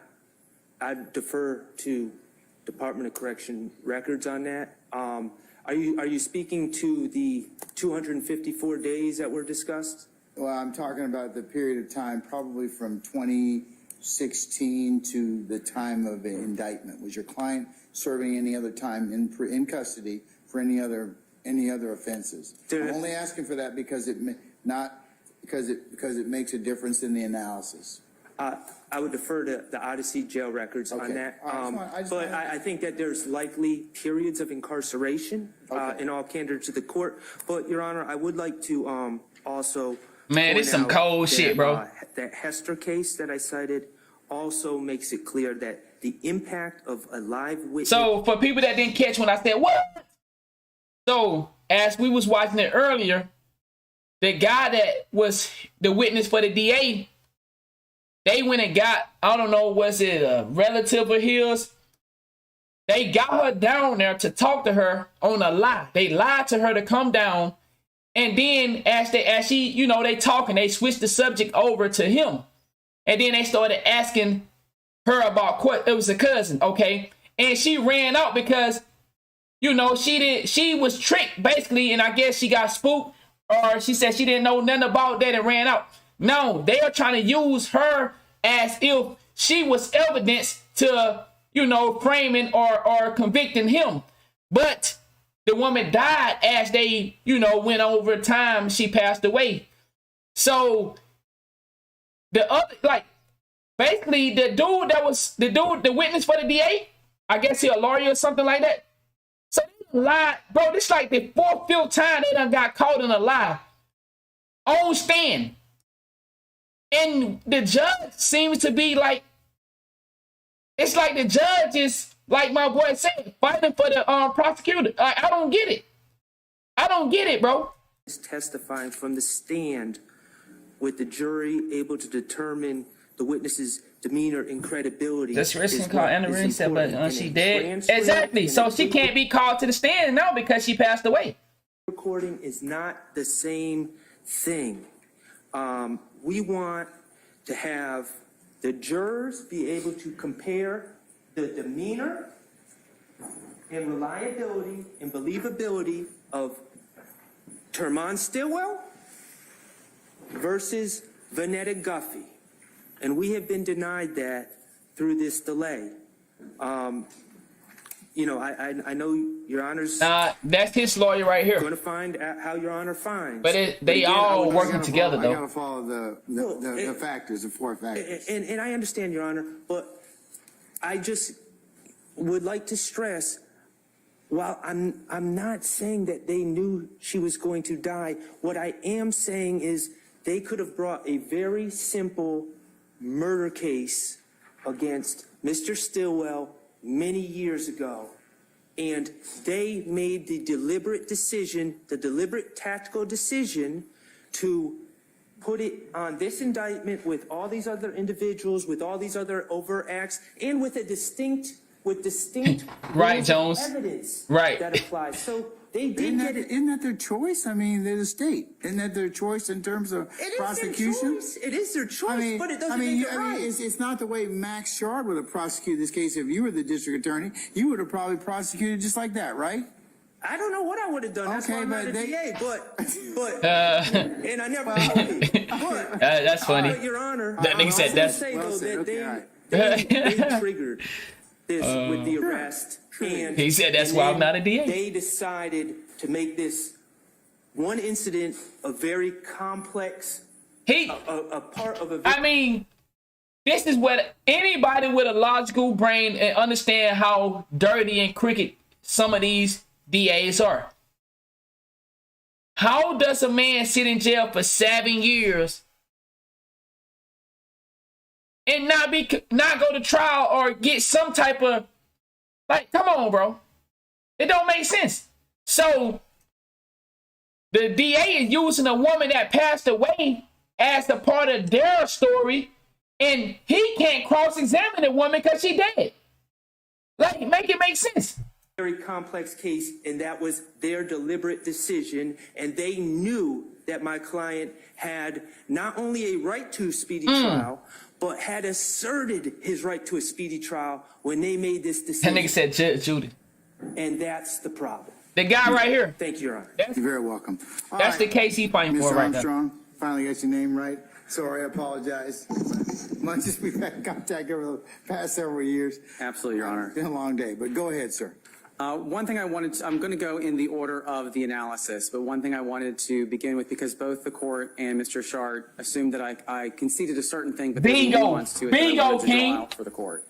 Mr. Shard isn't simply attacking count 2. He's attacking count 2 and any count upon which is predicated on count 2. That's a coy way of referring to count 1. Yes. And so you have two different issues, and I submit to the court that those are two different speedy trial clocks. Because the RICO conspiracy is the entire conspiracy, which extended into this year to include the murder of... Count 2 is the dogged factor for four factors. What about count 1? Count 1, we have not reached the threshold yet because the conspiracy bled into this year. And I've cited an Ohio case because there's no Georgia case that has decided the issue. But essentially, you go from the arrest or indictment for RICO, which happened this year, when you're dealing with the RICO conspiracy itself. And so because they're making claims against both count 2 and count 1 as something predicated on count 2, those are going to be separate analyses for the length of time. Is that state versus Messer 207, Ohio, 5899? You cite that for that proposition? Yes, Your Honor. Okay. And I would just like to be... Speedy trial timetable for the RICO charge begins to run upon the date of the defendant's arrest for the RICO charge itself, not upon the dates of arrest for the predicate acts. That is correct, Your Honor. Okay. And I'd just like to be clear that I did not select like the best case for me. I looked for the entire nation, and it doesn't seem that I could find any other case, any other court that had addressed that issue. This is the one court that I had that had addressed that issue. All right. And so I wanted to make that distinction that even if the court were to find something as far as count 2, it would not apply to count 1, and the case would still proceed with the information in count 2 against Mr. Stillwell. The length of the delay, the court has indicated that the court was going to hold that benignly against the state. I've made my arguments in the brief, and so I'll move on from that. The cause of the delay. You heard Mr. Sprinkle, Deputy DA Sprinkle, testify here today. And that was the reason that we brought in his testimony, because Mr. Shart did not make a specific allegation that the state had intentionally acted to gain a tactical advantage. Bingo, Audacity, and that's what I've been saying. If you can't make it stick as a group, then it don't hold much. I want to say validity or some shit. I can't think of the word I want to use, but it's powerful as a group. So it's not just one murder, it's multiple murders. But if they would have, validity, that's it. Appreciate that, big dog. If they would have did it in 2015 like they supposed to, but no. What he said, one allegedly murder. So they need that murder to stick to this case. They need that murder to stick to this RICO. Because then if you can't make it stick to this RICO, then guess what? You just got what?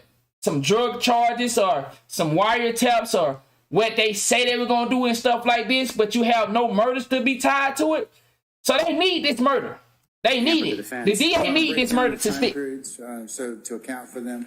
Yes, Your Honor. I think you've got 27 October 15 to 13 November 2018. And then you've got another period. Bingo, Jones. 13 November. If they don't get this murder to stick, it's going to be some fucked up shit. Correct. So In a case. I divided those times this way for this reason. Because Mr. Sprinkle had the large 140-page summary of the investigation as far as the case was concerned. That's a very, very large summary. That's not a summary that I've seen before, that length of it. That's the complexity of just the murders, I understand it. And so I wanted to draw that period of time because we have not just the live testimony, but his adoption of the more details that are in there to show the scope and what was going on in the investigation, shows the justifiableness of the investigation. From the period beyond that, we don't have a document to hand the court, but you heard Deputy DA Sprinkle testify about ongoing investigation, ongoing work with different prosecutors, and as the court noted, basically realizing that this was a large RICO conspiracy and trying to put all the pieces together and moving forward for that.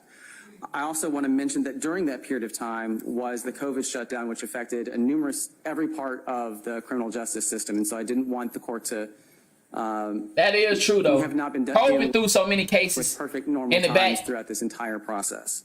From May 9th, that shit hurt a lot of 2022 to motherfuckers, the dog. present, that was the date on which the original indictment came down. Assuming that I have the correct Facts, date. dog. From that point until now, everything has has moved forward appropriately. There's been no unjustifiable delay. It's basically been a regular case. You've gone from May 2022, we are now in December 2022. That's 7 months and we're at the precipice of trial. That's a very, very quick turnaround. So I suggest to the court that that is an entirely appropriate delay that shouldn't be waited. 7 years is a long fucking time. I mean, I'm with you. But the main thrust of it, and I believe I heard you discussing with Mr. Shart this, the state submits that it was a justifiable delay in dealing with the investigation for this case. The individual murder itself was complex to investigate, including original assertions that turned out to be false. And you have it being clear from the beginning that it was the precipitation for an ongoing set of violence between two rival gangs, and that ultimately became part of the RICO conspiracy.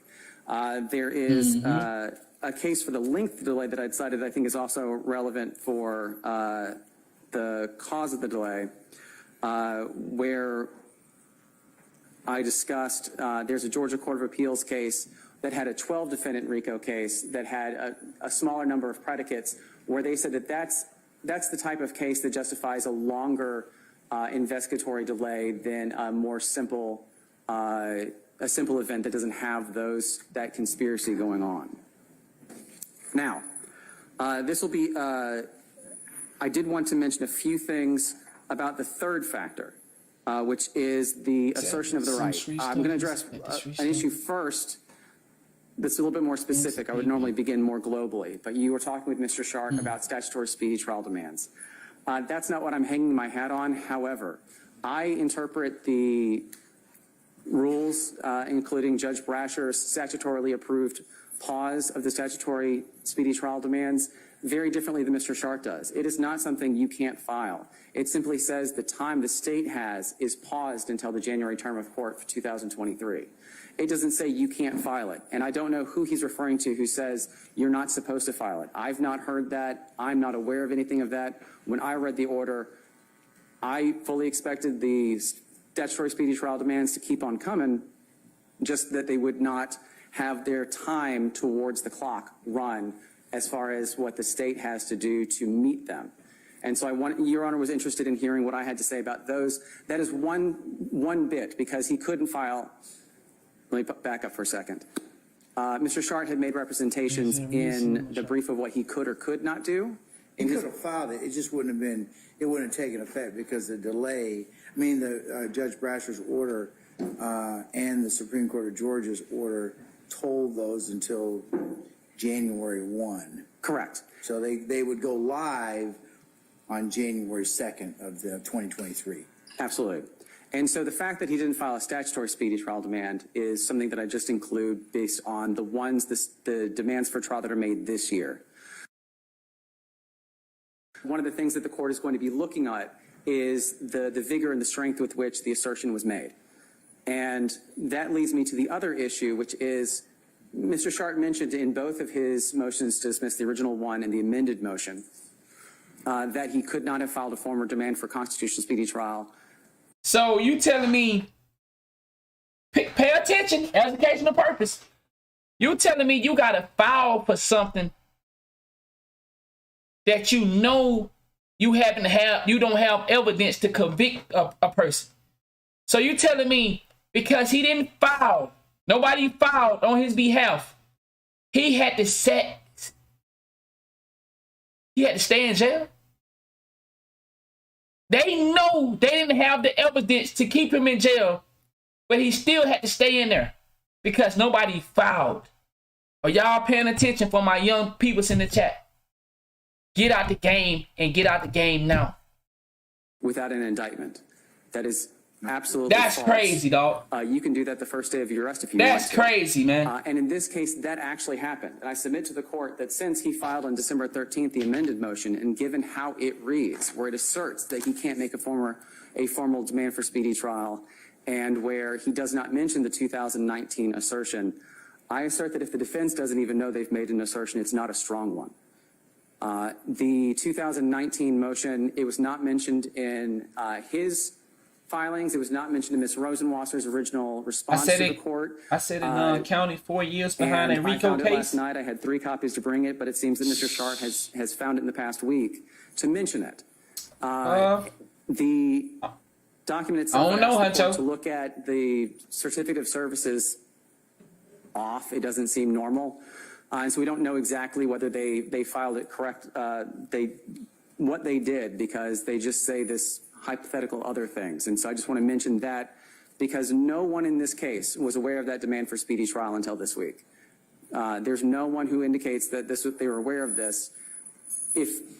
Why wasn't this a part of the motion to dismiss that was made months ago if the defense was aware of it? So I just mentioned that because we are now aware that there was the demand for speedy trial. I don't know if anybody was aware previous to last night when I discovered it, as far as the state is concerned. And so I mentioned that for the strength and the vigor with which the assertion is made. Now, I do not contest that the court has to weigh in some way the period of time since that demand, because the demand was weighed. But the issue for the court is how to weigh it. And I submit that it was not done. It was a very, very weak assertion of the right. However, as the court identified in speaking with Mr. Shart, the period of time leading up to that in which he absolutely could have filed a constitutional speedy trial demand is something that I think you should weigh against the defendant, because that is a number of years for which he would have been charged with murder, which goes to his ultimate claim about the length of time. Now, I would like to move on to the fourth prong, which is the one about prejudice. And the whole reason that you go into the Barker versus Wingo factors is to see if seeing those 4 factors as a whole outweigh the presumption of prejudice that occurs from the length of time that gets you to those factors in the first place. There's been no showing of any demonstrable harm, and I'll explain both of those things. I showed my work in writing the state's response that I was able to file today, and I would just like to confirm what Mr. Shart said. He did not see the brief before today. I became involved yesterday when the trial team was unable to make the response in time for today's hearing. And so I showed my work in the procedural history of the case to describe all the periods of time in which the defendant has been in the Fulton County custody since his arrest in October. So you telling me it takes 7 years for a speedy trial? Nigga. 7 years for a speedy trial.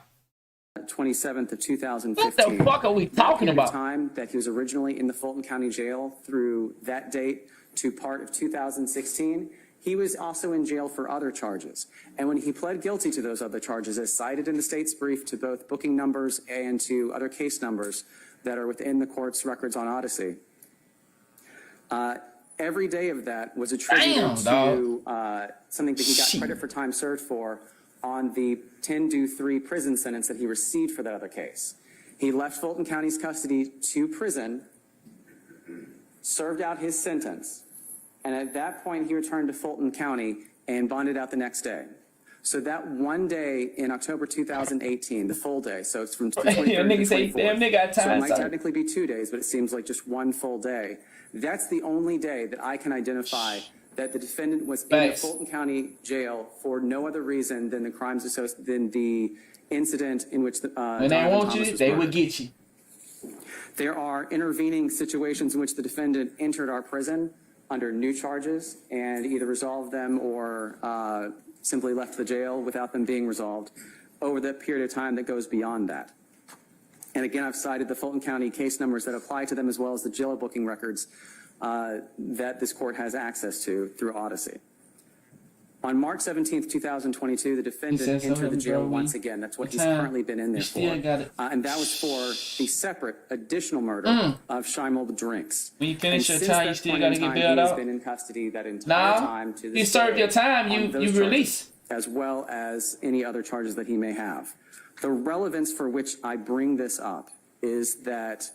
wow, Evans. Number one, the court said that any pretrial incarceration is prejudicial under the prongs. Damn, I missed that. Entirely accurate. I missed that straight. Pretrial delay, incarceration, the courts have determined that simply being in jail does not set that apart from other circumstances. He has alleged... Young Thug not in a position to take a plea deal right now. He's not in a position to take a plea deal.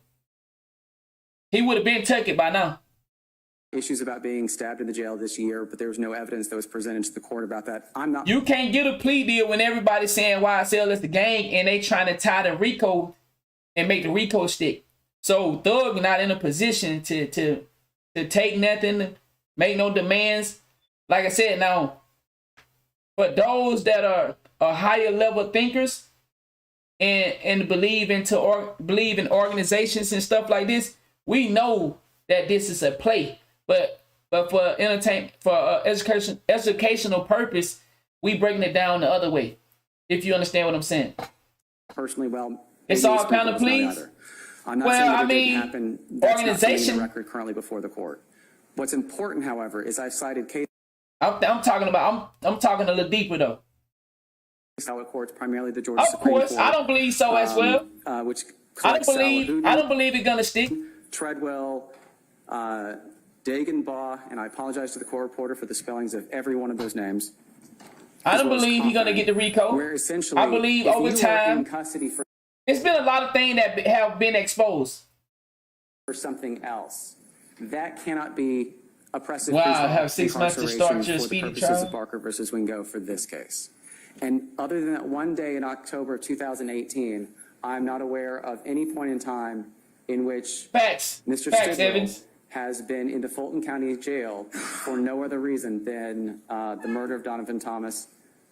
And so I wanted to point that out for the court because he has not shown demonstrable prejudice in that regard. Now, the death of a witness is absolutely something that is a concern and something that comes up in constitutional speedy trial cases. However, in this particular case, the issue is it's essentially speculation as to what she would say otherwise. We have the fact that she said that her husband was a liar and that he was unreliable. Exactly. We have that. It is literally recorded. And so, as the court noticed, we don't know at this point in time if the state's going to call that particular individual. Because, like, once again, y'all got to remember, they still got a lot of things on Young Thug. You cannot forget about the wiretaps. That is going to be very important when they actually start the real deal shit. Like right now, they just getting everything set up. They still got wiretaps. Now, you've been watching them for 6-7 years. I mean, they still got a lot of shit that they can convict them. So they trying to break some of this shit down of these people like the dude who had doing the Photoshop and shit like that. Or they trying to eliminate this murder. You know what I'm saying? You got to get all that shit off. If they ain't able to remove none of that shit, it's no way they finna not do no time in jail. Come on, we got a murder involved in a RICO. The relative of Mr. Stidwell, we don't know that we're actually going to call that specific individual when it comes time for trial. However, if we do, the defense has the statements in which she literally said those statements that they know of. They have a recording of that. Somebody going to jail. The state offers to stipulate that that will be admissible in Mr. Stidwell's case, at least, for the purposes of dealing with I apologize. Is it Jerron Stidwell? Tremaine Stidwell. I apologize. I got confused. You said the tapes got through out? It's Theron. I didn't watch it yesterday. Did the tapes get through out? Just for the record, I think I need to say this. We do not feel that that offer of stipulation is sufficient.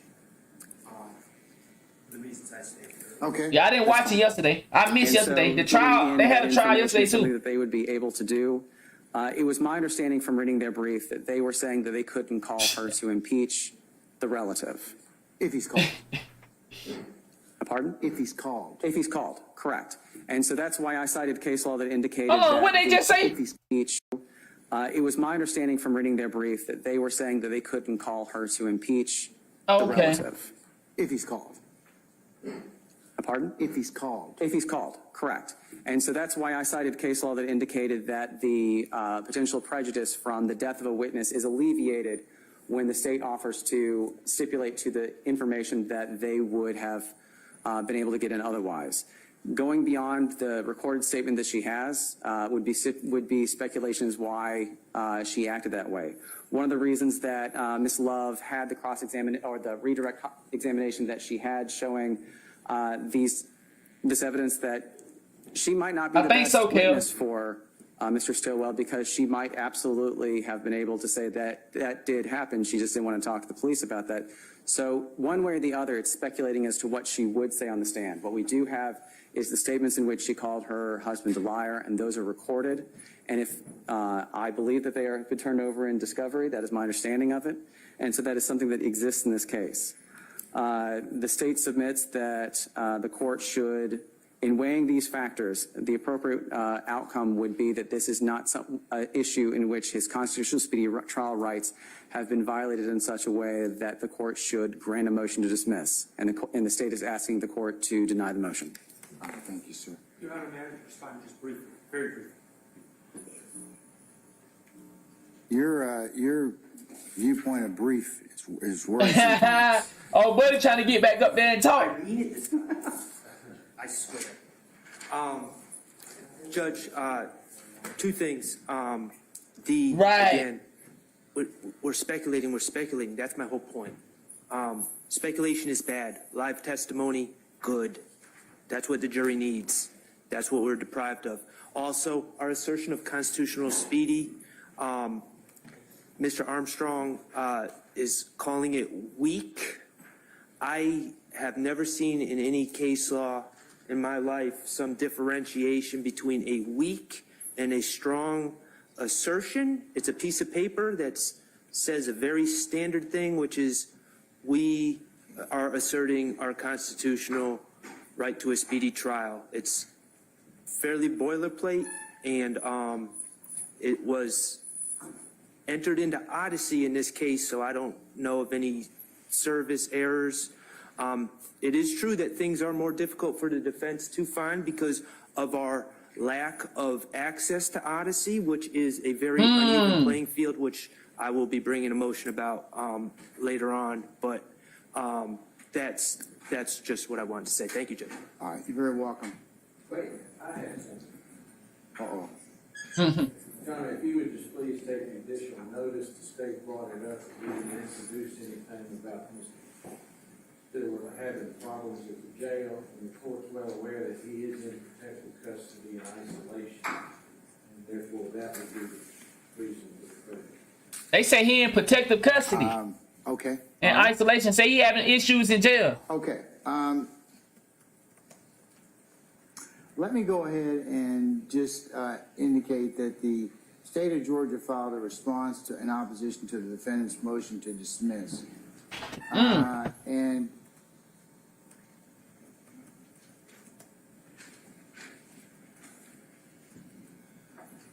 Mr. Armstrong, in his procedural notes, I'm gonna mark that, Christine, as the next court exhibit in order.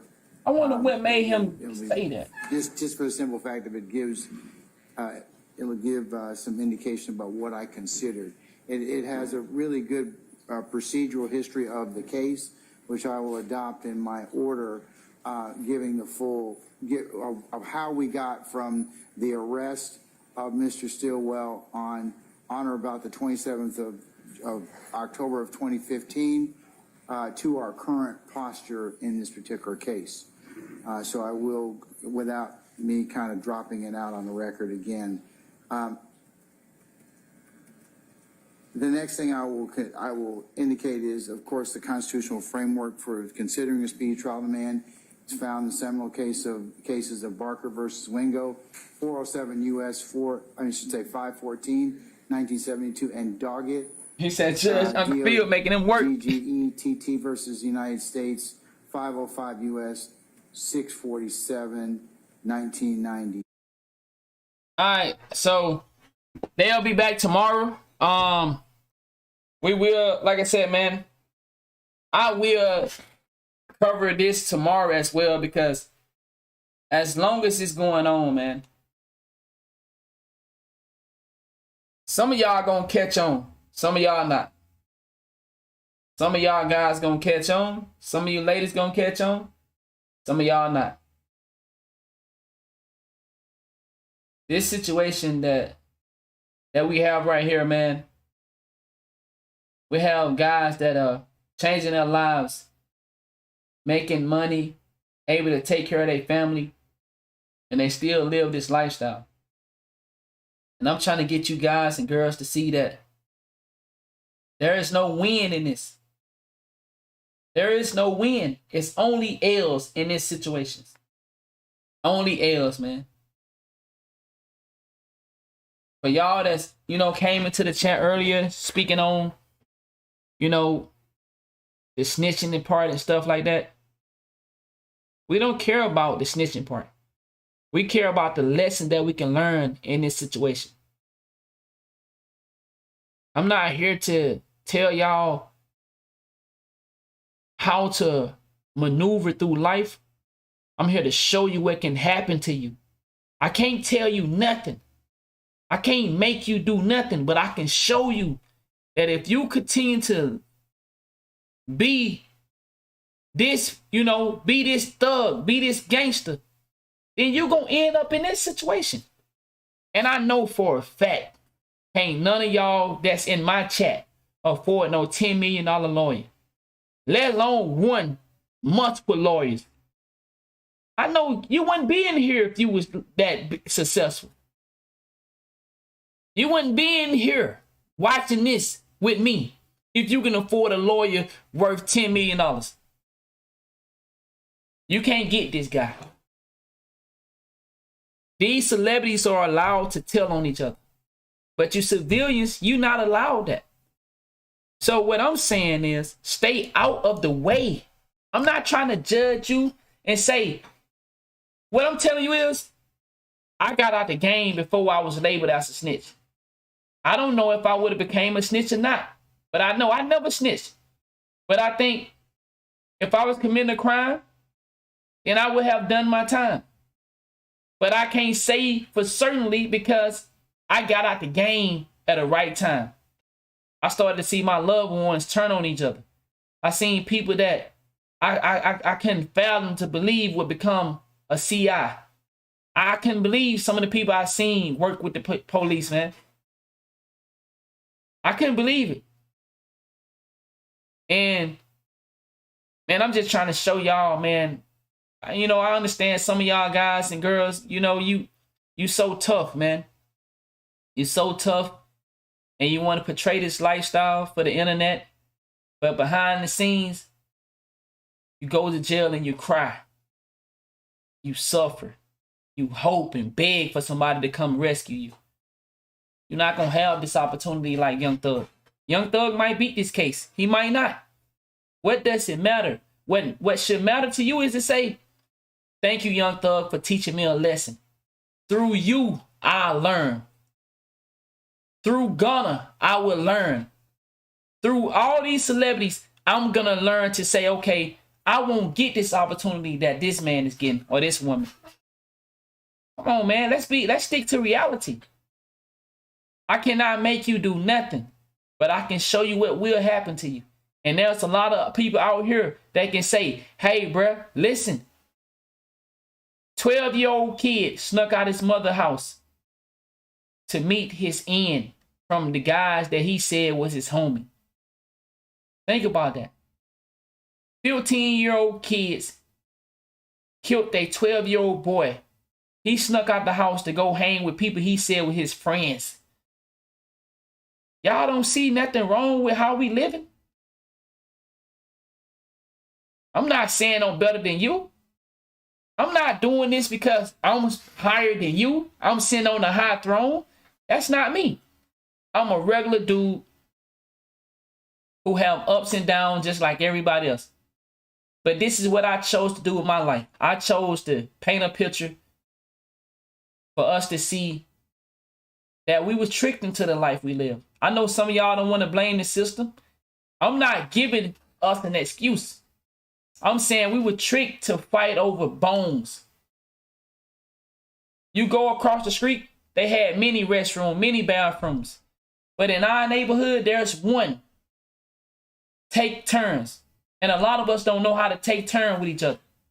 A lot of us don't know how to share and cooperate. So we fight over the scraps. We fight over the scraps. And I'm saying, dog, if we continue with all this information out here, it's not an excuse, it's an example. I appreciate that. I'm not trying to make excuses for us. I'm not saying because you know the system is rigged that you can sit on your mama couch or your mother couch or your daddy couch and be nothing. Well, I know the system rigged, so I ain't gonna go out here and try. Some people make it out the game. Well, not out the game because none of us can never escape the game. What I'm saying is some of us make it to a job to where we can live a little comfortable. Some of us make it to a neighborhood where we don't have to worry about gun violence every 5 seconds. You might can make it to that. But can you make it to that if you keep looking up to these celebrities? You keep looking up to these guys right here? These guys got men like this fighting for them. You got our black ass or whatever race. Because I ain't just speaking for black people. I'm speaking for the non-black kids as well. Because if we don't learn to work as a unit, we will get devoured. But especially for my black community, I know where I came from. And I know how easy it is for me to get into crime. And I ain't never had nobody like this fight for me when I went to jail. This man ain't coming. You know what? You know how much money? Well, I ain't gonna get into that. What I'm saying is, some of y'all going through this phase of wanting to be like NBA YoungBoy. You want to be like the Pooh Shiesties.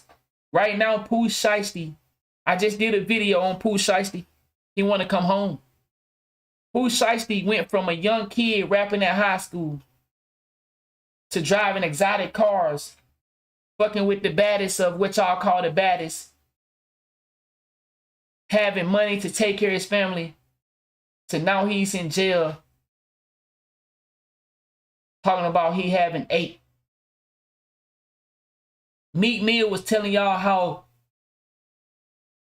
Meek Mill got so shook up by jail, he came out and tried to fight the system and started to get niggas out of jail. That's how traumatized he was.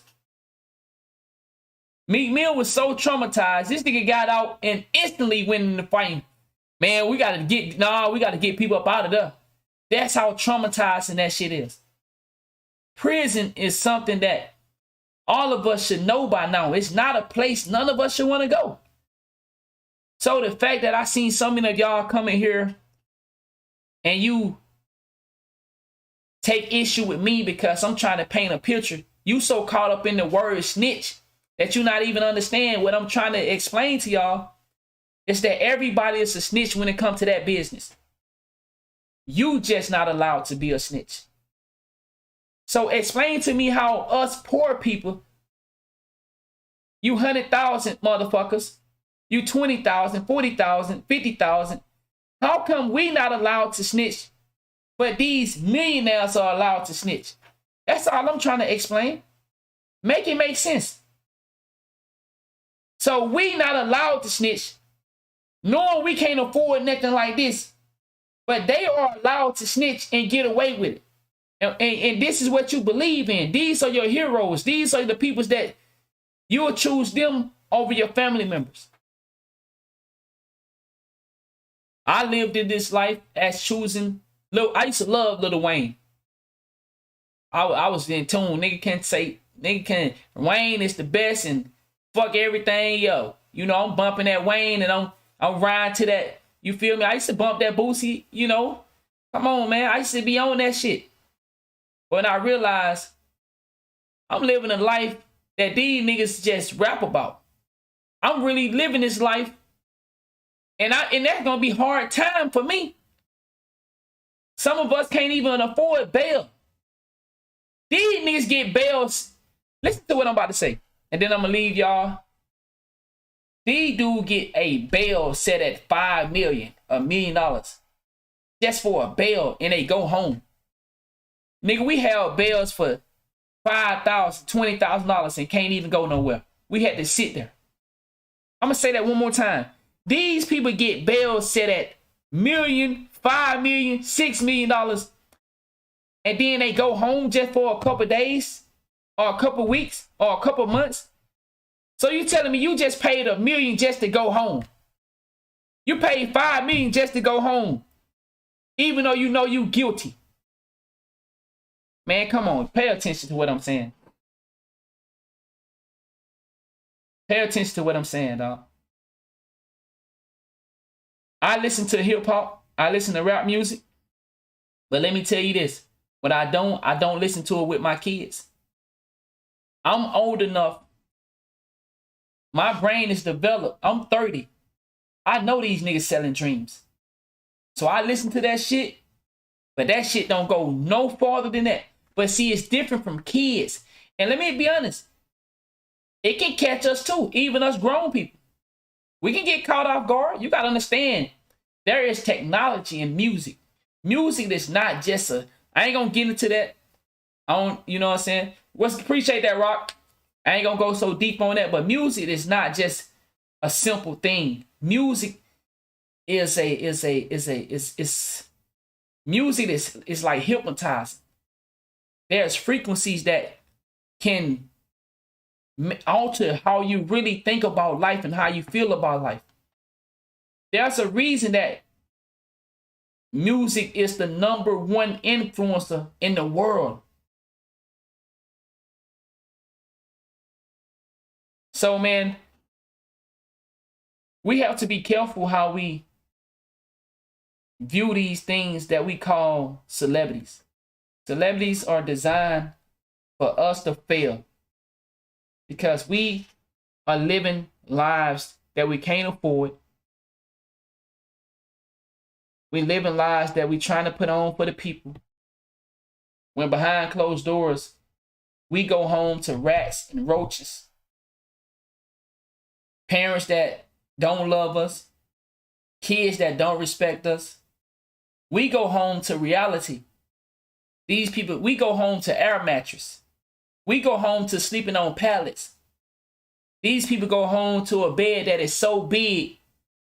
Most of us be like, nigga, what? Man, when you see some of these people don't have homes, they have estates. Make it make sense. So you letting somebody that don't move how you move, you live in an apartment, which is where I live, in a house. These people have estates, but they get to route to you a life that'll cause you to fuck up everything. You sitting here in jail for 7 years. You think Young Thugs? Listen. That man been in jail for 7 years. I'm going to say this and I'm going to leave y'all. That man been in jail for 7 years. Waiting on a speedy trial. Young Thug been in jail for 9 months. He already at trial. Gunna was in jail for 7 months. Gunna was in jail for 7 months. Are y'all paying attention between the celebrities and you civilians? That's what I'm trying to get you to see. That's what I'm trying to get you to see. Gunna was in jail for 7 months. He a celebrity. You real niggas, you civilians sit in jail for 5 and 7 years before you can even go to trial. Are you not understanding what I'm saying? You don't get the options they get. They get time served on state RICOs. Man, if you don't know how crazy that is, man, stay, like old boy said, stay on the sidewalk like the rest of us. I ain't trying to say that I'm better than nobody in here. I'm just doing my little part while I still got a little breath in my life to fight for my kids, your kids. I'm learning as I go. I'm learning every day how to see the attacks, because what I noticed, a lot of us can't see the attack. That's why we believe in these celebrities, because we don't see that these celebrities are attacking us right in the motherfucking face. And we sang the song with them. And this nigga get to go live a life, travel all over the world. We all learning, dog. My nigga said, I ain't even in the grass, goddammit. So, man, I'm just trying to bring light to a situation that we all can learn from. When I watch this Young Thug case, I'm showing you how, listen, look at the double kill.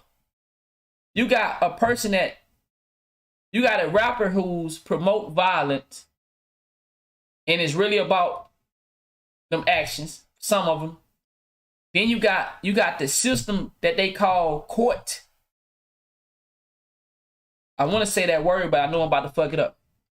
Judicial system, or whatever that fucking word is. Y'all, I'm from Mississippi. For the people that new to my content, I be fucking up them words. My pronunciation be all over the place. But that system is rigged. If you know the system is rigged, why do you participate in it? Judicial. Did I get it right? Uh-oh, nigga. When I feel like I got a word right, nigga, I might turn this bitch up. Did I get it right? Judicial. Oh, nigga, don't tell me I got that bitch right. Close enough? Nigga, that good on me then. That good on me right there. Oh, somebody said I got it. My boy right there said I got it, goddammit. Can't fuck with me. See, this is the type of shit that I like right here, man. We get to learn from each other. We get to build one another up. I don't mind you talking shit, get you a couple jokes in. I'd rather you get you a couple jokes in than to go out there and be a joke. You understand what I just said? Get you some jokes in off me, then going out there and becoming a joke. Because Young Thug gonna have somebody to fight for him, and you gonna be the nigga that do 7 years in jail while waiting to go to trial. Don't be that guy. That's what you call being a joke. You got caught up in the game. And my hairline ain't messed up. What you mean, dog? Come on, bro. See, this is what we all need to do. See, Brody said, can I show that hairline? I don't mind showing the truth of who I am. See, I got flaws. I got flaws. You got flaws. But if you keep living this lifestyle of acting like you don't got no flaws, you going to be caught up in the system. And I know you just fucking with me, but I'm saying for the people that don't show or embrace their flaws, embrace your flaws. Because if you can embrace your flaws, now I know you fucking with me. If you can embrace your flaws, then you don't have to worry about putting on for the people. Are y'all understanding what I'm saying? If you can embrace your flaws, then you don't have to worry about having a new Louis bag. You don't have to worry about driving the nicest car, because you understand you don't live in that world where you can even afford to live like that. So I ain't gonna even participate in it. I ain't gonna even try to drive a Lamborghini. I don't see that in my future. But if I get it, okay, cool. But I ain't finna go out here and pretend to have something that I don't have. You understand what I'm saying? I ain't gonna pretend, because if If I get so caught up in pretending, guess what I'm gonna do to get that Lamborghini? I'm gonna get on demon time because I got caught up in, I gotta be like these people. I gotta be like these celebrities. See, these celebrities have so much power that we want to copy their life and we don't even have it. So we have to commit illegal crimes to participate and try to act like we have it. We gotta sell dope. We gotta go rob some motherfuckers. We gotta get involved into this gang activity because I gotta show y'all I'm a gangster. I gotta show y'all I'm a real nigga. We done fucked up the whole definition of a real nigga. How the fuck did real nigga become a nigga that can put in work? How? How did we let the phrase real nigga become a phrase of danger? Now, when you see a real nigga, you might want to get out the way because that's a real nigga right there. Well, I thought a real nigga would be somebody that is a man of courage, a man of respect. Appreciate that, Cash. A man of a leader, a man who raising his kid, a man who able to be a good provider, a man who able to be a leader in his household, a man that take care of his responsibility. No, that's not a real nigga. A real nigga is somebody that'll lay your monk ass down, nigga. Fuck is you talking about, nigga? I'm a real nigga. So we have to fear real niggas? How did we let that happen? We have to fear real niggas. That's crazy, dog. That's crazy. He said, nah, that's called a real man. And she said, that's a real man, not a real nigga. The key word, he said, the key word is the N word in that. And I feel you. I feel you. But a lot of us do say the N word, aka nigga. But guess what? I say nigga, and I'm not a real nigga. So the word don't define me. The word nigga don't make me act out. I don't give the word nigga the power of as if I'm a real man or a real nigga. At the end of the day, I define who I am. What I say doesn't define me in that sense. Look at what I'm doing, but I'm saying the word nigga. I know some people can say, well, that don't make sense. You shouldn't be saying nigga if you still out here preaching and I'm not preaching. I don't believe in preachers, but I'm not going to get into that. I believe in God, but I don't believe in characters. And we're going to be back live tonight. I got a show tonight. We're going to get on him once again. Cause see, I believe in God, but I don't believe in characters, dog. And we're going to get on him again. We're going to get on people like him because we see the fucking truth and we choose to ignore it. Who did not know this nigga was a fairy tale? What type of man who say he out here spreading the word of God needs a private jet, needs to have on this jewelry of as if he a rapper? So that's what we okay with. And then when he come out to get exposed, you think like he deserved to go to jail. The same way the rest of these niggas need to go to jail. My boy said that nigga look like he run a gang in the Bronx. I think he said he look, I ain't gonna lie, he do look like he could be connected. You feel me? That nigga do look like he could be connected, dog. Hey. So he said, nah, that's the real nigga right there. He said he go to jail and he gonna light his ass up. Man, but what I'm saying is though, once again, let me flip it back around. If we can remove these characters, then we can place a real family member in that spot. I just don't understand how we can support these dudes' entire lifestyle. Then they come out to get exposed, you looking sick. You support these people's entire lifestyle. They get exposed, now motherfucker. What you ain't see this nigga? You don't even let your eyes tell you or show you the real.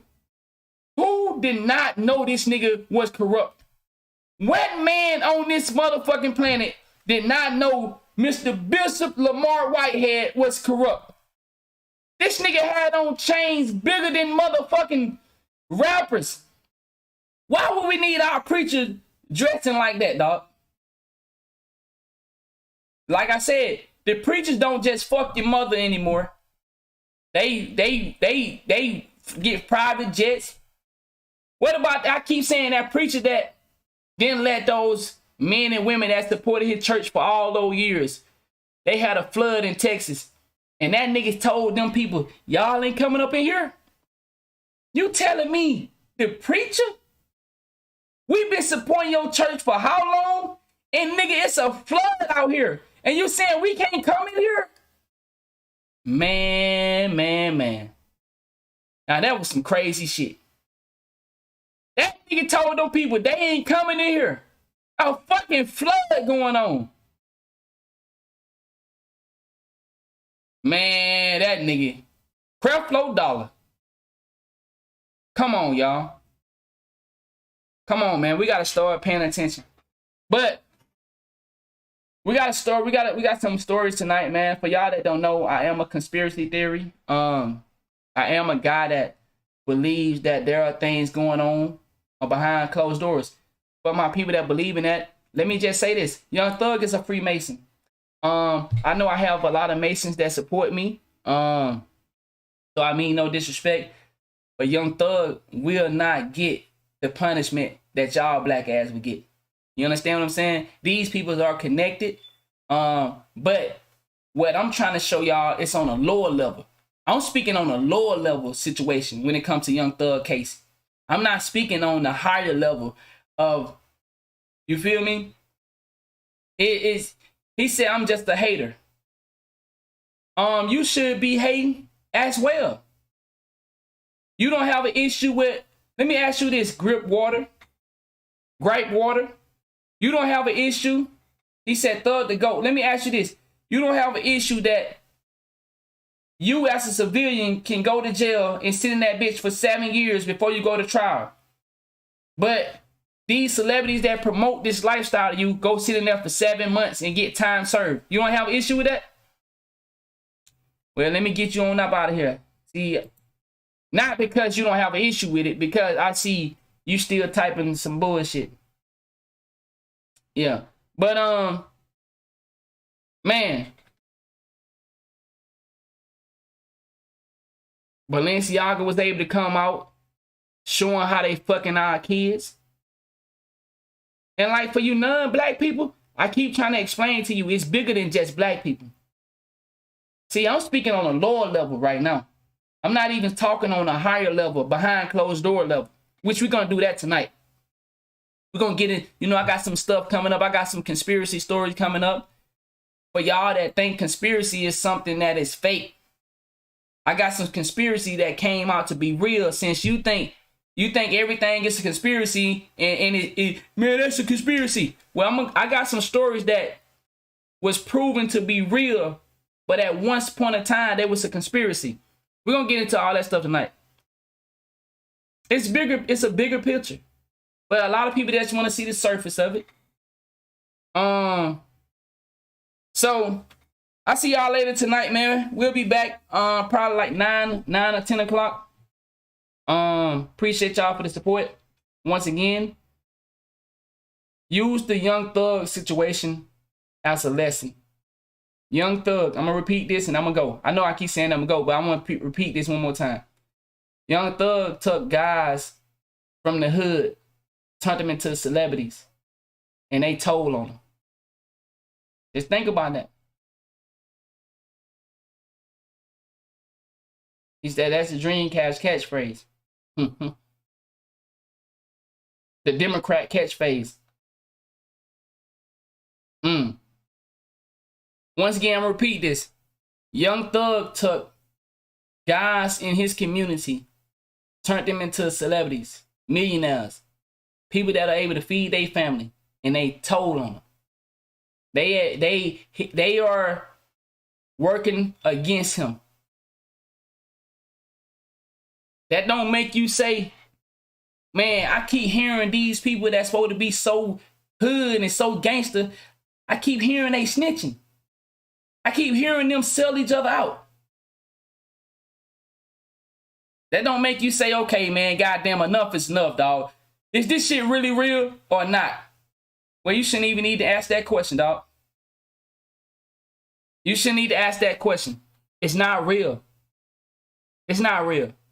Nothing. Hip-hop used to be real. Hip-hop used to mean something. Hip-hop was a way to pass a message on. They used to pass messages on through hip-hop. You don't understand that? And now they done hijacked. Hip-hop has been hijacked by evil.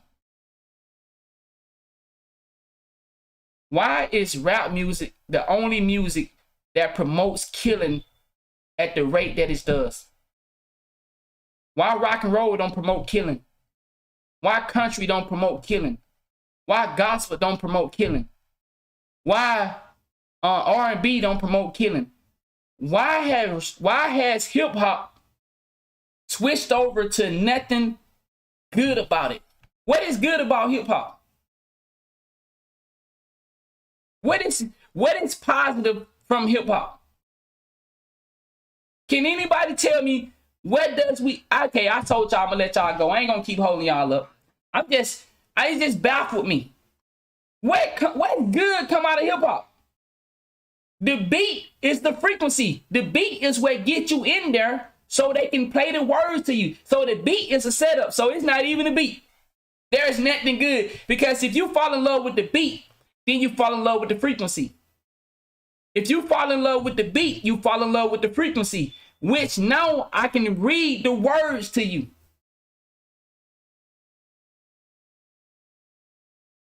Come on, man. Pay attention. Like I say, hip hop is not good for us at all. It used to be, but as of today, when it comes to the mainstream, they don't even promote it on the radio. When the last time you heard a song that had soul? When the last time? There is no soul anymore in that music. When the last time you received a message from mainstream music, hip-hop wise? It's all bad. It's nothing good coming out of it. My nigga say Jodeci. At least you can make a baby fucking with some Jodeci. How you gonna make a... What? Do you feel joy listening to the hip-hop of the world today? Do you feel sad? Do you feel love? Do you feel... What do you feel? What do you feel listening to the hip-hop of today? What do you feel? Rage, anger, depression. Bro, think about this, y'all. Yo, can anybody attest to this for my older people in here? Did y'all have depression music back in the days? Like, did y'all have a category of the Juice WRLD? And no disrespect to the Juice WRLDs. I know some of y'all love that stuff. But did y'all have that? These niggas have a whole depression category where people make depressing music. How the fuck did we let that happen? The world is filled with people that are going through depression. Now they have an artist to feed them more music to keep them depressed. And we don't recognize that? Y'all ain't peeping game. They found out that 90% of the world is depressed and going through something. And now we have a whole category where you can play a nigga album and it's depressed song, got a depressed song, got a depressed song, got a depressed song, got a depressed song. Exactly. I'm a big Wayne fan. This nigga made a song, I Feel Like Dying. And I used to be rapping the words. Now understand, I'm repeating something like this. I feel like dying. I feel like flying. Nigga, this nigga got me singing a song saying I feel like dying. Nigga, come on, dog. I am sitting on the plane. Nigga, am I really rapping this shit? I used to love Lil Wayne. That's one of my favorite artists.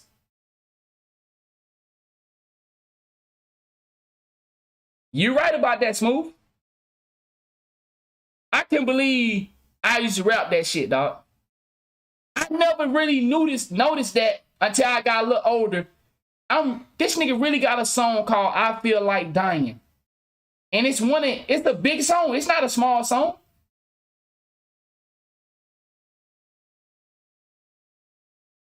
Man. Once again, I'm no better than any of y'all in here. Because I know that's what people try to make the connection as in he think he better than us because I'm just saying something with my little platform. I'm just trying to reach enough people before I die. Because I got 4 daughters. And to know that there's a possibility my daughter might date one of y'all sons. Hopefully she date one of y'all sons. And you don't even know right now. And we don't know how to protect each other. We don't know how to love. We don't know how to be parents. We don't know how to be a woman of the house. We don't know how to be a man. We are so out of bounds. We don't know nothing. Like, just be honest. The younger generation have I barely know something. And I'm working now at 30 learning. Now, I've been hip since I was 15, but I'm just now working to understand. I'm just now catching up. The niggas that are up on the people that are up under me, oh my God, man. The game is so rigged, bro. He said, silent weapon for a quiet war. That's a bar. But guess what? As long as they believe in people like, as long as they believe in these characters,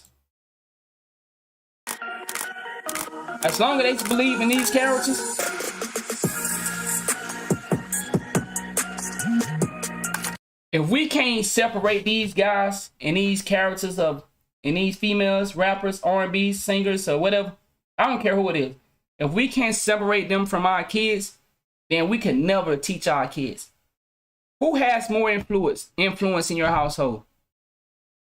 These celebrities or you?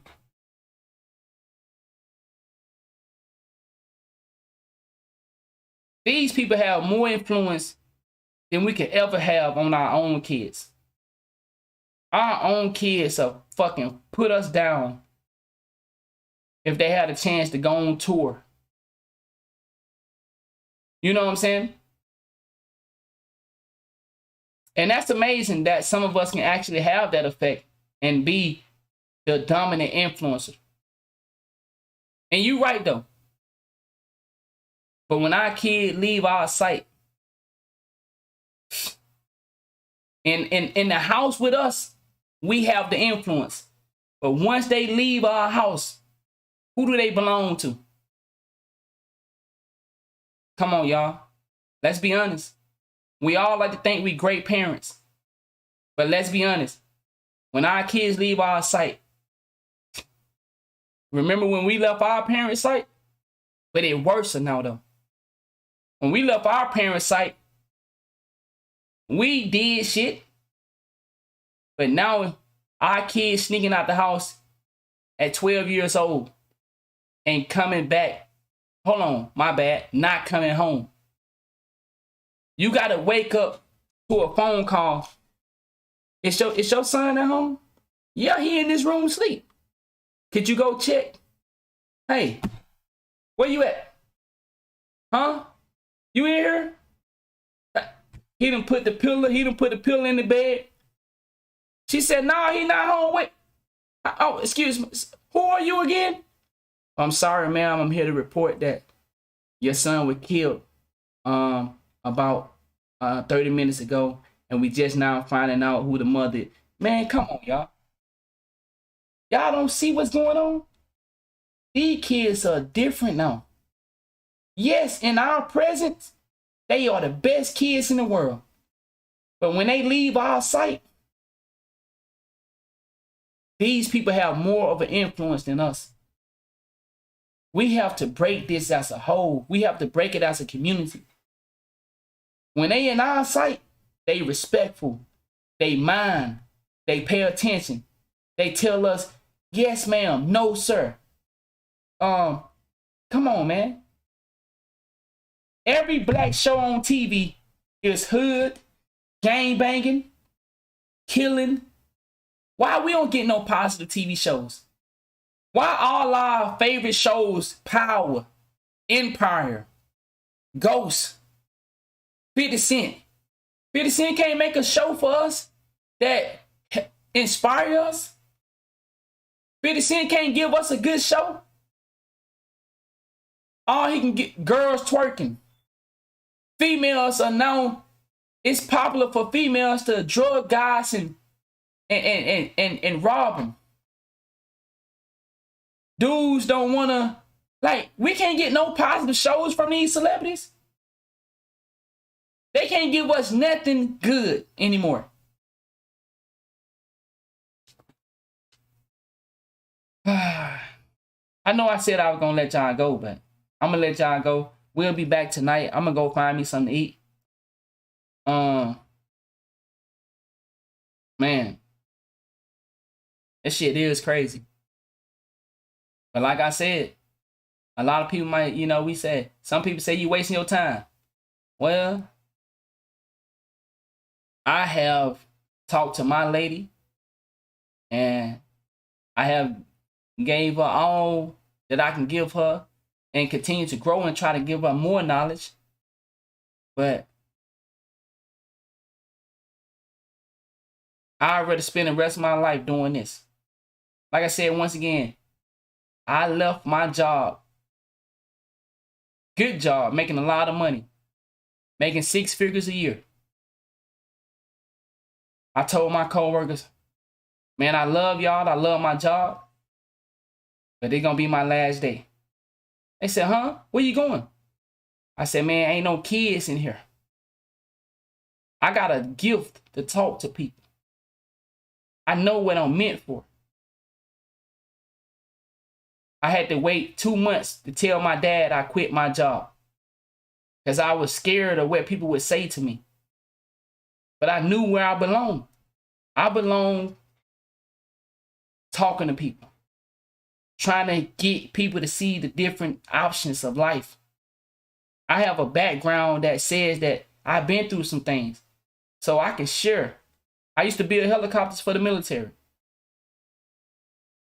I'm a certified aircraft mechanic. I'm a certified painter. I'm a certified electrician. I'm certified. But what is all that money when my kids don't know me? Who get to teach my kids if I can't do it?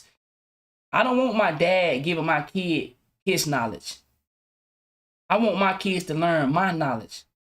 Because my dad is a great father, but he was raised in a different time than I am. And things are different now. And my father believed the news. And I'm here to tell you the news ain't real. So I was making a lot of money, but I couldn't teach my kids.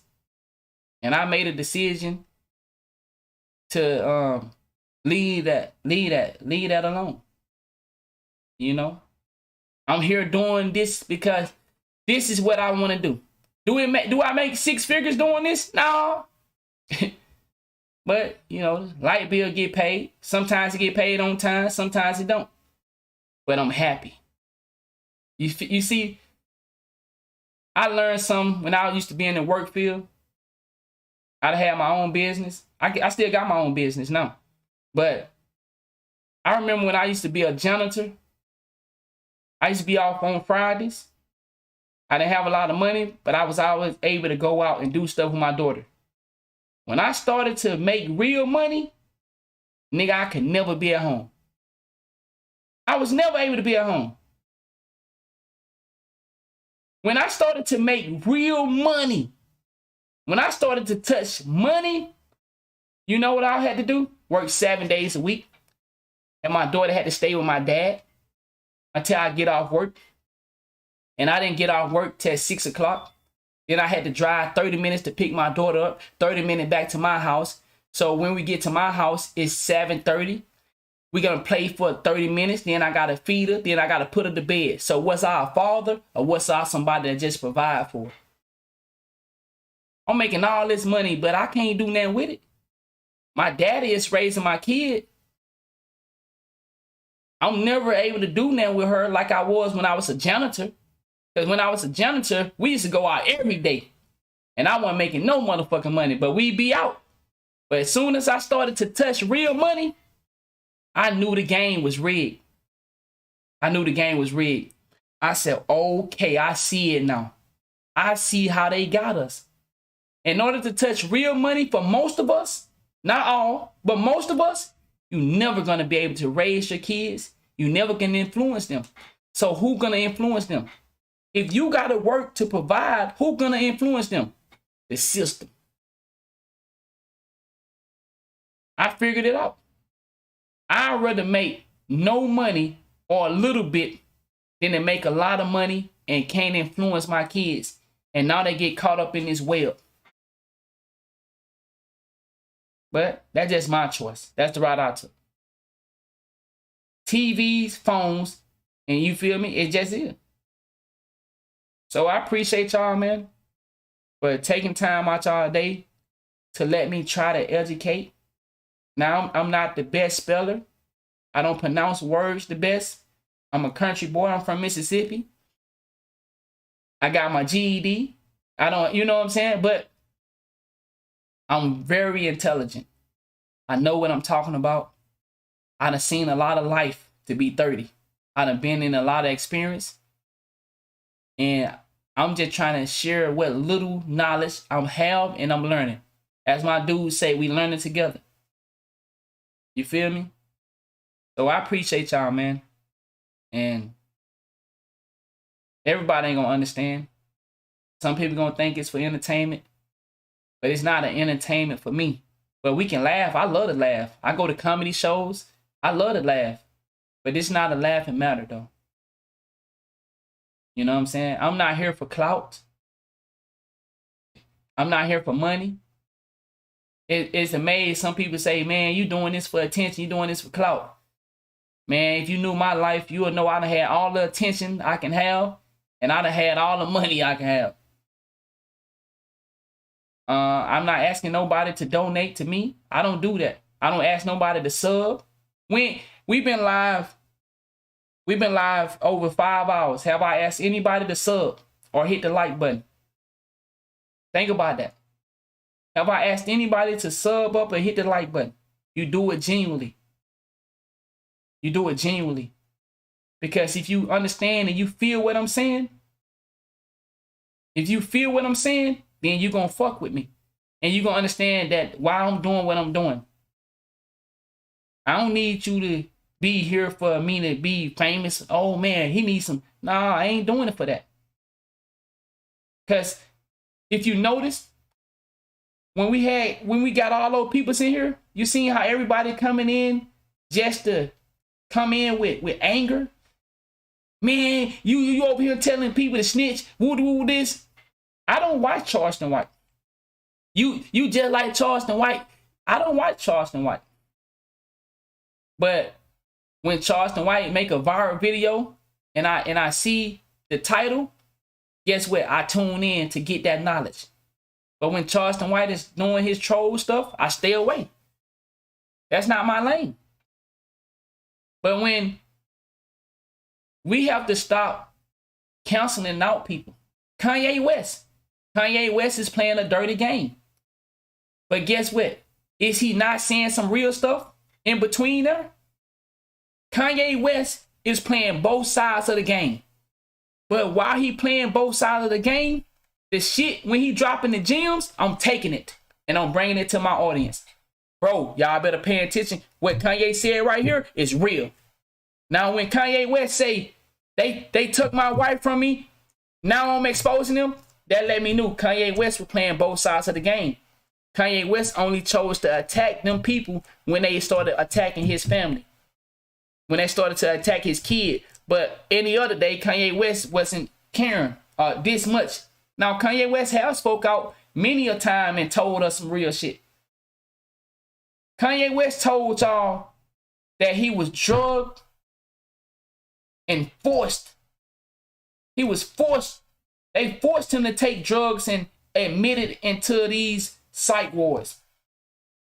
So you just gonna ignore that? Nah, I ain't ignoring that. That's real. A nigga came out and told y'all they admitted him into a mental institution. And then he had text message from a nigga to say, if you keep on, I'll drug you up again and you will never be able to recognize your kids again. And we gonna sit here and ignore that? Wow, man. This nigga put in I don't care. You can't deny that. This nigga had a text message that said, if you keep on, we'll do it again and you'll be a vegetable. And we gonna ignore that? Shit, not me. Shit, if they can say that to a nigga like Kanye, what can they say to us? Shit, if they can do a nigga like Kanye, who is on their side and on our side, he playing both sides. But if they can do that to him, if they can tell Kyrie Irving, we don't want 500,000, bitch ass nigga. We want you to go around and do some more shit too. Yeah, we want you to do this. We want you to do that. We want you to do this. We want you to do this. We want you to do that. If they can do that to these people just for a quote, then we need to pay attention, man. We need to pay attention. My nigga said they won't even tell us. They'll just do it. They won't even give us a heads up.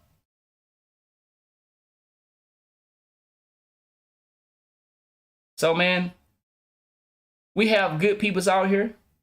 Some people got to put on antics. Like, some people have to go to the extreme for y'all to pay attention to. Charleston White was doing what he's doing now for many years, and nobody cared. I seen the videos, and I said, wow. But sometimes you got to do the extreme for people to pay attention to you. Because we are so, especially for the black community, we not just finna let you come and talk to us. You ain't sold no dope. And we just, nigga, you ain't no gangster and you just trying to talk to us like you a real nigga. You ain't got no bodies. So you trying to talk to me and you ain't got no bodies. Man, you get the fuck up out of here. So some of these people have to do the outrageous just to get your attention. And when they do the outrageous, now you want to say, man, nah, I can't fuck with that. I can't fuck with that. So you saying you gonna miss out on the real shit that this nigga saying because he had to do that to get your attention? Because if a nigga ain't got no body, how else you gonna listen to him? You ain't listen to no nigga ain't got no body. Come on, dog. Nigga ain't sold no drugs. Nigga ain't got 17 baby mamas. Man, you don't get your ass on. You know you ain't listen to that dude. Now, if a nigga got a body, I might listen to him.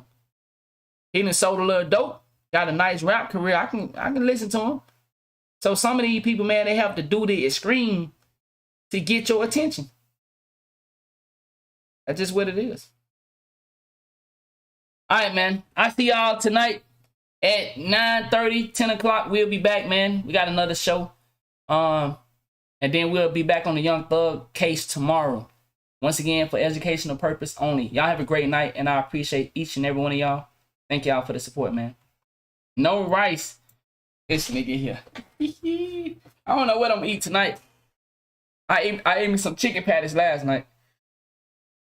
I want some spaghetti though. Man, I wouldn't mind having some good spaghetti dog with some garlic bread. Alright, man, y'all have a great night and I'll see y'all later tonight. Oh, I know exactly what the straw man is. Believe me.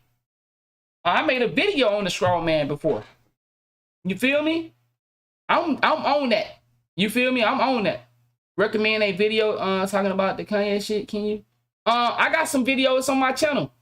on my YouTube. For everybody that's watching me on Twitch, if you want to see some of the videos of me talking about stuff outside of this Young Thug stuff, check out my YouTube. Yeah, so I'm definitely hip to the straw man, big dog. He said, no hot dog. I ain't fucking with no goddamn hot dog. Hell no. All right, chat. I see y'all tonight, man. Thank y'all for the support.